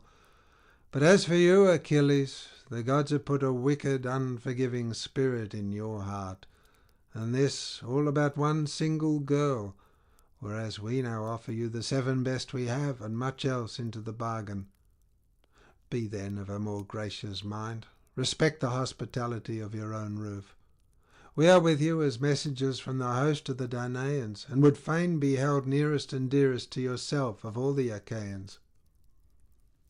Ajax, replied Achilles, noble son of Telamon, you have spoken much to my liking, but my blood boils when I think it all over, and remember how the son of Atreus treated me with contumely, as though I was some vile tramp, and that too in the presence of the Argives. Go then and deliver your message. Say that I will have no concern with fighting till Hector, son of noble Priam, reaches the tents of the Myrmidons in his murderous course, and flings fire upon their ships. For all his lust of battle, I take it he will be held in check when he is at my own tent and ship. On this they took every man his double cup, made their drink offerings, and went back to the ships, Ulysses leading the way. But Patroclus told his men and maidservants to make ready a comfortable bed for Phoenix. They therefore did so, with sheepskins, a rug, and a sheet of fine linen. The old man then laid himself down and waited till morning came. But Achilles slept in an inner room, and beside him the daughter of Phorbas, lovely Diomede, whom he had carried off from Lesbos. Patroclus lay on the other side of the room, and with him fair Iphis, whom Achilles had given him when he took Skyros, the city of Aeneas. When the envoys reached the tents of the son of Atreus, the Achaeans rose, pledged them in cups of gold, and began to question them. King Agamemnon was the first to do so. "Tell me, Ulysses," said he, "will he save the ships from burning, or did he refuse, and is he still furious?" Ulysses answered, "Most noble son of Atreus, king of men, Agamemnon, Achilles will not be calmed, but is more fiercely angry than ever, and spurns both you and your gifts. He bids you take counsel with the Achaeans to save the ships and hosts as you best may. As for himself, he said that at daybreak he should draw his ships into the water. He said further that he should advise everyone to sail home likewise, but that you will not reach the goal of Ilias. Jove, he said, has laid his hand over the city to protect it, and the people have taken heart.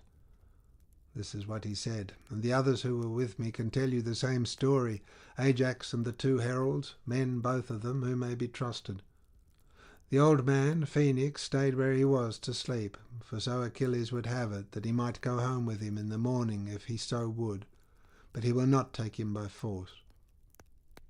They all held their peace, sitting for a long time, silent and dejected, by reason of the sternness with which Achilles had refused them, till presently Diomed said, "Most noble son of Atreus, king of men, Agamemnon, you ought not to have sued the son of Peleus, nor offered him gifts. He is proud enough as it is, and you have encouraged him in his pride still further. Let him stay or go as he will. He will fight later when he is in the humour, and heaven puts it in his mind to do so. Now, therefore, let us all do as I say.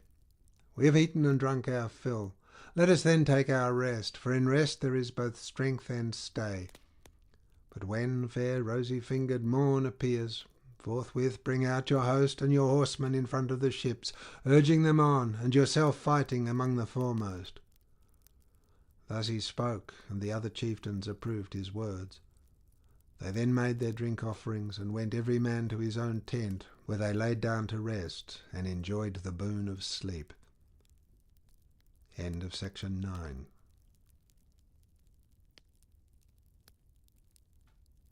Book 10. Ulysses and Diomed go out as spies and meet Dolon, who gives them information. They then kill him, and profiting by what he had told them, kill Rhesus, king of the Thracians, and take his horses. Now the other princes of the Achaeans slept soundly the whole night through, but Agamemnon, son of Atreus, was troubled, so that he could get no rest. As when fair Juno's lord flashes his lightning in token of great rain or hail or snow when the snowflakes whiten the ground, or again as a sign that he will open the wide jaws of hungry war. Even so did Agamemnon heave many a heavy sigh, for his soul trembled within him.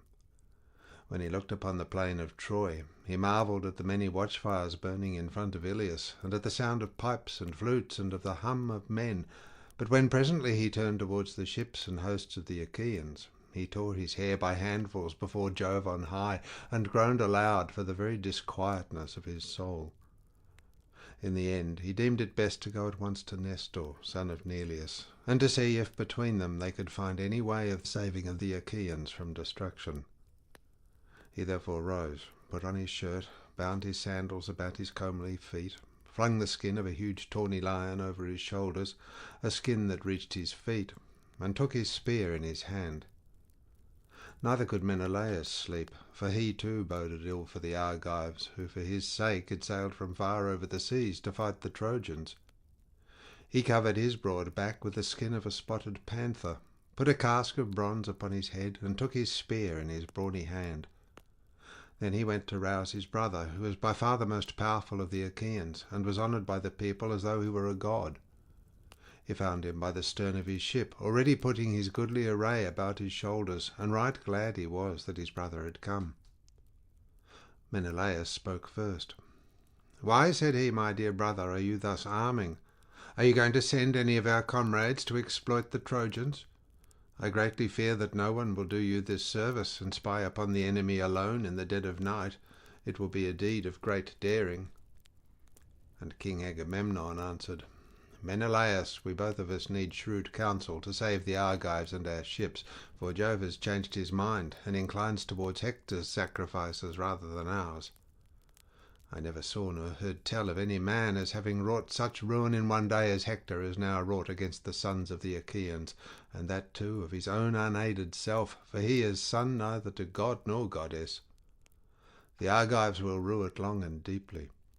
Run, therefore, with all speed by the line of the ships, and call Ajax and Idomeneus. Meanwhile I will go to Nestor, and bid him rise and go about among the companies of our sentinels to give them their instructions. They will listen to him sooner than to any man, for his own son and Meriones, brother in arms to Idomeneus, are captains over them. It was to them more particularly that we gave this charge." Menelaus replied, "How do I take your meaning? Am I to stay with them and wait your coming, or shall I return here as soon as I have given your orders?" "Wait," answered King Agamemnon, "for there are so many paths about the camp that we might miss one another. Call every man on your way, and bid him be stirring. Name him by his lineage and by his father's name. Give each all titular observance, and stand not too much upon your own dignity. We must take our full share of toil, for at our birth Jove laid this heavy burden upon us." With these instructions he sent his brother on his way, and went on to Nestor, shepherd of his people. He found him sleeping in his tent hard by his own ship. His goodly armour lay beside him, his shield, his 2 spears, and his helmet. Beside him also lay the gleaming girdle with which the old man girded himself when he armed to lead his people into battle, for his age stayed him not. He raised himself on his elbow and looked up at Agamemnon. "Who is it," said he, "that goes thus about the host and the ships alone, and in the dead of night when men are sleeping? Are you looking for one of your mules, or for some comrade? Do not stand there and say nothing, but speak. What is your business?" And Agamemnon answered, "Nestor, son of Neleus, honour to the Achaean name. It is I, Agamemnon, son of Atreus, on whom Jove has laid labour and sorrow so long as there is breath in my body and my limbs carry me. I am thus abroad because sleep sits not upon my eyelids, but my heart is big with war and with the jeopardy of the Achaeans. I am in great fear of the Danaans. I am at sea and without sure counsel. My heart beats as though it would leap out of my body, and my limbs fail me. If then you can do anything, for you too cannot sleep, let us go the rounds of the watch, and see whether they are drowsy with toil, and sleeping to the neglect of their duty. The enemy is encamped hard, and we know not but he may attack us by night." Nestor replied, "Most noble son of Atreus, king of men, Agamemnon, Jove will not do all for Hector that Hector thinks he will. He will have troubles yet in plenty, if Achilles will lay aside his anger. I will go with you, and we will rouse others, either the son of Tydeus, or Ulysses, or fleet Ajax, and the valiant son of Phyleus. Some one had also better go and call Ajax and King Idomeneus, for their ships are not near at hand, but the farthest of all. I cannot, however, refrain from blaming Menelaus, much as I love him and respect him, and I will say so plainly, even at the risk of offending you, for sleeping and leaving all this trouble to yourself. He ought to be going about imploring, and from all the princes of the Achaeans, for we are in extreme danger. And Agamemnon answered, Sir, you may sometimes blame him justly, for he is often remiss and unwilling to exert himself, not indeed from sloth, nor yet heedlessness, but because he looks to me, and expects me to take the lead. On this occasion, however, he was awake before I was, and came to me of his own accord. I have already sent him to call the very men whom you have named. And now let us be going. We shall find them with the watch outside the gates, for it is there I said that we should meet them.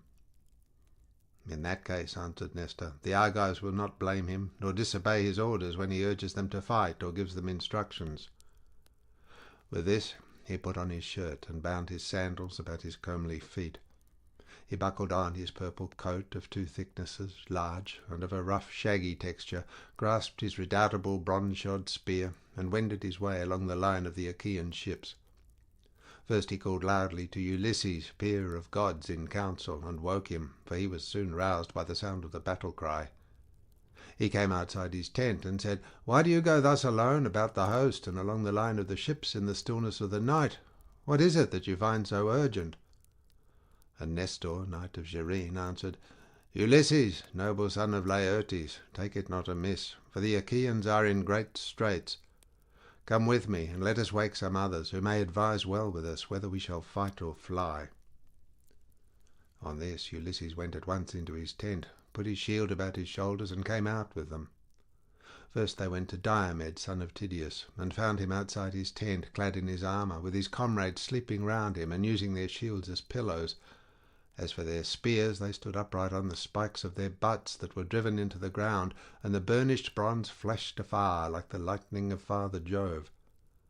The hero was sleeping upon the skin of an ox, with a piece of fine carpet under his head.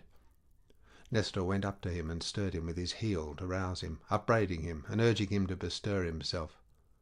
"Wake up," he exclaimed, son of Tydeus. "How can you sleep on in this way? Can you not see that the Trojans are encamped on the brow of the plain hard by our ships, with but a little space between us and them?"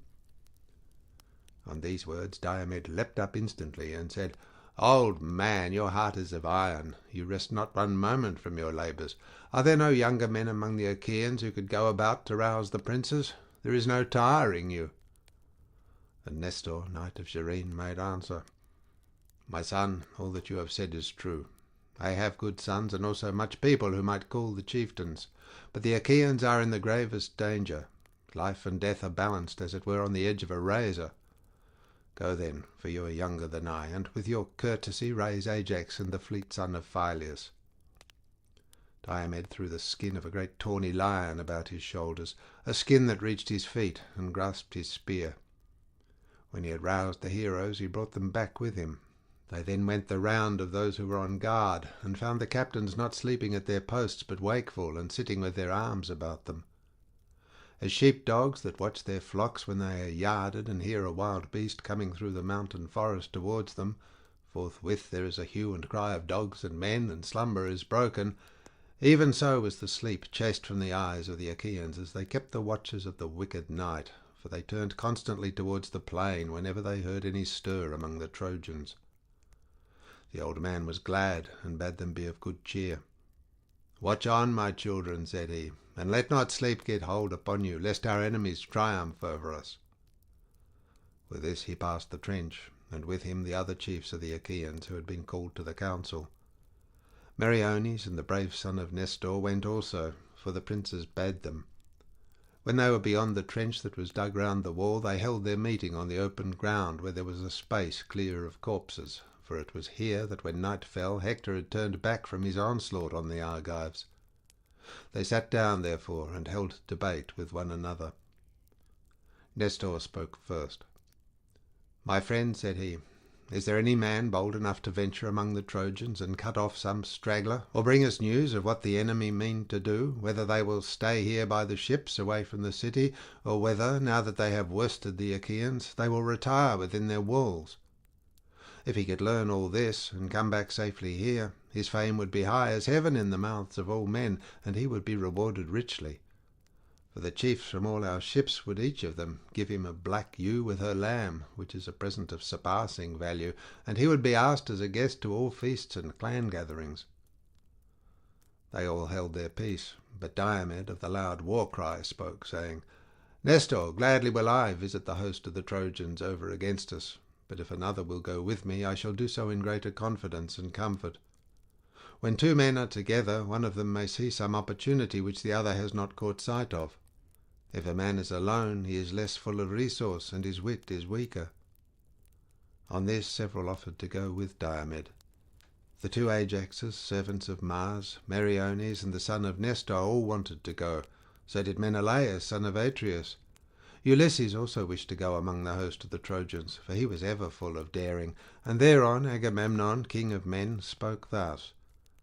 Diomed, said he, son of Tydeus, man after my own heart, choose your comrade for yourself.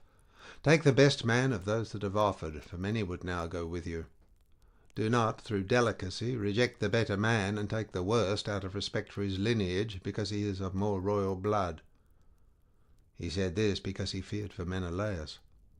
Diomed answered, If you bid me take the man of my own choice, how in that case can I fail to think of Ulysses, than whom there is no man more eager to face all kinds of danger, and Pallas Minerva loves him well.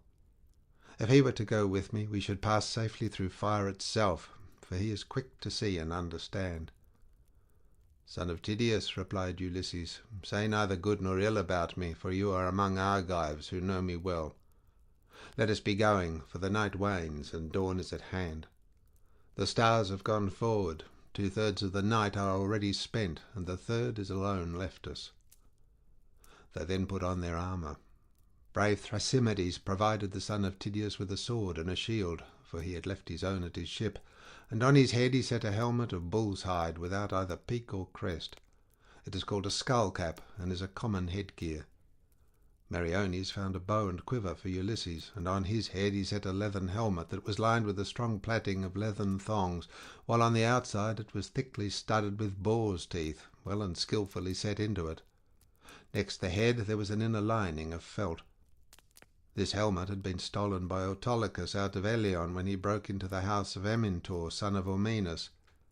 He gave it to Amphidamas of Cythera to take to Scandia, and Amphidamas gave it as a guest gift to Molus, who gave it to his son Meriones, and now it was set upon the head of Ulysses.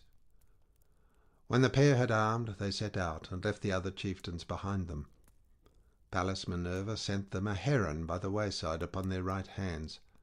They could not see it in the darkness, but they heard its cry. Ulysses was glad when he heard it, and prayed to Minerva.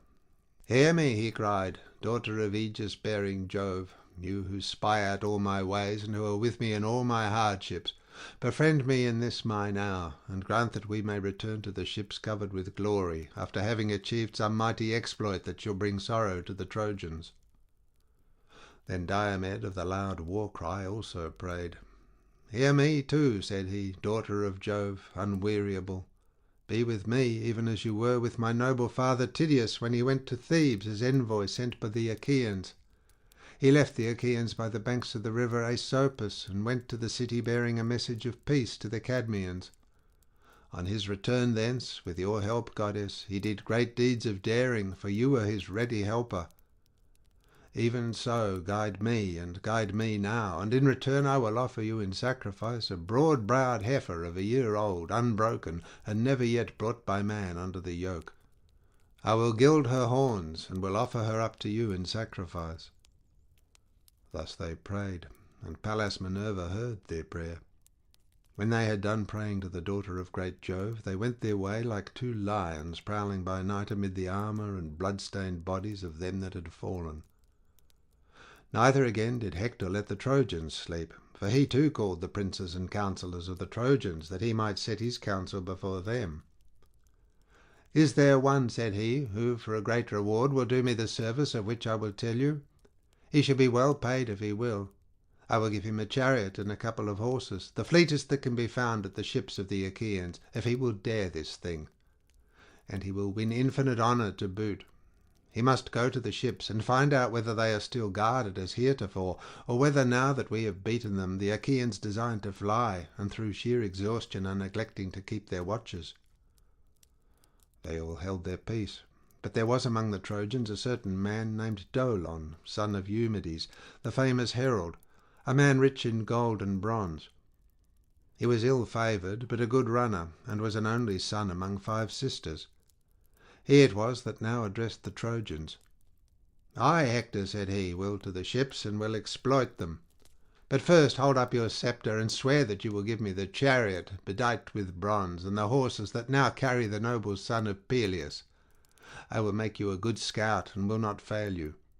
I will go through the host from one end to the other, till I come to the ship of Agamemnon, where I take it the princes of the Achaeans are now consulting whether they shall fight or fly."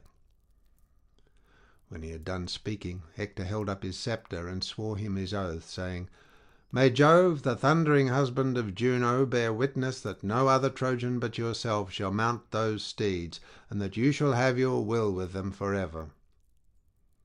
The oath he swore was bootless, but it made Dolon more keen on going. He hung his bow over his shoulder, and as an overall he wore the skin of a grey wolf, while on his head he set a cap of ferret skin. Then he took a pointed javelin and left the camp for the ships, but he was not to return with any news for Hector. When he had left the horses and the troops behind him, he made all speed on his way, but Ulysses perceived his coming and said to Diomed, "Diomed, here is someone from the camp. I am not sure whether he is a spy, or whether it is some thief who would plunder the bodies of the dead. Let him get a little past us. We can then spring upon him and take him. If, however, he is too quick for us, go after him with your spear and hem him in towards the ships away from the Trojan camp, to prevent his getting back to the town." With this they turned out of their way and lay down among the corpses.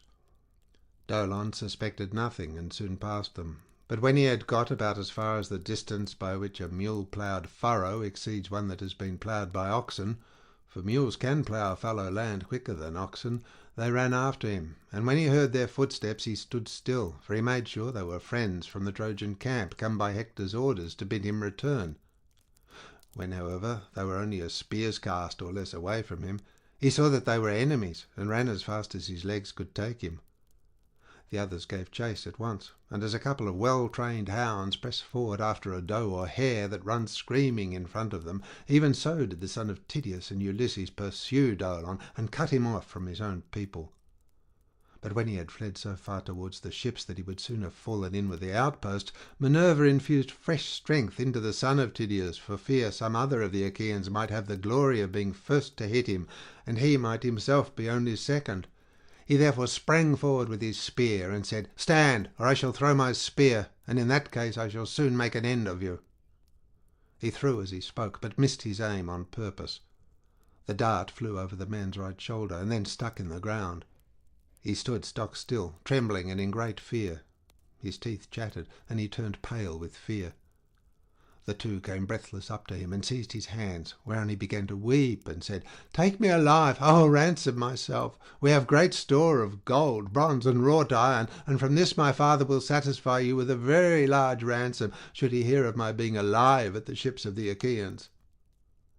"Fear not," replied Ulysses. "Let no thought of death be in your mind. But tell me, and tell me true, why are you thus going about alone in the dead of night, away from your camp and towards the ships, while other men are sleeping? Is it to plunder the bodies of the slain, or did Hector send you to spy out what was going on at the ships? Or did you come here of your own mere notion?" Dolon answered, his limbs trembling beneath him, "Hector, with his vain, flattering promises, lured me from my better judgment. He said he would give me the horses of the noble son of Peleus and his bronze bedizened chariot. He bade me go through the darkness of the flying night, get close to the enemy, and find out whether the ships are still guarded as heretofore, or whether, now that we have beaten them, the Achaeans design to fly, and through sheer exhaustion are neglecting to keep their watches." Ulysses smiled at him and answered, You had indeed set your heart upon a great reward, but the horses of the descendants of Asius are hardly to be kept in hand or driven by any other mortal man than Achilles himself, whose mother was an immortal. But tell me, and tell me true, where did you leave Hector when you started? Where lies his armour and his horses? How, too, are the watches and sleeping ground of the Trojans ordered? What are their plans? Will they stay here by the ships and away from the city, or now that they have worsted the Achaeans, will they retire within their walls? And Dolon answered, I will tell you truly all. Hector and the other counsellors are now holding conference by the monument of great Ilus, away from the general tumult. As for the guards about which you ask me, there is no chosen watch to keep guard over the host. The Trojans have their watchfires, for they are bound to have them. They therefore are awake and keep each other to their duty as sentinels. But the allies who have come from other places are asleep, and leave it to the Trojans to keep guard, for their wives and children are not here. Ulysses then said, Now tell me, are they sleeping among the Trojan troops, or do they lie apart? Explain this, that I may understand it. I will tell you truly all, replied Dolon. To the seaward lie the Carians, the Paeonian bowmen, the Leleges, the Cauconians, and the noble Pelasgi. The Lycians and proud Mysians, with the Phrygians and Maeonians, have their place on the side towards Thymbra. But why ask about all this? If you want to find your way into the host of the Trojans, there are the Thracians who have lately come here and lie apart from the others at the far end of the camp. And they have Rhesus, son of Ionius, for their king. His horses are the finest and strongest that I have ever seen. They are whiter than snow and fleeter than any wind that blows. His chariot is bedight with silver and gold, and he has brought his marvellous golden armour of the rarest workmanship, too splendid for any mortal man to carry, and meet only for the gods. Now, therefore, take me to the ships, or bind me securely here, until you come back and have proved my words, whether they be false or true. Diomed looked sternly at him and answered, Think not, Dolon, for all the good information you have given us, that you shall escape now you are in our hands. For if we ransom you or let you go, you will come some second time to the ships of the Achaeans, either as a spy or as an open enemy. But if I kill you and an end of you, you will give no more trouble. On this Dolon would have caught him by the beard to beseech him further, but Diomed struck him in the middle of his neck with his sword, and cut through both sinews, so that his head fell rolling in the dust while he was yet speaking. They took the ferret skin cap from his head, and also the wolf skin, the bow, and his long spear. Ulysses hung them up aloft in honour of Minerva, the goddess of plunder, and prayed, saying, Accept these, goddess, for we give them to you in preference to all the gods in Olympus. Therefore speed us still further towards the horses and sleeping ground of the Thracians.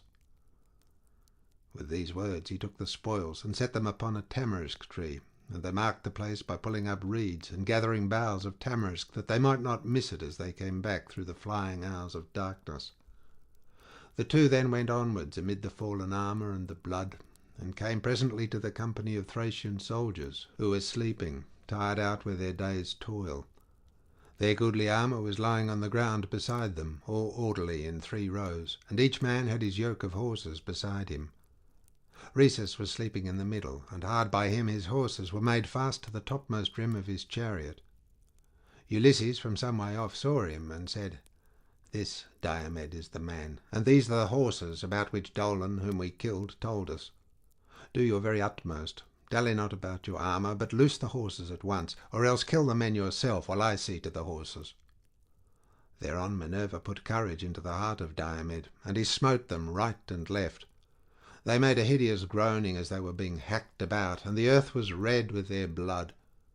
As a lion springs furiously upon a flock of sheep or goats when he finds them without their shepherd, so did the son of Tydeus set upon the Thracian soldiers, till he had killed 12. As he killed them, Ulysses came and drew them aside by their feet one by one, that the horses might go forward freely without being frightened as they passed over the dead bodies, for they were not yet used to them. When the son of Tydeus came to the king, he killed him too, which made 13, as he was breathing hard, for by the counsel of Minerva an evil dream, the scene of Oeneus, hovered that night over his head. Meanwhile Ulysses untied the horses, made them fast one to another, and drove them off, striking them with his bow, for he had forgotten to take the whip from their chariot. Then he whistled as a sign to Diomed. But Diomed stayed where he was, thinking what other daring deed he might accomplish. He was doubting whether to take the chariot in which the king's armour was lying and draw it out by the pole, or to lift the armour out and carry it off, or whether again he should not kill some more Thracians. While he was thus hesitating, Minerva came up to him and said, "Get back, Diomed, to the ships, or you may be driven thither should some other god rouse the Trojans." Diomed knew that it was the goddess, and at once sprang upon the horses. Ulysses beat them with his bow, and they fled onward to the ships of the Achaeans. But Apollo kept no blind lookout when he saw Minerva with the son of Tydeus.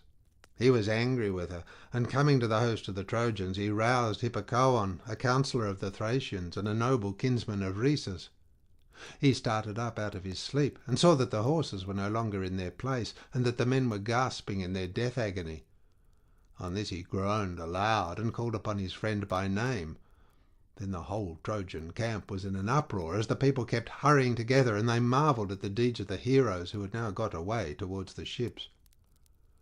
When they reached the place where they had killed Hector's scout, Ulysses stayed his horses, and the son of Tydeus, leaping to the ground, placed the blood-stained spoils in the hands of Ulysses and remounted.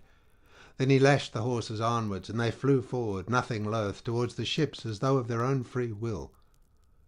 Nestor was first to hear the tramp of their feet. "My friend," said he, "princes and counsellors of the Argives, shall I guess right or wrong? But I must say what I think. There is a sound in my ears as of the tramp of horses. I hope it may be Diomed and Ulysses driving in horses from the Trojans, but I much fear that the bravest of the Argives may have come to some harm at their hands." He had hardly done speaking when the two men came in and dismounted, whereon the others shook hands right gladly with them and congratulated them. Nestor, knight of Gerene, was first to question them. "Tell me," said he, "renowned Ulysses, how did you two come by these horses? Did you steal in among the Trojan forces, or did some god meet you and give them to you? They are like sunbeams. I am well conversant with the Trojans, for old warrior though I am, I never hold back by the ships, but I never yet saw or heard of such horses as these are. Surely some god must have met you and given them to you, for you are both of you dear to Jove and to Jove's daughter Minerva." And Ulysses answered, "Nestor, son of Neleus, honour to the Achaean name. Heaven, if it so will, can give us even better horses than these, for the gods are far mightier than we are. These horses, however, about which you ask me, are freshly come from Thrace. Diomed killed their king with the 12 bravest of his companions. Hard by our ships we took a 13th man, a scout whom Hector and the other Trojans had sent as a spy upon our ships." He laughed as he spoke, and drove the horses over the ditch, while the other Achaeans followed him gladly. When they reached the strongly built quarters of the son of Tydeus, they tied the horses with thongs of leather to the manger, where the steeds of Diomed stood eating their sweet corn. But Ulysses hung the blood-stained spoils of Dolon at the stern of his ship, that they might prepare a sacred offering to Minerva. As for themselves, they went into the sea and washed the sweat from their bodies and from their necks and thighs. When the sea water had taken all the sweat from off them and had refreshed them, they went into the baths and washed themselves. After they had so done and had anointed themselves with oil, they sat down to table, and drawing from a full mixing bowl, made a drink offering of wine to Minerva. End of section 10.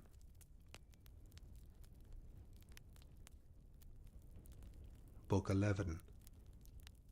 In the forenoon the fight is equal, but Agamemnon turns the fortune of the day towards the Achaeans until he gets wounded and leaves the field. Hector then drives everything before him till he is wounded by Diomed. Paris wounds Diomed. Ulysses, Nestor, and Idomeneus perform prodigies of valour. Machaon is wounded. Nestor drives him off in his chariot. Achilles sees the pair driving towards the camp, and sends Patroclus to ask who it is that is wounded. This is the beginning of evil for Patroclus. Nestor makes a long speech. And now, as dawn rose from her couch beside Tithonus, harbinger of light alike to mortals and immortals, Jove sent fierce Discord, with the ensign of war in her hands, to the ships of the Achaeans. She took her stand by the huge black hull of Ulysses' ship, which was middlemost of all, so that her voice might carry farthest on either side, on the one hand towards the tents of Ajax, son of Telamon, and on the other towards those of Achilles. For these two heroes, well assured of their own strength, had valorously drawn up their ships at the two ends of the line. There she took her stand, and raised a cry both loud and shrill that filled the Achaeans with courage, giving them heart to fight resolutely and with all their might, so that they had rather stay there and do battle than go home in their ships. The son of Atreus shouted aloud and bade the Argives gird themselves for battle, while he put on his armour. First he girded his goodly greaves about his legs, making them fast with ankle clasps of silver, and about his chest he set the breastplate which Cinyras had once given him as a guest gift. It had been nosed abroad as far as Cyprus that the Achaeans were about to sail for Troy, and therefore he gave it to the king. It had 10 courses of dark cyanus, 12 of gold and 10 of tin.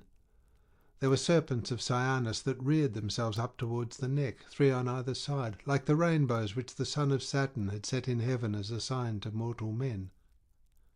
About his shoulders he threw his sword, studded with bosses of gold, and the scabbard was of silver, with a chain of gold wherewith to hang it. He took, moreover, the richly dight shield that covered his body when he was in battle, fair to see, with 10 circles of bronze running all round it. On the body of the shield there were 20 bosses of white tin, with another of dark cyanus in the middle. This last was made to show a Gorgon's head, fierce and grim, with rout and panic on either side. The band for the arm to go through was of silver, on which there was a writhing snake of cyanus, with 3 heads that sprang from a single neck and went in and out among one another. On his head Agamemnon set a helmet, with a peak before and behind, and 4 plumes of horsehair that nodded menacingly above it. Then he grasped 2 redoubtable bronze-shod spears, and the gleam of his armour shot from him as a flame into the firmament, while Juno and Minerva thundered in honour of the king of rich Mycenae. Every man now left his horses in charge of his charioteer to hold them in readiness by the trench, while he went into battle on foot, clad in full armour, and a mighty uproar rose on high into the dawning. The chiefs were armed and at the trench before the horses got there, but these came up presently. The son of Saturn sent a portent of evil sound about their host, and the dew fell red with blood, for he was about to send many a brave man hurrying down to Hades. The Trojans, on the other side, upon the rising slope of the plain, were gathered round great Hector, noble Polydamas, Aeneas, who was honoured by the Trojans like an immortal, and the 3 sons of Antenor, Polybus, Agenor, and the young Acamas, beautiful as a god. Hector's round shield showed in the front rank, and as some baneful star that shines for a moment through a rent in the clouds and is again hidden beneath them, even so was Hector now seen in the front ranks and now again in the hindmost, and his bronze armour gleamed like the lightning of aegis-bearing Jove. And now, as a band of reapers mows swathes of wheat or barley upon a rich man's land, and the sheaves fall thick before them, even so did the Trojans and Achaeans fall upon one another. They were in no mood for yielding, but fought like wolves, and neither side got the better of the other. Discord was glad as she beheld them, for she was the only god that went among them. The others were not there, but stayed quietly, each in his own home among the dells and valleys of Olympus. All of them blamed the son of Saturn for wanting to give victory to the Trojans, but Father Jove heeded them not. He held aloof from all, and sat apart in his all-glorious majesty, looking down upon the city of the Trojans, the ships of the Achaeans, the gleam of bronze, and alike upon the slayers and on the slain. Now, so long as the day waxed and it was still morning, their darts rained thick on one another, and the people perished. And as the hour drew nigh when a woodsman, working in some mountain forest, will get his midday meal, for he has felled till his hands are weary, he is tired out, and must now have food.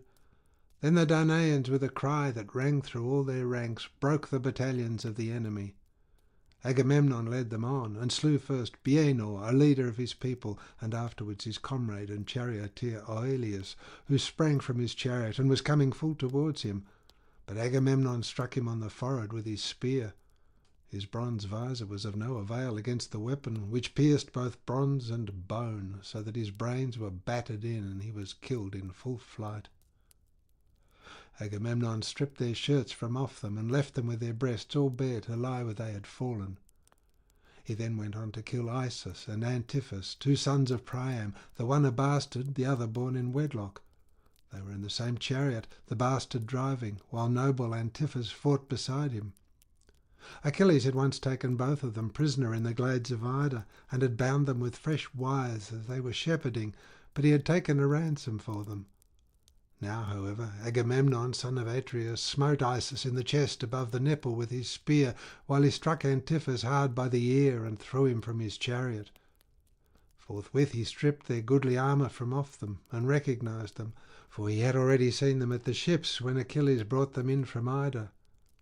As a lion fastens on the fawns of a hind and crushes them in his great jaws, robbing them of their tender life while he is on his way back to his lair, the hind can do nothing for them, even though she be close by, for she is in an agony of fear and flies through the thick forest, sweating and at her utmost speed before the mighty monster.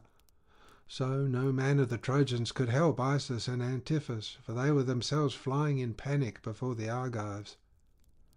Then King Agamemnon took the 2 sons of Antimachus, Pisander and brave Hippolochus. It was Antimachus who had been foremost in preventing Helen's being restored to Menelaus, for he was largely bribed by Alexandrus. And now Agamemnon took his 2 sons, both in the same chariot, trying to bring their horses to a stand, for they had lost hold of the reins, and the horses were mad with fear. The son of Atreus sprang upon them like a lion, and the pair besought him from their chariot. "Take us alive," they cried, "son of Atreus, and you shall receive a great ransom for us. Our father Antimachus has great store of gold, bronze, and wrought iron, and from this he will satisfy you with a very large ransom should he hear of our being alive at the ships of the Achaeans." With such piteous words and tears did they beseech the king, but they heard no pitiful answer in return. "If," said Agamemnon, "you are sons of Antimachus, who once at a council of Trojans proposed that Menelaus and Ulysses, who had come to you as envoys, should be killed and not suffered to return, you shall now pay for the foul iniquity of your father." As he spoke, he felled Pisander from his chariot to the earth, smiting him on the chest with his spear, so that he lay face uppermost upon the ground. Hippolochus fled, but him too did Agamemnon smite. He cut off his hands and his head, which he sent rolling in among the crowd as though it were a ball. Then he let them both lie, and wherever the ranks were thickest, thither he flew, while the other Achaeans followed. Foot soldiers drove the foot soldiers of the foe in rout before them, and slew them. Horsemen did the like by horsemen, and the thundering tramp of the horses raised a cloud of dust from off the plain. King Agamemnon followed after, ever slaying them and cheering on the Achaeans.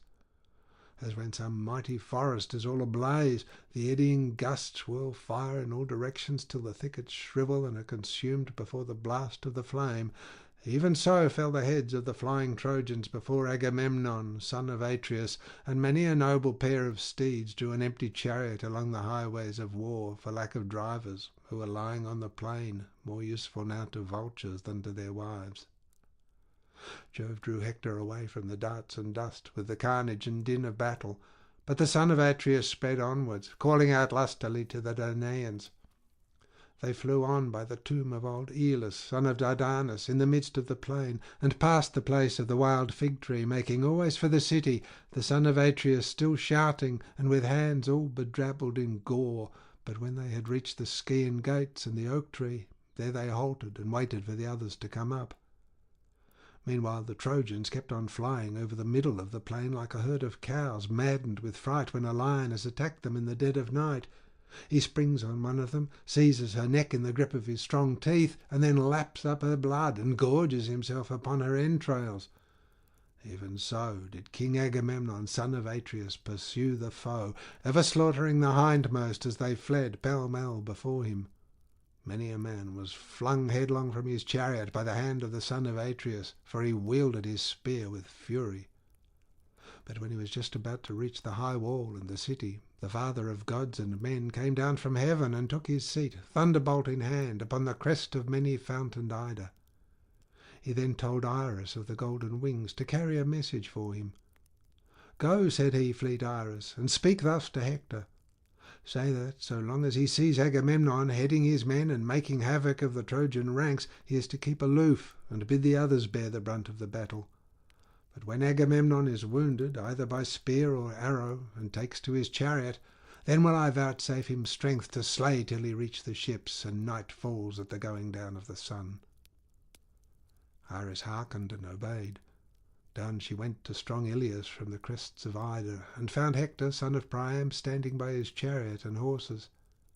Then she said, "Hector, son of Priam, peer of gods in council, Father Jove has sent me to bear you this message. So long as you see Agamemnon heading his men and making havoc of the Trojan ranks, you are to keep aloof and bid the others bear the brunt of the battle.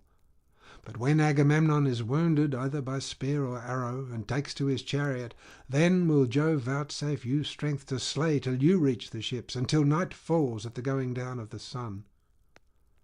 When she had thus spoken, Iris left him, and Hector sprang full armed from his chariot to the ground, brandishing his spear as he went about everywhere among the host, cheering his men on to fight, and stirring the dread strife of battle. The Trojans then wheeled round and again met the Achaeans, while the Argives on their part strengthened their battalions. The battle was now in array, and they stood face to face with one another, Agamemnon ever pressing forward in his eagerness to be ahead of all others. "Tell me now, ye muses that dwell in the mansions of Olympus, who, whether of the Trojans or of their allies, was the first to face Agamemnon?" "It was Iphidamas, son of Antenor, a man both brave and of great stature, who was brought up in fertile Thrace, the mother of sheep. Cisses, his mother's father, brought him up in his own house when he was a child. Cisses, father to fair Theano. When he reached manhood, Cisses would have kept him there, and was for giving him his daughter in marriage. But as soon as he had married, he set out to fight the Achaeans with 12 ships that followed him. These he had left at Percote, and had come on by land to Ilias. He it was that now met Agamemnon, son of Atreus. When they were close up with one another, the son of Atreus missed his aim, and Iphidamas hit him on the girdle below the cuirass, and then flung himself upon him, trusting to his strength of arm. The girdle, however, was not pierced, nor nearly so, for the point of the spear struck against the silver, and was turned aside as though it had been lead. King Agamemnon caught it from his hand, and drew it towards him with the fury of a lion. He then drew his sword, and killed Iphidamas by striking him on the neck. So there the poor fellow lay, sleeping a sleep as it were of bronze, killed in the defence of his fellow citizens, far from his wedded wife, of whom he had had no joy, though he had given much for her. He had given 100 head of cattle down, and had promised later on to give 1,000 sheep and goats mixed from the countless flocks of which he was possessed. Agamemnon, son of Atreus, then despoiled him, and carried off his armour into the host of the Achaeans. When noble Coon, Antenor's eldest son, saw this, sore indeed were his eyes at the sight of his fallen brother. Unseen by Agamemnon, he got beside him, spear in hand, and wounded him in the middle of his arm below the elbow, the point of the spear going right through the arm. Agamemnon was convulsed with pain, but still not even for this did he leave off struggling and fighting, but grasped his spear that flew as fleet as the wind, and sprang upon Coon, who was trying to drag off the body of his brother, his father's son, by the foot, and was crying for help to all the bravest of his comrades.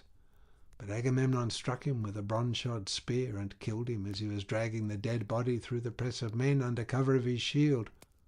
He then cut off his head, standing over the body of Iphidamas.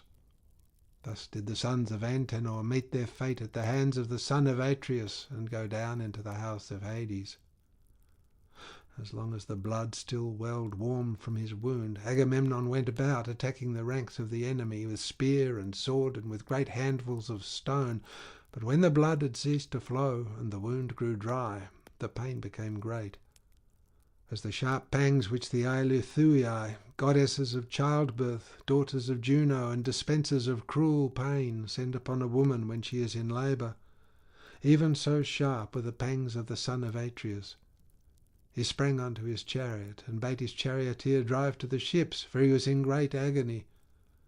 With a loud, clear voice he shouted to the Danaans, "My friends, princes and counsellors of the Argives, defend the ships yourselves, for Jove has not suffered me to fight the whole day through against the Trojans." With this the charioteer turned his horses towards the ships, and they flew forward, nothing loath. Their chests were white with foam, and their bellies with dust, as they drew the wounded king out of the battle. When Hector saw Agamemnon quit the field, he shouted to the Trojans and Lycians, saying, "Trojans, Lycians, and Dardanian warriors, be men, my friends, and acquit yourselves in battle bravely. Their best man has left them, and Jove has vouchsafed me a great triumph. Charge the foe with your chariots, that you may win still greater glory." With these words he put heart and soul into them all, and as a huntsman hounds his dogs on against a lion or wild boar, even so did Hector, peer of Mars, hound the proud Trojans on against the Achaeans. Full of hope he plunged in among the foremost, and fell on the fight like some fierce tempest that swoops down upon the sea and lashes its deep blue waters into fury. What, then, is the full tale of those whom Hector, son of Priam, killed in the hour of triumph which Jove then vouchsafed him? First Osaeus, Autonous, and Opytes, Dolops, son of Clytius, Opheltius, and Agelaus, Asimnus, Orus, and Hipponous, steadfast in battle. These chieftains of the Achaeans did Hector slay, and then he fell upon the rank and file. As when the west wind hustles the clouds of the white south and beats them down with the fierceness of its fury, the waves of the sea roll high and the spray is flung aloft in the rage of the wandering wind, even so thick were the heads of them that fell by the hand of Hector. All had then been lost and no help for it, and the Achaeans would have fled pell-mell to their ships, had not Ulysses cried out to Diomed, "Son of Tydeus, what has happened to us that we thus forget our prowess? Come, my good fellows, stand by my side and help me. We shall be shamed forever if Hector takes the ships." And Diomed answered, "Come what may, I will stand firm. But we shall have scant joy of it, for Jove is minded to give victory to the Trojans rather than to us." With these words he struck Thymbraeus from his chariot to the ground, smiting him in the left breast with his spear, while Ulysses killed Mauleon, who was his squire. These they let lie, now that they had stopped their fighting. The two heroes then went on playing havoc with the foe, like two wild boars that turn in fury and rend the hounds that hunt them. Thus did they turn upon the Trojans and slay them, and the Achaeans were thankful to have breathing time in their flight from Hector. They then took two princes with their chariot, the two sons of Merops of Percote, who excelled all others in the arts of divination. He had forbidden his sons to go to the war, but they would not obey him, for fate lured them to their fall. Diomed, son of Tydeus, slew them both, and stripped them of their armour, while Ulysses killed Hippodamus and Hypaeuricus. And now the son of Saturn, as he looked down from Ida, ordained that neither side should have the advantage, and they kept on killing one another. The son of Tydeus speared Agastrophus, son of Paeon, in the hip joint with his spear. His chariot was not at hand for him to fly with, so blindly confident had he been. His squire was in charge of it at some distance, and he was fighting on foot among the foremost until he lost his life. Hector soon marked the havoc Diomed and Ulysses were making, and bore down upon them with a loud cry, followed by the Trojan ranks. Brave Diomed was dismayed when he saw them, and said to Ulysses, who was beside him, "Great Hector is bearing down upon us, and we shall be undone. Let us stand firm and wait his onset." He poised his spear as he spoke, and hurled it, nor did he miss his mark. He had aimed at Hector's head near the top of his helmet, but bronze was turned by bronze, and Hector was untouched, for the spear was stayed by the visored helm made with 3 plates of metal, which Phoebus Apollo had given him. Hector sprang back with a great bound under cover of the ranks. He fell on his knees and propped himself with his brawny hand leaning on the ground, for darkness had fallen on his eyes. The son of Tydeus, having thrown his spear, dashed in among the foremost fighters to the place where he had seen it strike the ground. Meanwhile Hector recovered himself, and springing back into his chariot mingled with the crowd, by which means he saved his life. But Diomed made at him with his spear, and said, "Dog, you have again got away, though death was close on your heels. Phoebus Apollo, to whom I ween you pray ere you go into battle, has again saved you. Nevertheless, I will meet you and make an end of you hereafter, if there is any god who will stand by me too and be my helper. For the present I must pursue those I can lay hands on." As he spoke, he began stripping the spoils from the son of Paeon, but Alexandrus, husband of lovely Helen, aimed an arrow at him, leaning against a pillar of the monument which men had raised to Aeolus, son of Dardanus, a ruler in days of old. Diomed had taken the cuirass from off the breast of Agastrophus, his heavy helmet also, and the shield from off his shoulders, when Paris drew his bow and let fly an arrow that sped not from his hand in vain, but pierced the flat of Diomed's right foot, going right through it and fixing itself in the ground. Thereon Paris, with a hearty laugh, sprang forward from his hiding-place and taunted him, saying, "You are wounded. My arrow has not been shot in vain. Would that it had hit you in the belly and killed you, for thus the Trojans, who fear you as goats fear a lion, would have had a truce from evil." Diomed, all undaunted, answered, "Archer, you who without your bow are nothing, slanderer and seducer, if you were to be tried in single combat, fighting in full armour, your bow and your arrows would serve you in little stead. Vain is your boast in that you have scratched the sole of my foot. I care no more than if a girl or some silly boy had hit me. A worthless coward could inflict but a light wound. When I wound a man, though I but graze his skin, it is another matter, for my weapon will lay him low. His wife will tear her cheeks for grief, and his children will be fatherless. There will he rot, reddening the earth with his blood, and vultures, not women, will gather round him." Thus he spoke, but Ulysses came up and stood over him. Under this cover he sat down to draw the arrow from his foot, and sharp was the pain he suffered as he did so. Then he sprang onto his chariot and bade the charioteer drive him to the ships, for he was sick at heart. Ulysses was now alone. Not one of the Argives stood by him, for they were all panic-stricken. "Alas," said he to himself in his dismay, "what will become of me? It is ill if I turn and fly before these odds, but it will be worse if I am left alone and taken prisoner, for the son of Saturn has struck the rest of the Dardanians with panic. But why talk to myself in this way? Well do I know that though cowards quit the field, a hero, whether he wound or be wounded, must stand firm and hold his own." While he was thus in two minds, the ranks of the Trojans advanced and hemmed him in, and bitterly did they come to rue it.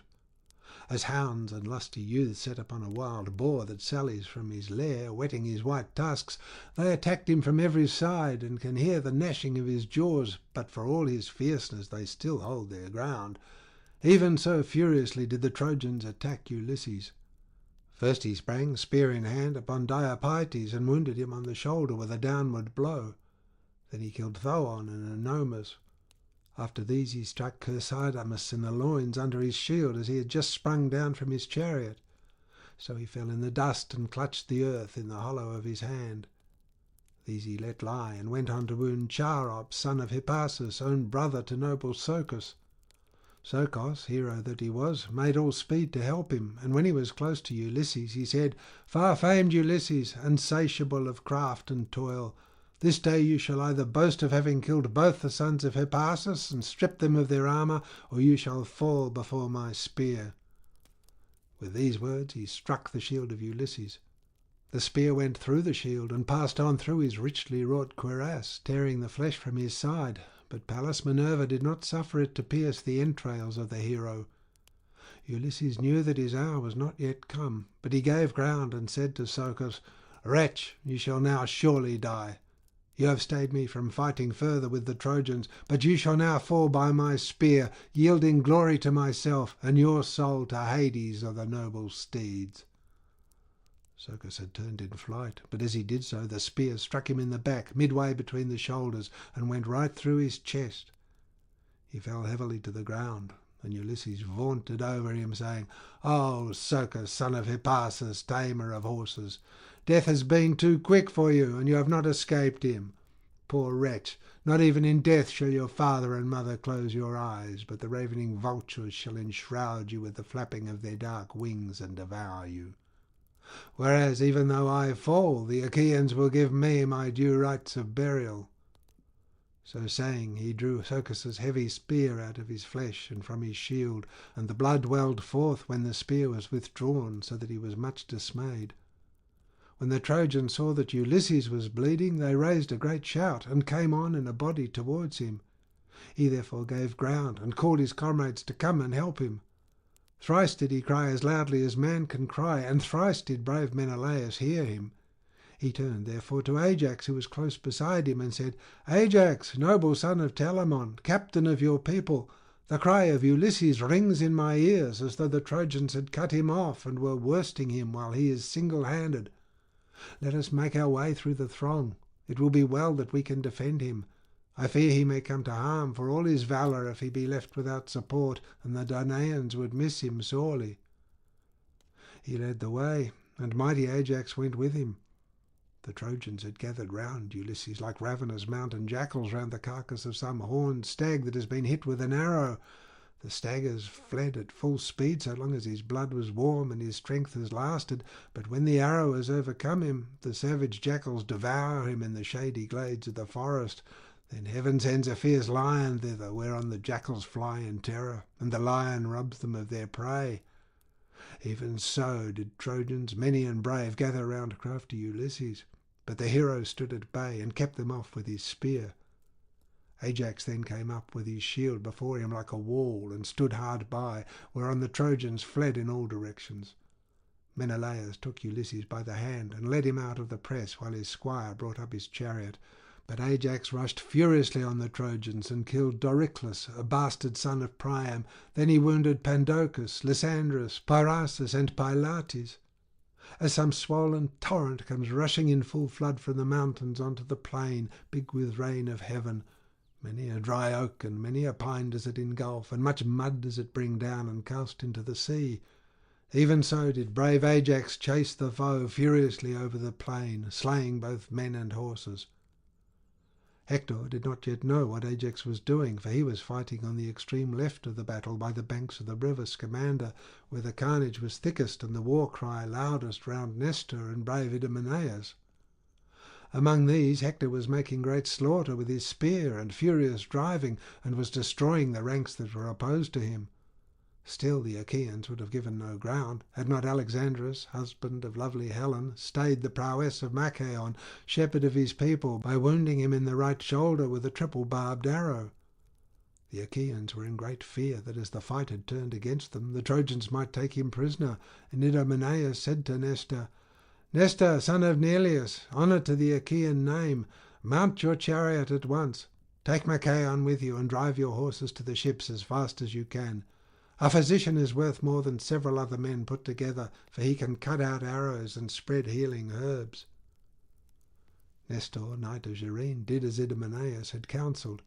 He at once mounted his chariot, and Machaon, son of the famed physician Aesculapius, went with him. He lashed his horses, and they flew onward nothing loath towards the ships, as though of their own free will. Then Cebriones, seeing the Trojans in confusion, said to Hector from his place beside him, "Hector, here are we two fighting on the extreme wing of the battle, while the other Trojans are in pell-mell rout, they and their horses. Ajax, son of Telamon, is driving them before him. I know him by the breadth of his shield. Let us turn our chariot and horses thither, where horse and foot are fighting most desperately, and where the cry of battle is loudest." With this he lashed his goodly steeds, and when they felt the whip, they drew the chariot full speed among the Achaeans and Trojans, over the bodies and shields of those that had fallen. The axle was bespattered with blood, and the rail round the car was covered with splashes both from the horses' hoofs and from the tires of the wheels. Hector tore his way through and flung himself into the thick of the fight, and his presence threw the Danaans into confusion, for his spear was not long idle. Nevertheless, though he went among the ranks with sword and spear and throwing great stones, he avoided Ajax, son of Telamon, for Jove would have been angry with him if he had fought a better man than himself. Then Father Jove from his high throne struck fear into the heart of Ajax, so that he stood there dazed and threw his shield behind him, looking fearfully at the throng of his foes as though he was some wild beast, and turning hither and thither, but crouching slowly backwards. As peasants with their hounds chase a lion from their stockyard and watch by night to prevent his carrying off the pick of their herd, He makes his greedy spring, but in vain, for the darts from many a strong hand fall thick around him with burning brands that scare him for all his fury, and when morning comes he slinks, foiled and angry, away. Even so did Ajax, sorely against his will, retreat angrily before the Trojans, fearing for the ships of the Achaeans. Or as some lazy ass that has had many a cudgel broken about his back, when he into a field begins eating the corn, boys beat him, but he is too many for them, and though they lay about with their sticks they cannot hurt him. Still, when he has had his fill, they at last drive him from the field. Even so did the Trojans and their allies pursue great Ajax, ever smiting the middle of his shield with their darts. Now and again he would turn and show fight, but keeping back the battalions of the Trojans, and then he would again retreat, but he prevented any of them from making his way to the ships. Single-handed he stood midway between the Trojans and Achaeans. The spears that sped from their hands struck some of them in his mighty shield, while many, though thirsting for his blood, fell to the ground ere they could reach him to the wounding of his fair flesh. Now when Eurypylus, the brave son of Euaemon, saw that Ajax was being overpowered by the rain of arrows, he went up to him and hurled his spear. He struck Apasion, the son of Phausius, in the liver below the midriff, and laid him low. Eurypylus sprang upon him and stripped the armour from his shoulders, but when Alexandrus saw him, he aimed an arrow at him which struck him in the right thigh. The arrow broke, but the point that was left in the wound dragged on the thigh. He drew back, therefore, under cover of his comrades to save his life, shouting as he did so to the Danaians, "My friends, princes and councillors of the Argives, rally to the defence of Ajax, who is being overpowered, and I doubt whether he will come out of the fight alive. Hither, then, to the rescue of great Ajax, son of Telamon." Even so did he cry when he was wounded. Thereon the others came near and gathered round him, holding their shields upwards from their shoulders so as to give him cover. Ajax then made towards them, and turned round to stand at bay as soon as he had reached his men. Thus then did they fight, as it were a flaming fire. Meanwhile the mares of Neleus, all in a lather with sweat, were bearing Nestor out of the fight, and with him Machaon, shepherd of his people. Achilles saw and took note, for he was standing on the stern of his ship, watching the hard stress and struggle of the fight. He called from the ship to his comrade Patroclus, who heard him in the tent, and came out looking like Mars himself.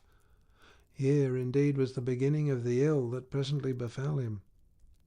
"Why," said he, "Achilles, do you call me? What do you want with me?"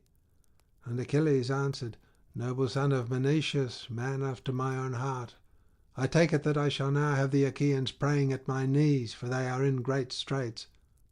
Go, Patroclus, and ask Nestor who it is that he is bearing away wounded from the field.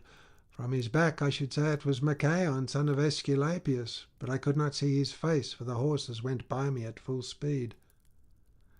Patroclus did as his dear comrade had bidden him, and set off running by the ships and tents of the Achaeans.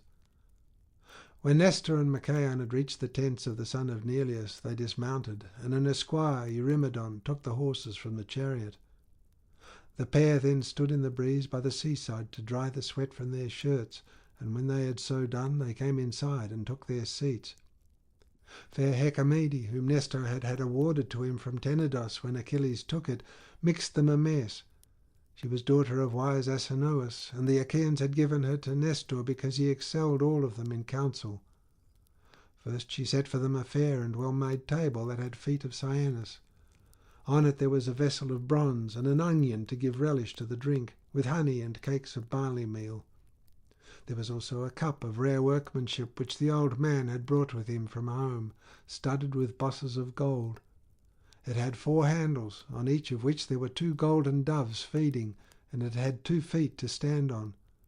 Anyone else would hardly have been able to lift it from the table when it was full, but Nestor could do so quite easily.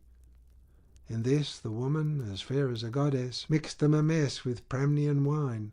She grated goat's milk cheese into it with a bronze grater, threw in a handful of white barley meal, and having thus prepared the mess, she bade them drink it.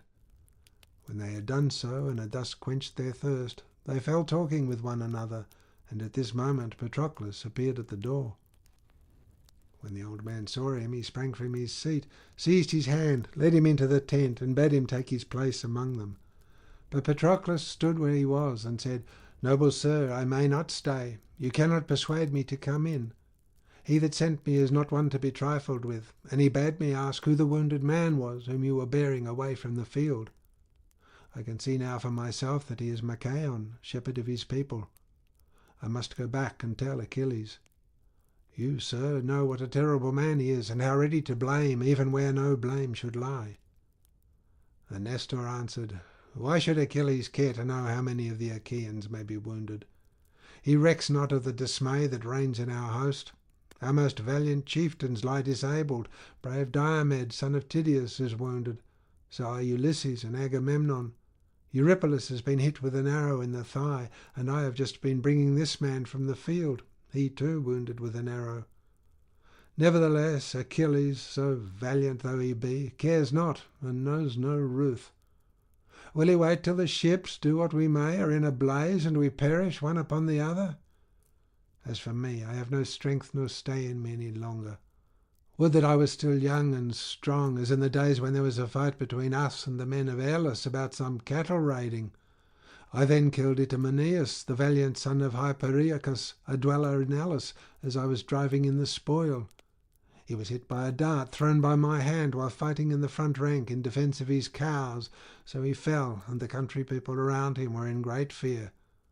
We drove off a vast quantity of booty from the plains, 50 herds of cattle, and as many flocks of sheep, 50 droves also of pigs, and as many widespread flocks of goats. Of horses, moreover, we seized 150, all of them mares, and many had foals running with them. All these did we drive by night to Pylus, the city of Neleus, taking them within the city. And the heart of Neleus was glad in that I had taken so much, though it was the first time I had ever been in the field. At daybreak the heralds went round crying that all in Elis to whom there was a debt owing should come, and the leading Pylians assembled to divide the spoils. There were many to whom the Epeans owed chattels, for we men of Pylus were few, and had been oppressed with wrong. In former years Hercules had come, and had laid his hand heavy upon us, so that all our best men had perished. Neleus had had 12 sons, but I alone was left. The others had all been killed. The Epeans, presuming upon all this, had looked down upon us, and had done us much evil. My father chose a herd of cattle and a great flock of sheep, 300 in all, and he took their shepherds with him, for there was a great debt due to him in Elis, to wit 4 horses, winners of prizes. They and their chariots with them had gone to the games and were to run for a tripod, but King Algaeus took them and sent back their driver, grieving for the loss of his horses. Neleus was angered by what he had both said and done, and took great value in return, but he divided the rest, that no man might have less than his full share. Thus did we order all things, and offer sacrifices to the gods throughout the city. But 3 days afterwards the Epeans came in a body, many in number, they and their chariots in full array, and with them the 2 Moliones in their armour, though they were still lads and unused to fighting. Now there is a certain town, Thyaressa, perched upon a rock on the river Alpheus, the border city of Pylus. This they would destroy, and pitch their camp about it, but when they had crossed their whole plain, Minerva darted down by night from Olympus, and bade us set ourselves in array. And she found willing soldiers in Pylos, for the men meant fighting.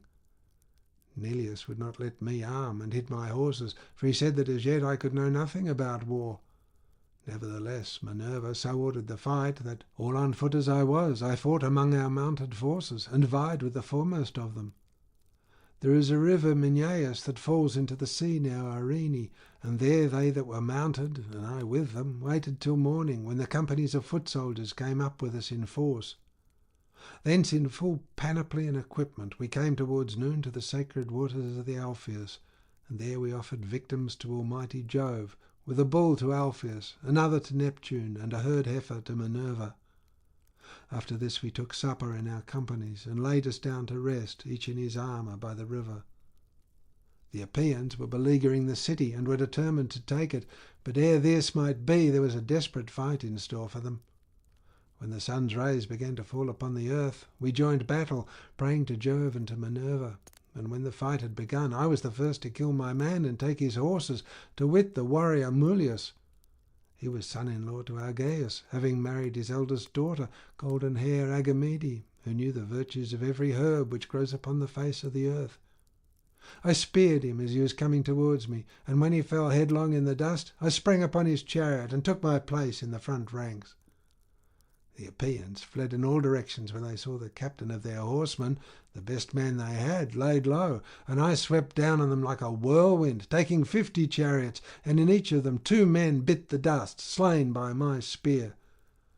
I should have even killed the 2 Moliones, sons of Actor, unless their real father, Neptune, lord of the earthquake, had hidden them in a thick mist and borne them out of the fight. Thereon Jove vouchsafed the Pylians a great victory, for we chased them far over the plain, killing the men and bringing in their armour, till we had brought our horses to Buprasium, rich in wheat, and to the Olenian rock, with a hill that is called Alision, on which point Minerva turned the people back. There I slew the last man and left him. Then the Achaeans drove their horses back from Buprasium to Pylos, and gave thanks to Jove among the gods, and among mortal men to Nestor. Such was I among my peers, as surely as ever was. But Achilles is for keeping all his valour for himself. Bitterly will he rue it hereafter, when the host has been cut to pieces. My good friend, did not Menoetius charge you thus on the day when he sent you from Phthia to Agamemnon? Ulysses and I were in the house inside and heard all that he said to you, for we came to the fair house of Peleus while beating up recruits throughout all Achaea, and when we got there we found Menoetius and yourself, and Achilles with you. The old knight Peleus was in the outer court, roasting the fat thigh bones of a heifer to Jove, the lord of thunder, and he held a gold chalice in his hand, from which he poured drink offerings of wine over the burning sacrifice. You 2 were busy cutting up the heifer, and at that moment we stood at the gates, whereon Achilles sprang to his feet, led us by the hand into the house, placed us at table, and set before us such hospitable entertainment as guests expect. When we had satisfied ourselves with meat and drink, I said my say, and urged both of you to join us. You were ready enough to do so, and the 2 old men charged you much and straitly. Old Peleus bade his son Achilles fight ever among the foremost and outvie his peers, while Menoetius, the son of Actor, spoke thus to you. My son, said he, Achilles is of nobler birth than you are, but you are older than he, though he is far the better man of the 2. Counsel him wisely, guide him in the right way, and he will follow you to his own profit. Thus did your father charge you, but you have forgotten. Nevertheless, even now, say all this to Achilles if he will listen to you. Who knows, but with heaven's help you may talk him over, for it is good to take a friend's advice. If, however, he is fearful about some oracle, or if his mother has told him something from Jove, then let him send you, and let the rest of the Myrmidons follow with you, if perchance you may bring light and saving to the Danaans. And let him send you into battle clad in his own armour, that the Trojans may mistake you for him, and leave off fighting. The sons of the Achaeans may thus have time to get their breath, for they are hard pressed, and there is little breathing time in battle. You, who are fresh, might easily drive a tired enemy back to his walls and away from the tents and ships. With these words he moved the heart of Patroclus, who set off running by the line of the ships to Achilles, descendant of Aeacus. When he had got as far as the ships of Ulysses, where there was a place of assembly and court of justice, with their altars dedicated to the gods, Eurypylus, son of Euaemon, met him, wounded in the thigh with an arrow, and limping out of the fight. Sweat rained from his head and shoulders, and black blood welled from his cruel wound, but his mind did not wander. The son of Menoetius, when he saw him, had compassion upon him, and spoke piteously, saying, O unhappy princes and counsellors of the Danaans, are you then doomed to feed the hounds of Troy with your fat, far from your friends and your native land? Say, noble Eurypylus, will the Achaeans be able to hold great Hector in check, or will they fall now before his spear? Wounded Eurypylus made answer, Noble Patroclus, there is no hope left for the Achaeans, but they will perish at their ships.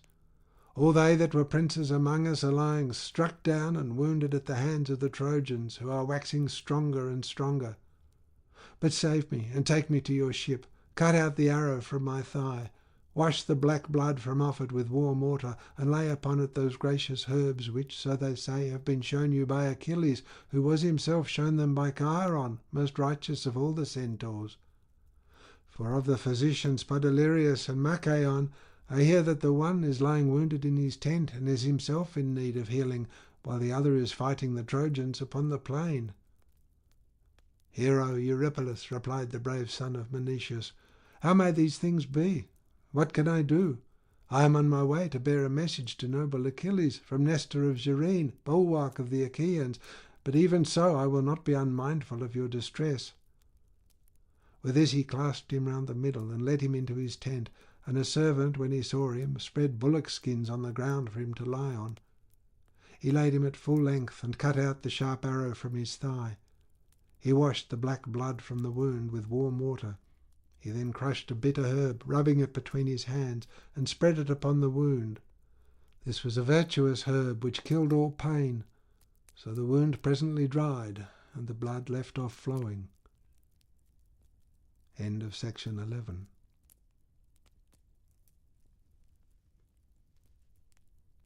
Book 12. The Trojans and their allies break the wall, led on by Hector.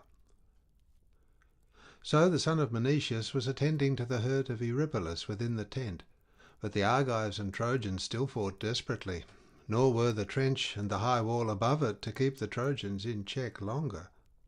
They had built it to protect their ships, and had dug the trench all round it that it might safeguard both the ships and the rich spoils which they had taken, but they had not offered hecatombs to the gods. It had been built without the consent of the immortals, and therefore it did not last. So long as Hector lived and Achilles nursed his anger, and so long as the city of Priam remained untaken, the great wall of the Achaeans stood firm. But when the bravest of the Trojans were no more, and many also of the Argives, though some were yet left alive, when moreover the city was sacked in the 10th year, and the Argives had gone back with their ships to their own country, then Neptune and Apollo took counsel to destroy the wall, and they turned on to it the streams of all the rivers from Mount Ida into the sea, Rhesus, Heptaporus, Charisus, Rhodius, Grenicus, Aesopus, and goodly Scamander, with Simois, where many a shield and helm had fallen, and many a hero of the race of demigods had bitten the dust. Phoebus Apollo turned the mouths of all these rivers together, and made them flow for 9 days against the wall, while Jove reigned the whole time that he might wash it sooner into the sea. Neptune himself, trident in hand, surveyed the work, and threw into the sea all the foundations of beams and stones which the Achaeans had laid with so much toil. He made all level by the mighty stream of the Hellespont, and then, when he had swept the wall away, he spread a great beach of sand over the place where it had been. This done, he turned the rivers back into their old courses. This was what Neptune and Apollo were to do in after time. But as yet battle and turmoil were still raging round the wall, till its timbers rang under the blows that rained upon them. The Argives, cowed by the scourge of Jove, were hemmed in at their ships in fear of Hector, the mighty minister of a rout, who, as heretofore, fought with the force and fury of a whirlwind. As a lion or wild boar turns fiercely on the dogs and men that attack him, while these form a solid wall and shower their javelins as they face him, his courage is all undaunted, but his high spirit will be the death of him. Many a time does he charge at his pursuers to scatter them, and they fall back as often as he does so. Even so did Hector go about among the host, exhorting his men and cheering them on to cross the trench. But the horses dared not do so, and stood neighing upon its brink, for the width frightened them. They could neither jump it nor cross it, for it had overhanging banks all round upon either side, above which there were sharp stakes that the sons of the Achaeans had planted so close and strong as a defence against all who would assail it. A horse therefore could not get into it and draw his chariot after him, but those who were on foot kept trying their very utmost. Then Polydamas went up to Hector and said, "Hector, and you other captains of the Trojans and allies, it is madness for us to try and drive our horses across the trench. It will be very hard to cross, for it is full of sharp stakes, and beyond these there is the wall. Our horses therefore cannot get down into it, and it would be of no use if they did. Moreover, it is a narrow place, and we should come to harm. If indeed great Jove is minded to help the Trojans, and in his anger will utterly destroy the Achaeans, I would myself gladly see them perish now and here, far from Argos. But if they should rally, and we are driven back from the ships pell-mell into the trench, there will be not so much as a man get back to the city to tell the tale. Now therefore let us all do as I say. Let our squires hold our horses by the trench, but let us follow Hector in a body on foot, clad in full armour, and if the day of their doom is at hand, the Achaeans will not be able to withstand us." Thus spoke Polydamas, and his saying pleased Hector, who sprang in full armour to the ground, and all the other Trojans, when they saw him do so, also left their chariots. Each man then gave his horses over to his charioteer in charge to hold them ready for him at the trench. Then they formed themselves into companies, made themselves ready, and in 5 bodies followed their leaders. Those that went with Hector and Polydamas were the bravest and most in number, and the most determined to break through the wall and fight at the ships. Cebriones was also joined with them as third in command, for Hector had left his chariot in charge of a less valiant soldier. The next company was led by Paris, Alcatus, and Agenor, the third by Helenus and Deiphobus, 2 sons of Priam, and with them was the hero Asius, the son of Hyrtacus, whose great black horses of the breed that come from the river Salius had brought him from Arisbe. Aeneas, the valiant son of Anchises, led the fourth. He and the 2 sons of Antenor, Archilochus and Achaemus, men well versed in all the arts of war. Sarpedon was captain over the allies, and took with him Glaucus and Asteropaeus, whom he deemed most valiant after himself, for he was far from the best man of them all. These helped to array one another in their ox-hide shields, and then charged straight at the Danaans, for they felt sure that they would not hold out longer, and that they should themselves now fall upon the ships. The rest of the Trojans and their allies now followed the counsel of Polydamas, but Asius, the son of Hyrtacus, would not leave his horses and his esquire behind him. In his foolhardiness he took them on with him towards the ships, nor did he fail to come by his end in consequence. Never more was he to return to wind-beaten Ilios, exulting in his chariot and his horses. Ere he could do so, death of ill-omened name had overshadowed him, and he had fallen by the spear of Idomeneus, the noble son of Deucalion. He had driven towards the left wing of the ships, by which way the Achaeans used to return with their chariots and horses from the plain. Hither he drove, and found the gates with their doors opened wide, and the great bar down, for the gatesmen kept them open so as to let those of their comrades enter who might be flying towards the ships. Hither of set purpose did he direct his horses, and his men followed him with a loud cry, for they felt sure that the Achaeans would not hold out longer, and that they should now fall upon the ships. Little did they know that at the gates they should find 2 of the bravest chieftains, proud sons of the fighting Lapithae, the one Polypoetes, mighty son of Pirithous, and the other Leontius, peer of murderous Mars. These stood before the gates like 2 high oak trees upon the mountains that tower from their wide-spreading roots, and year after year battle with wind and rain. Even so did these 2 men await the onset of great Asius confidently and without flinching. The Trojans, led by him and Neomenes, Orestes, Adamas, the son of Asius, Toon and Oenomaus, raised a loud cry of battle and made straight for the wall, holding their shields of dry ox-hide above their heads. For a while the 2 defenders remained inside and cheered the Achaeans on to stand firm in the defence of their ships. When, however, they saw that the Trojans were attacking the wall, while the Danaans were crying out for help and being routed, they rushed outside and fought in front of the gates, like 2 wild boars upon the mountains that abide the attack of men and dogs, and charging on either side, break down the wood all round them, tearing it up by the roots, and one can hear the clattering of their tusks, till someone hits them and makes an end of them. Even so did the gleaming bronze rattle about their breasts as the weapons fell upon them, for they fought with great fury, trusting to their own prowess and to those who were on the wall above them. These threw great stones at their assailants in defence of themselves, their tents, and their ships. The stones fell thick as the flakes of snow which some fierce blast drives from the dark clouds and showers down in sheets upon the earth. Even so fell the weapons from the hands alike of Trojans and Achaeans. Helmet and shield rang out as the great stones rained upon them, and Asius, the son of Hyrtacus, in his dismay cried aloud and smote his 2 thighs. "Father Jove," he cried, "of a truth you too are altogether given to lying. I made sure the Argive heroes could not withstand us, whereas like slim-waisted wasps or bees that have their nests in the rocks by the wayside, they leave not the holes wherein they have built undefended, but fight for their little ones against all who would take them. Even so these men, though they be but two, will not be driven from the gate, but stand firm either to slay or be slain." He spoke, but moved not the mind of Jove, whose counsel it then was to give glory to Hector. Meanwhile the rest of the Trojans were fighting about the other gates. I, however, am no god to be able to tell about all these things, for the battle raged everywhere about the stone wall as it were a fiery furnace. The Argives, discomfited though they were forced to defend their ships, and all the gods who were defending the Achaeans were vexed in spirit, but the Lapithae kept on fighting with might and main. Thereon Polypoetes, mighty son of Pirithous, hit Damasus with a spear upon his cheek-pierced helmet. The helmet did not protect him, for the point of the spear went through it and broke the bone, so that the brain inside was scattered about, and he died fighting. He then slew Pylon and Ormenus.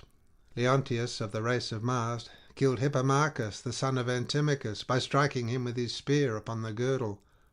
He then drew his sword and sprang first upon Antiphates, whom he killed in combat, and who fell face upwards on the earth. After him he killed Menon, Iamenus, and Orestes, and laid them low one after the other. While they were busy stripping the armour from these heroes, the youths who were led on by Polydamas and Hector, and these were the greater part and the most valiant of those that were trying to break through the wall and fire the ships, were still standing by the trench, uncertain what they should do. For they had seen a sign from heaven when they had essayed to cross it, a soaring eagle that flew skirting the left wing of their host, with a monstrous blood-red snake in its talons, still alive and struggling to escape. The snake was still bent on revenge, wriggling and twisting itself backwards, till it struck the bird that held it on the neck and breast, whereon the bird, being in pain, let it fall, dropping it into the midst of the host, and then flew down the wind with a sharp cry.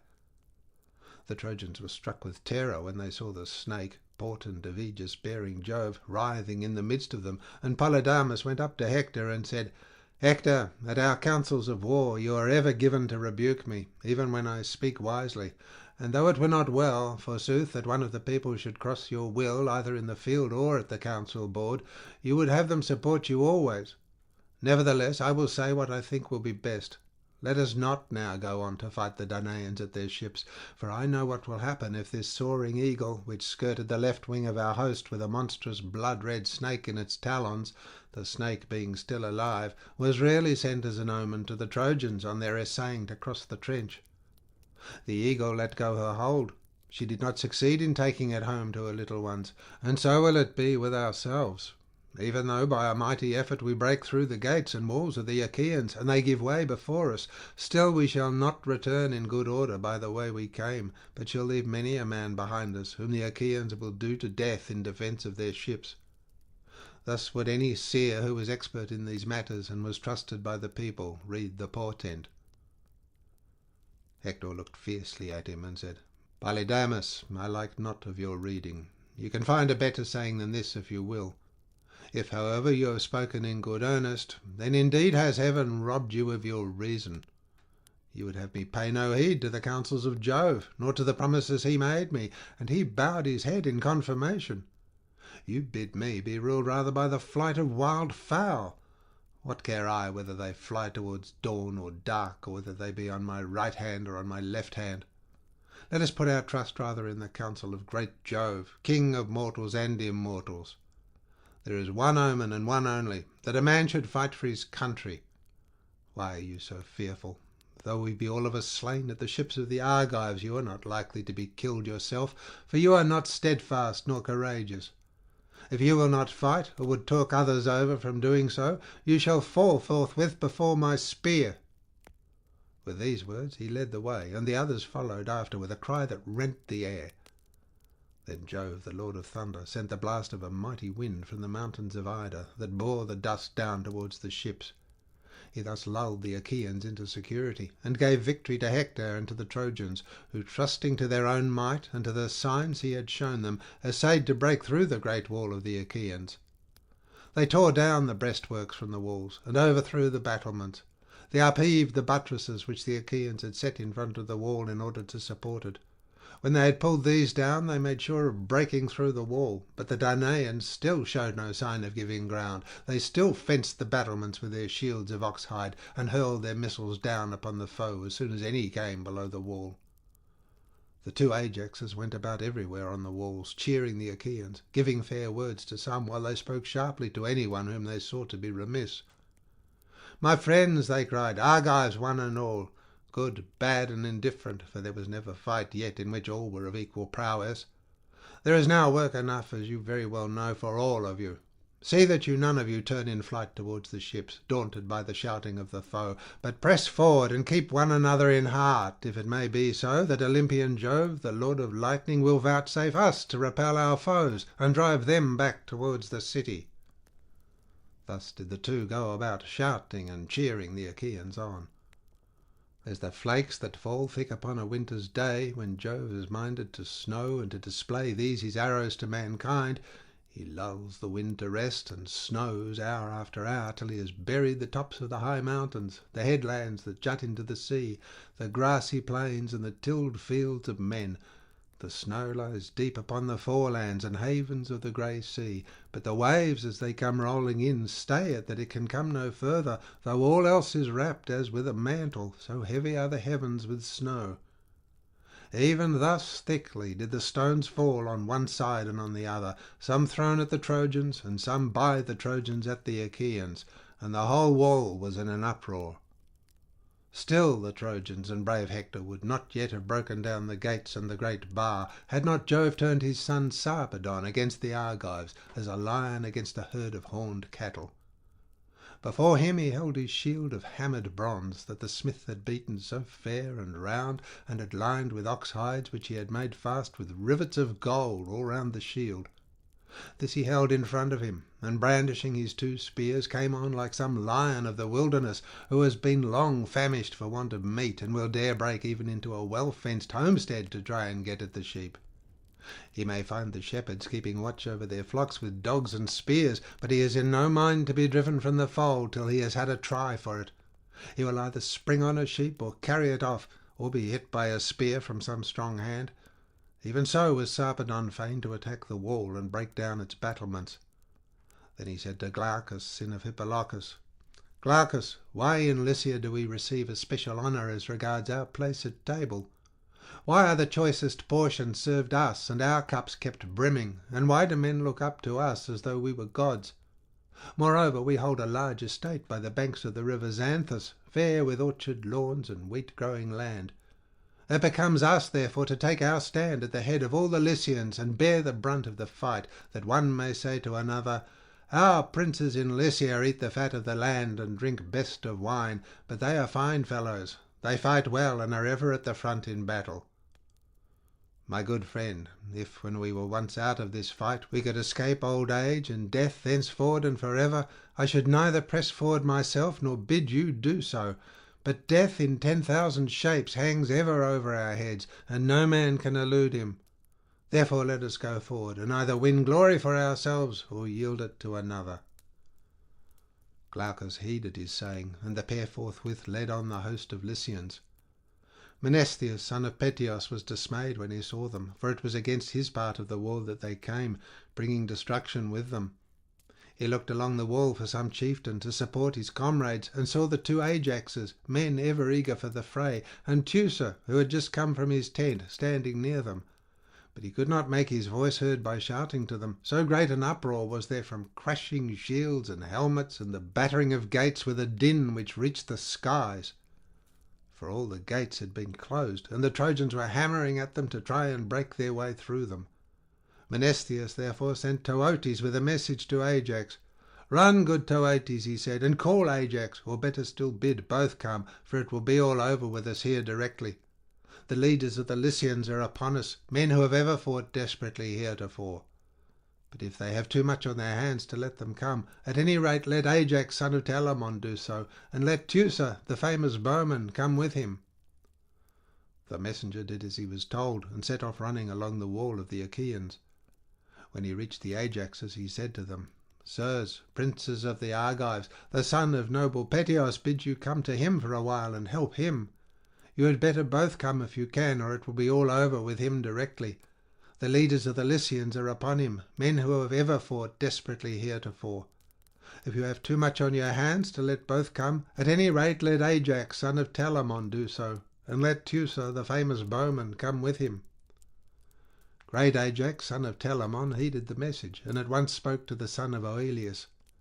"Ajax," said he, "do you too, yourself and brave Lycomedes, stay here and keep the Danaans in heart to fight their hardest. I will go over yonder and bear my part in the fray, but I will come back here at once as soon as I have given them the help they need." With this Ajax, son of Telamon, set off, and Teucer, his brother by the same father, went also, with Pandion to carry Teucer's bow. They went along inside the wall, and when they came to the tower where Menestheus was, and hard pressed indeed did they find him, the brave captains and leaders of the Lycians were storming the battlements as it were a thick dark cloud, fighting in close quarters, and raising the battle cry aloud. First Ajax, son of Telamon, killed brave Epicles, a comrade of Sarpedon, hitting him with a jagged stone that lay by the battlements at the very top of the wall. As men now are, even one who was in the bloom of youth could hardly lift it with his two hands, but Ajax raised it high aloft and flung it down, smashing Epicles' four-crested helmet so that the bones of his head were crushed to pieces, and he fell from the high wall as though he were diving, with no more life left in him. Then Teucer wounded Glaucus, the brave son of Hippolochus, as he was coming on to attack the wall. He saw his shoulder bare, and aimed an arrow at it, which made Glaucus leave off fighting. Thereon he sprang covertly down for fear some of the Achaeans might see that he was wounded, and taunt him. Sarpedon was stung with grief when he saw Glaucus leave him. Still he did not leave off fighting, but aimed his spear at Alcmaeon, the son of Thestor, and hit him. He drew his spear back again, and Alcmaeon came down headlong after it, with his bronzed armour rattling around him. Then Sarpedon seized the battlement in his strong hands, and tugged at it till it all gave way together, and a breach was made through which many might pass. Ajax and Teucer then both of them attacked him. Teucer hit him with an arrow on the band that bore the shield which covered his body, but Jove saved his son from destruction, that he might not fall by the ship's sterns. Meanwhile Ajax sprang on him and pierced his shield, but the spear did not go clean through, though it hustled him back that he could come on no further. He therefore retired a little space from the battlement, yet without losing all his ground, for he still thought to cover himself with glory. Then he turned round and shouted to the brave Lycians, saying, "Lycians, why do you thus fail me? For all my prowess I cannot break through the wall and open a way to the ship single-handed. Come close on behind me, for the more there are of us, the better." The Lycians, shamed by his rebuke, pressed closer round him, who was their counsellor and their king. The Argives, on their part, got their men in fighting order within the wall, and there was a deadly struggle between them. The Lycians could not break through the wall and force their way to the ships, nor could the Danaans drive the Lycians from the wall now that they had once reached it. As two men, measuring rods in hand, quarrel about their boundaries in a field that they own in common, and stickle for their rights even though they be but a mere strip, even so did the battlements now serve as a bone of contention, and they beat one another's round shields for their possession. Many a man's body was wounded with the pitiless bronze as he turned round and bared his back to the foe, and many were struck clean through their shields. The wall and battlements were everywhere deluged with the blood alike of Trojans and of Achaeans. But even so the Trojans could not rout the Achaeans, who still held on, and as some honest, hard-working woman weighs wool in her balance and sees that the scales be true, for she would gain some pitiful earnings for her little ones, even so was the fight balanced evenly between them, till the time came when Jove gave the greater glory to Hector, son of Priam, who was first to spring towards the wall of the Achaeans. When he had done so, he cried aloud to the Trojans, "Up, Trojans, break the wall of the Argives, and fling fire upon their ships." Thus did he hound them on, and in one body they rushed straight at the wall as he had bidden them, and scaled the battlements with sharp spears in their hands. Hector laid hold of a stone that lay just outside the gates, and was thick at one end but pointed at the other. Two of the best men in a town, as men now are, could hardly raise it from the ground and put it onto a wagon, but Hector lifted it quite easily by himself, for the son of scheming Saturn made it light for him. As a shepherd picks up a ram's fleece with one hand and finds it no burden, so easily did Hector lift the great stone and drive it right at the doors that closed the gate so strong and so firmly set. These doors were double and high, and were kept closed by 2 crossbars, to which there was but 1 key. When he had got close up to them, Hector strode towards them, that his blow might gain in force, and struck them in the middle, leaning his whole weight against them. He broke both hinges, and the stone fell inside by reason of its great weight. The portals re-echoed with the sound, the bars held no longer, and the doors flew open, one way and the other, through the force of the blow. Then brave Hector leaped inside with a face as dark as that of flying night. The gleaming bronze flashed fiercely about his body, and he had 2 spears in his hand. None but a god could have withstood him as he flung himself into the gateway, and his eyes glared like fire. Then he turned round towards the Trojans and called on them to scale the wall, and they did as he bade them, some of them at once climbing over the wall, while others passed through the gates. The Danaans then fled, panic-stricken, towards their ships, and all was uproar and confusion. End of section 12.